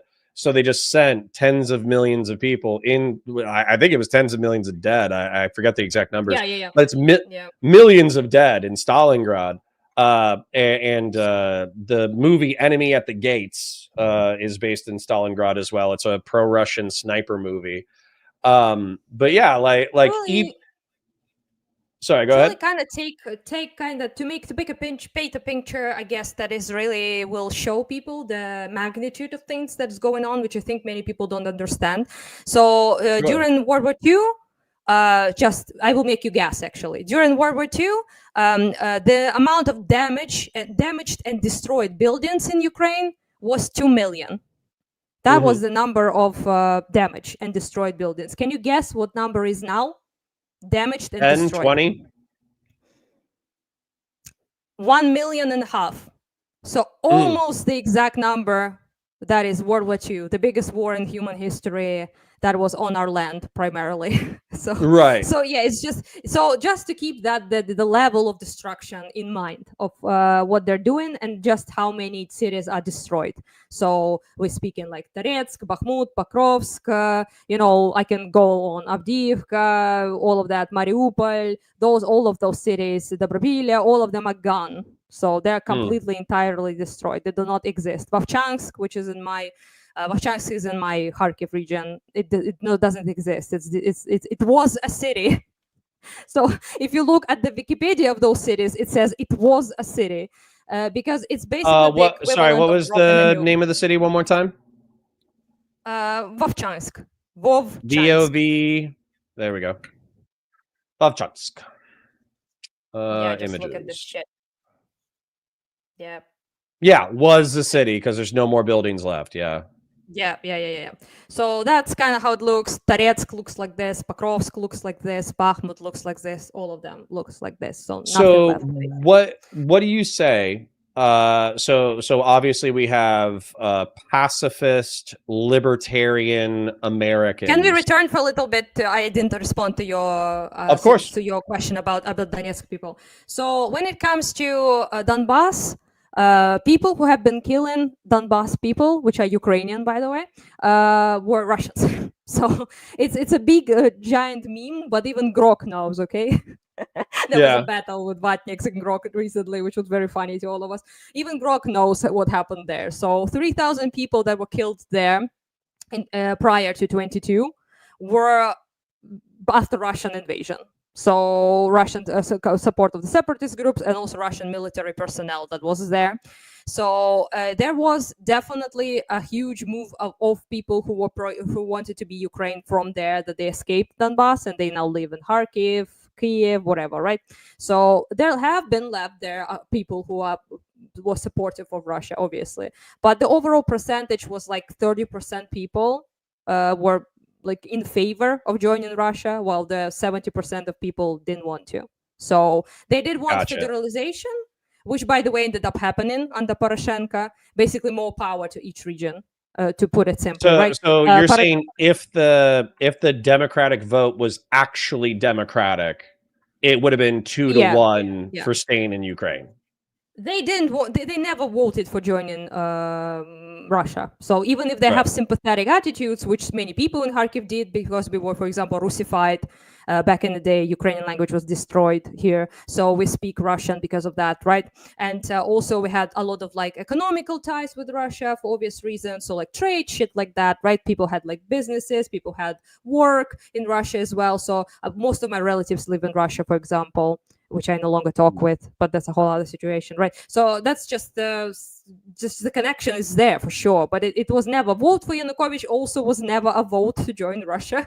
So it's just a propaganda that people eat up. It never was really a thing. It's much more complicated than people paint it because people have different opinions, obviously. But also to answer your point about militias, Russians thrown all of those people basically first to the mines and to die. So most of them have died in 22 already, and another part of them died in because the so conscription as well. Russia has a reputation. Russia has a reputation for taking their non-elite infantry and feeding it to the meat grinder. For instance, a lot of the conscripts, there's at least a few videos that got released of Russian conscripts on the front line who were like, hey, I was in a Russian city last week. We got 2 days of training. We got, one magazine with bullets. We got put on the front line. We got artillery shelled, and the rest of my squad is dead.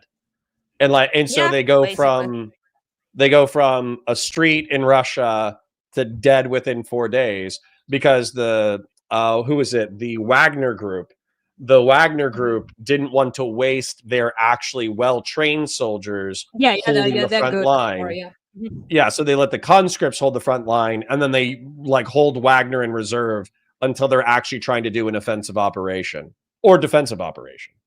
They would also use them to demine. I'm sorry, that's gruesome, but that's kind of how they use them. They would just throw them to the field and just use people to demine, to explode on mines, basically. So that's kind of how it is. And also, you would rarely find people from Moscow or St. Petersburg on the front lines. It usually would be people from Asian parts of Russia. Where the Siberian, Asian, indigenous population. Yakuti, all of that.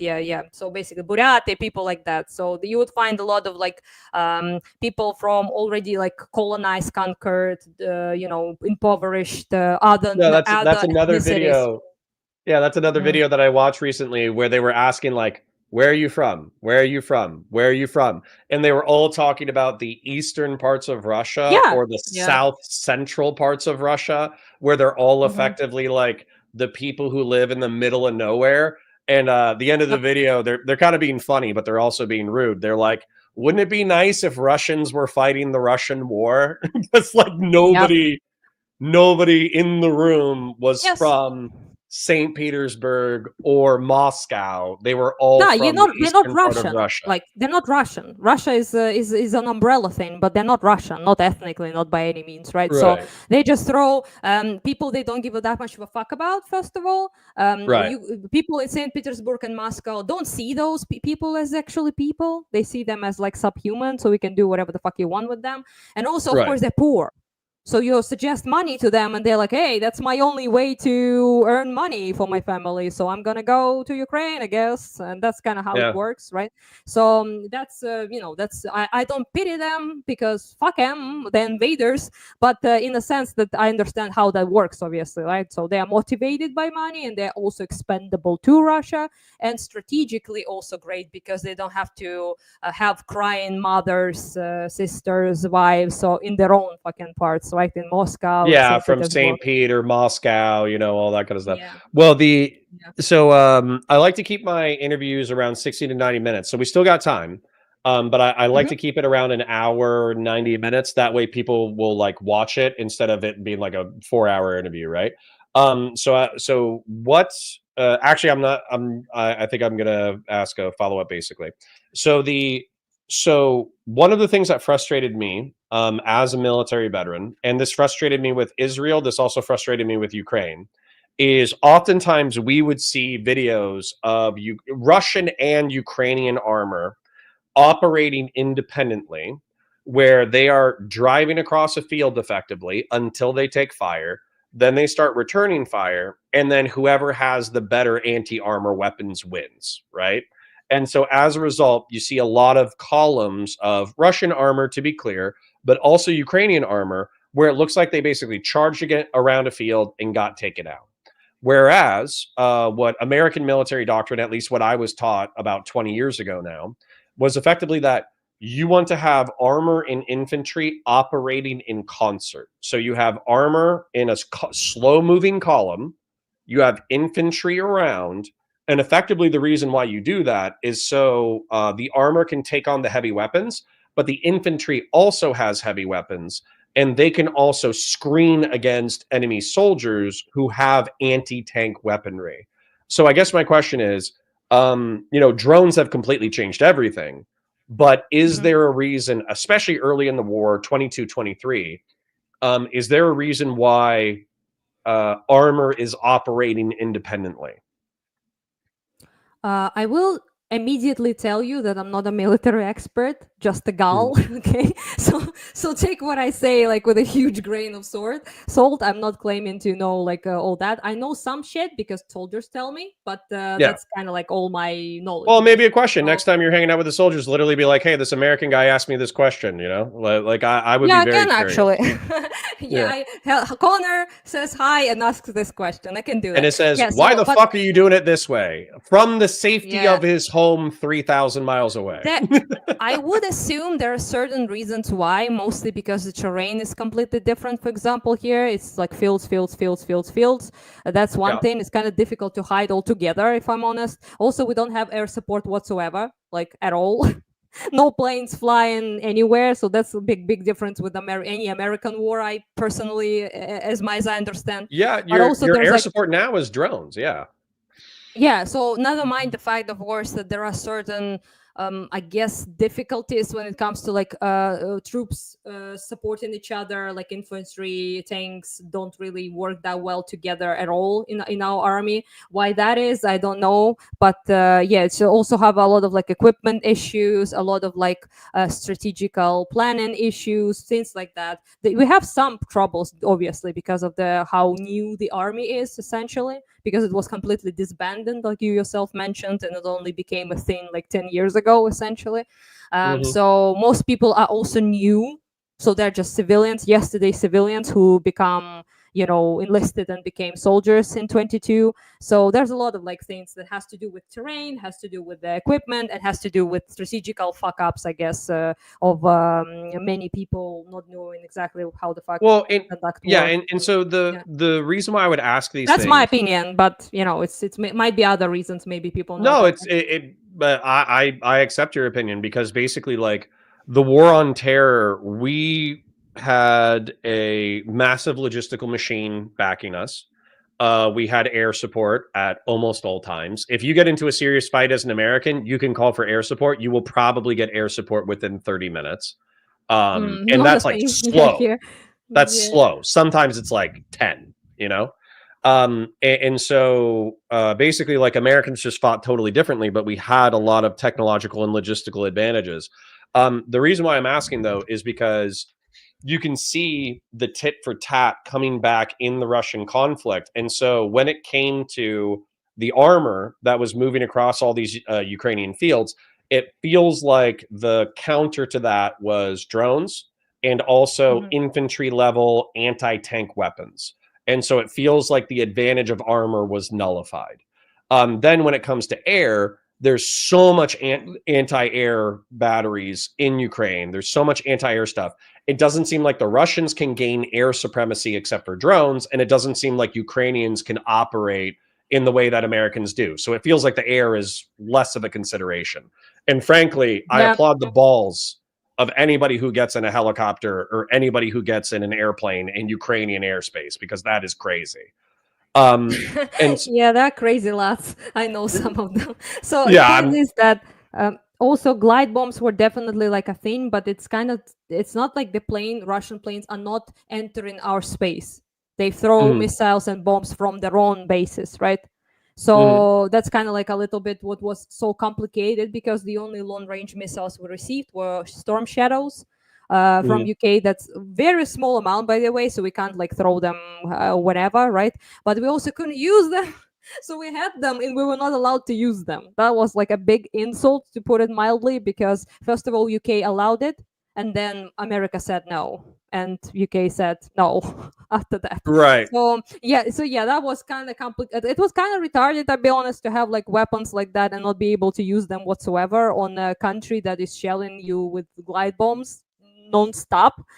So we ended up, like I said, relying on ourselves in that sense and doing the jamming stuff, which helped a lot, definitely helped out with the glide bombs. But now drones are the bigger problem because 400, 300 drones attacks are pretty difficult to deal with. And also and obviously fiber optics. That's literally where I was going to go. I was going to go with the Shaheeds and the fiber optics. So Shaheeds are probably super hard to defend against. I don't even know how you defend against a Shahed. Yeah. Just because it's so big. And then with, obviously, like, you could hit it with the 50 cal, you could hit it with the anti-air stuff. You could do that, but that only works so far as you have ammunition and so far as you have missiles, right? So then that kind of brings up I think they call them FPV drones. I don't know if that's like first person drones. I don't know if I'm using the acronym correctly, but effectively like drones the size of, I don't know, 5 feet by 5 feet or 3 feet by 3 feet. Yeah, pretty small. And the fiber optics, right, has been total game changer because you used to be able to jam them, but now you can fly them in with fiber optic, and then the fiber optic allows them to continue to operate even once they get into jamming stuff. So I guess my question there is, something is better than nothing, I guess. And so has the Ukrainian infantry started adopting shotguns? Because for me, if I was an infantryman operating in Ukraine, I would effectively want a 12 gauge shotgun with birdshot, and I would want semi-automatics, and I would want pump guns. I would basically want one person for every 5 people. I would want 4 people to have AKs or M4s, and I would want one guy to have a shotgun.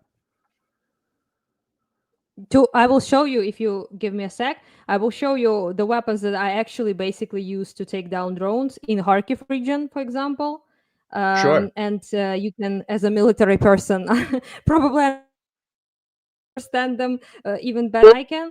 But yeah, if I find the pics. Yeah, are you gonna send it to me on Twitter? So basically what they do is that they attach basically yeah, I will send you on Twitter. They have like basically machine guns attached to cars, and they just run around and shoot them. So that's kind of how you do it. My only fear with that let me show you if I can just hitting a fast moving drone with a machine gun is, scary as I don't know. I would be scared as shit if I was running around with a 50 caliber and my survival depended on me being accurate with a machine gun against drones. That would be scary as fuck. Yeah, that's kind of what they do. They do it. I have like a bunch of guys from Phoenix Brigade, that is territorial defense, who I help with. They do that way. So I'm sorry, I have internet problems. So of course, yeah, no problem. It's lagging a little bit, so I'm trying to find shit, but that's okay. I'll shill while you're figuring stuff out. So guys, just a reminder, we're bouncing around 100. We had a pretty good day today. Thank you to Grassroots Hegemon for his donos. Like the stream, it's free. It helps us out. Share it with your friends if you haven't shared it already. Watch the VODs and comment on the VODs when they get posted to the Counterpoints channel, because that obviously helps out with the ad revenue. Super chats if you got them, memberships if they got them. And then also go check out Ukrainian Anna on Twitter, and just reach out. And if you have the means to help, then help. Because, for us, we've been, since 2022, we've been like, oh man, those Ukrainians, they feel like, feels like it's going on forever. But for them, they're actually living it every day. They don't watch a video of people getting killed by drones or watch a video of, sad things happening on Twitter. They see that outside their windows. And Cicero says, fuck yeah, technicals. I have sent you on Twitter, but you're lagging because I think I have internet problems. Okay, no problem. Yeah, I'll take a look at it. I clicked on it. I'll share it. No problem.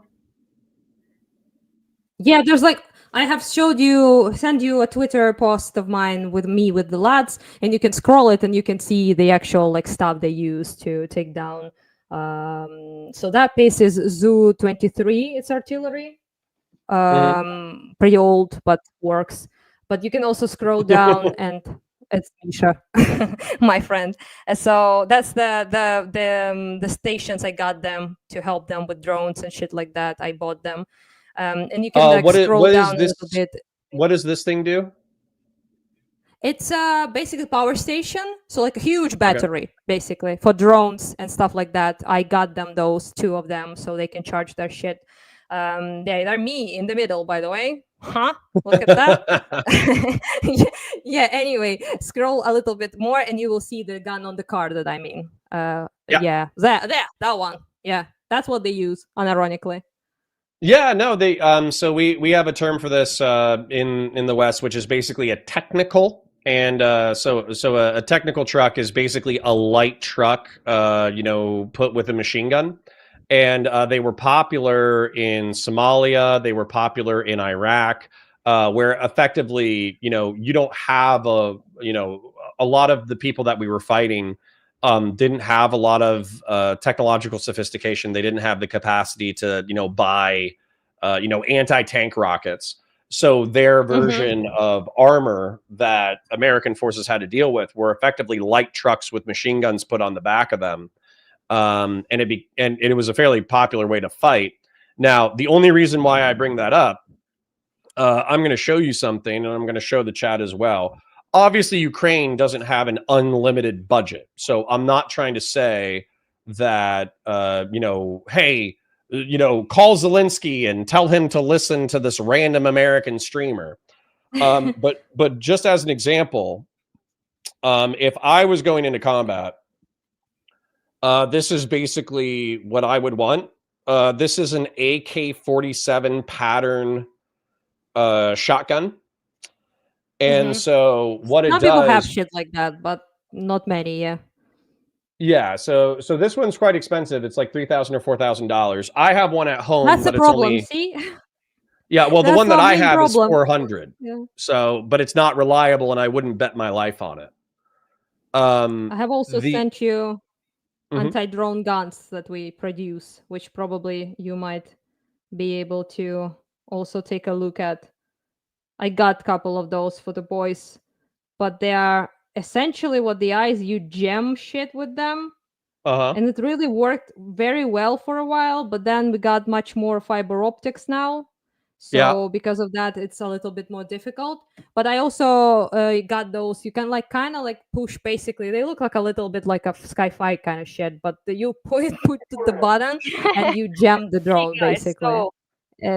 That's me getting drones. Never mind that. But also that gun is Ukraine produced. The It ones does before work. this, though, was the radar gun right here. Yeah. Скажіть щось. Yeah, and then It's me back trying here. to entice him to be grateful. The infamously ungrateful Ukrainians. Everyone is have stick in their ass when you put camera on them. People don't like cameras here at all. Yeah. Oh yeah, so being a Ukrainian militia marketer is has challenges, I suppose. But the yeah, also keep in mind that it's how we do it with machine guns on cars. For example, in Kyiv, they actually have decent equipment like Patriots, shit like that, but not for long because we have pretty big shortages right now. And Trump said that fuck all would be given. Not Trump, sorry, the other dude who's alcoholic kind of guy. Yeah, that guy.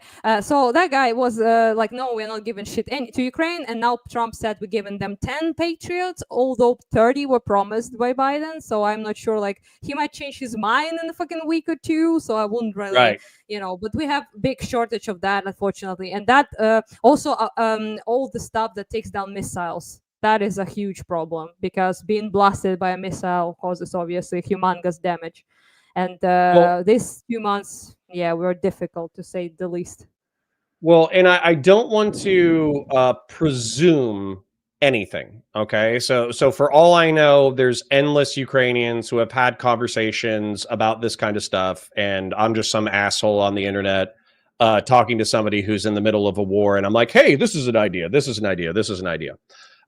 So I'm not an expert, so I'm not saying you're wrong or anything. I'm just saying what we do be using. That's what I showed you, but this might Sure. also be obviously a thing for sure. So the reason why I'm bringing these up is because, so obviously, like, I would love to have the Origin 12, which is what I showed you, but it costs $4,000, which is ridiculous. There are Turkish manufacturers who create these, and these are like $400. So they're actually comparatively cheap, and they're 12 gauge, semi-automatic, magazine fed. The reliability isn't the best. So if you want reliable, then you go with like a pump action shotgun.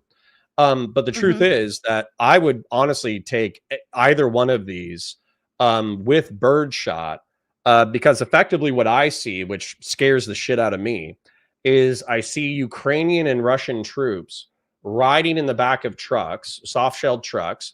They don't have any anti-drone stuff, and the jammers aren't working. And so they just pull out an AK and just shoot at the drones and just kind of pray that they hit them. And I've seen, out of all the videos I've seen one guy successfully shoot down a drone with an AK-47, where I guarantee you I've seen 9 other videos of people shooting at drones and the drone just comes in and smacks them, right? So that's where, for me, you know, if I was talking to the boys and I was like, hey, do you guys want shotguns with birdshot? That's what I would borderline do for fiber optic. I'm pretty sure, like, maybe must be some reason why people don't use those as much. Maybe it's financial, maybe it's like getting them is a problem. I cannot buy them guns technically, even if I want to. So I'm a civilian, you know, so I can't do that. Unfortunately, can't buy them HIMARS. But as far as otherwise that we'd goes, be doing I might ask around. If you're interested a DGG in fundraiser about, for why HIMARS. those are not used. That would be cool, but unfortunately, I think I will be fucking arrested if I do that. Okay, I don't think I'm allowed to buy heavy ass weaponry for people. Although I do buy like bullets, shit like that, drones that are used to kill people. Unfortunately, I guess that's the reality we live in. But yeah, other than that, I just can. All I can do is I can ask, show people this shit, and be like, why we are not using it, and maybe they will actually give an answer, and you'd be interested to know for you what the answer is. I would. Some people in chat are saying that they actually have seen the Turkish magazine-fed shotguns as being popular as anti-drone stuff. But I'm just saying, like, so I understand. Militia, limited funds. The Western countries aren't supporting you as much as they could, and on top of that, the technological game is changing all the time. So what you need and what works is changing all the time. So I understand that. I'm just saying that if I was a 19-year-old Ukrainian and I was rolling out into Eastern Ukraine, I would want a shotgun. Basically, that's what I'm saying. Because otherwise, I'd be shitting my pants the entire time. Yeah. People are relatively brave, I will say, in terms of how they've been in this war. But I will say, though, that people, you know, don't treat us that well in the West, never have. I ever, pretty much, in our entire existence. But some people are now learning that one of the reasons why Soviets had the wins they did was because Ukrainians were fighting for them. They sacrificed Ukrainians into the meat grinder. Yeah, because we have never been bad, but our enemies were always 30 times our size. So that was like the biggest problem, and the same problem we have now. But I will say, though, we are very used to horrible things, because in the span of a decade, basically, right, since 32 up to 45, 10 million people were dead here, right? So Holodomor was 4 or 5 million people. Then Nazis killed around 8 million people, 5 million civilians. The rest, soldiers, died on the front lines. So it's as much as it's maybe difficult for some people to comprehend.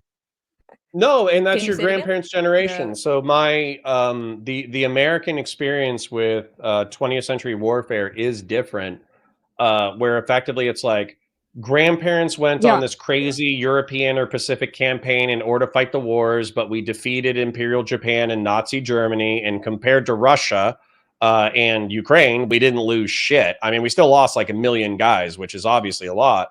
But, you know, compared to 10 million, you know, that's kind of crazy. And then Vietnam was obviously pretty bad, but it's nowhere near as bad as the modern conflict. And then the war on terror, if you look at it statistically from an American law standpoint, it was effectively like a guerrilla war. You know, we fought guerrillas for a decade and we lost around 10,000 people. But that is, Yeah. you know, 1/10, 1/50th what's been projected to have been lost in the Russian-Ukrainian war. So it's comparatively small. But what I'm going to do, though, just so I can keep it consumable. Different type of war, yeah.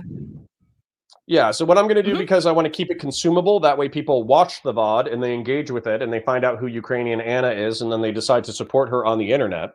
I think we're going to wrap up, and I'm going to read grassroots donation. Thank you, King. Yeah. Technicals won the Boer War. It was truly incredible. Thank you for your report today. Just a quick shill for myself. Like the stream, engage in chat. There's lots of cool people. Watch the VODs, comment on the VODs, super chats if you got them, memberships if you got them. Also, check out Ukrainian Anna on Twitter. Correct me if I'm wrong. It's literally spelled UKRAINIAN, Anna, ANA on Twitter. Is that accurate? Indeed. I think so, yes. Where else should people We find can you link it and somewhere. That support would you? be cool. Basically nowhere. I mean, I am on a Blue Sky, but I don't really use it that much. It's like a leftoid, whatever, boring thing. So I unironically prefer Twitter. But don't be fooled by the hair, okay? Just saying. Yeah, so people can find me on Blue Sky, and people also can find me on Twitter. That's pretty much it, and all people's channels like Connor over here as well. Every now and then you can find me. Yeah, my main platform is Twitter though, so that's that. Okay. And yeah, I would love to actually chat with you again if you have time, because I want to know a lot of your takes, like on Trump shit, on lefties, on like Western versus Eastern stuff, some like more philosophical shit. Because I heard, yeah. Yeah, if you want to do it literally next week. So typically I stream for 5 hours. We're about to hit the 5-hour mark. And like I said, I want to make stuff consumable for the VOD watchers.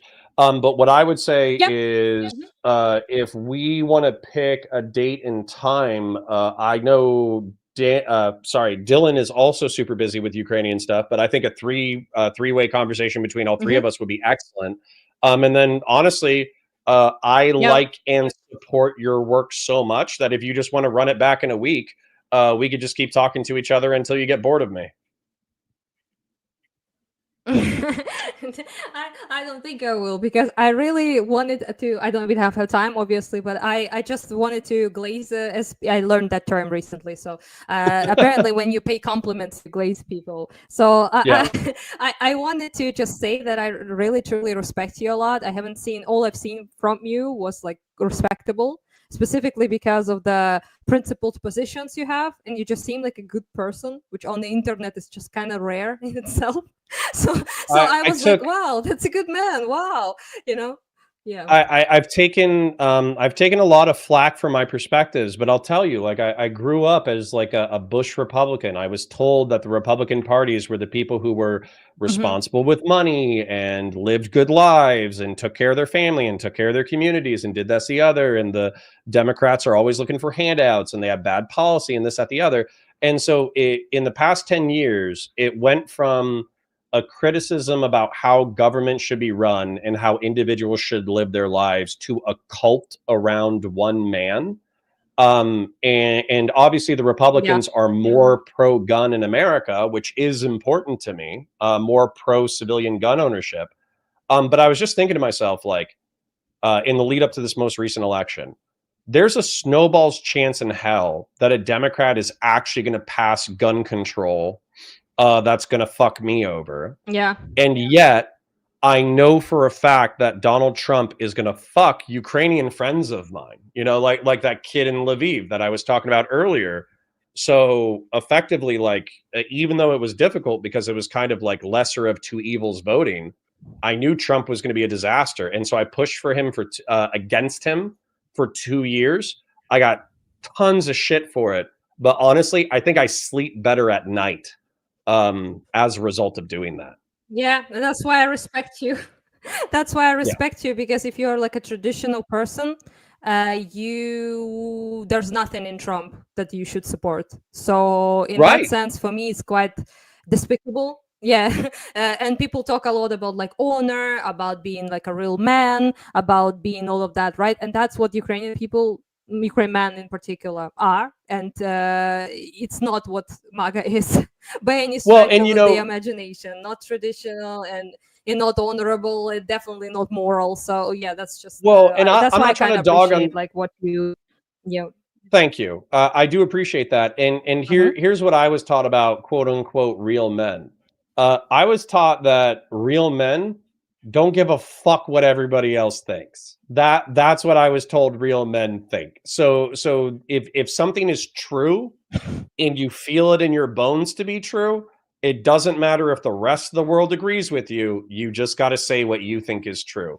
And a real man will stand by his convictions, his principles, his ideas, all that kind of stuff, even if everybody else criticizes him. And so one of the things that's really frustrating to me about Trump Sims is sometimes they'll say, well, everybody else on your team disagrees with you. And they try to get you to agree because everybody else disagrees with you. And it's like, yeah, well, fuck everybody. How about that? Like, so.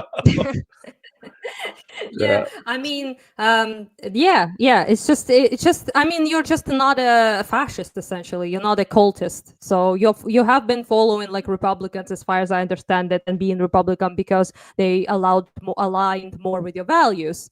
But now, since they do not, you're not gonna just stand with them because you're a campist kind of guy who will always support your own kind of people if they're even their own, right?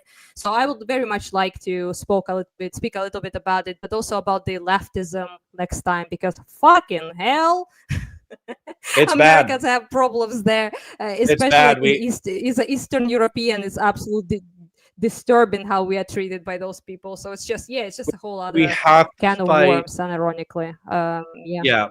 I know we're wrapping up, but we have to fight both sides of the fringes at the same time. And then you just can't be a cultist. You just have to be a human being. And if being a human being isn't enough, then that's okay too. Like I would rather, die and live with some sense of principle and honor rather than just sell my shit to the highest bidder. So, yeah. But and one last donation. I am your fun girl, essentially. Yeah. Well, Kyle says for $10, Blue Sky is for relaxation. Twitter is if you want high blood pressure. Agreed. And I parasocially love you for the donation. I'm used to high pressure, okay? I feel well at home at Twitter. As a matter of fact, that actually makes sense that you would spend 90% of your time on Twitter, then maybe 10% of your time on Blue Sky. But all right, I am going to run. I'm going to go take care of the family. God bless you. God bless Ukraine. Slava Ukraini. I don't know if I said that right. But then talk to your boys. Yeah, you did. Okay, talk to your boys, see what they think about shotguns, and see what they think about the other stuff I said, the mechanized warfare, and we'll talk about it next week. We'll pick a time. Yes, bye-bye, and have a nice day. And thank you very much for having me on. See you sometime again, I hope. If I don't well, literally, if both of us are alive next week, we'll pick a time and a date, and we'll do it. Good. I agree. Okay. Let's make it an agreement. Bye-bye. Yeah. Thank you very much for having me on again. All right. See you, Anna. Bye.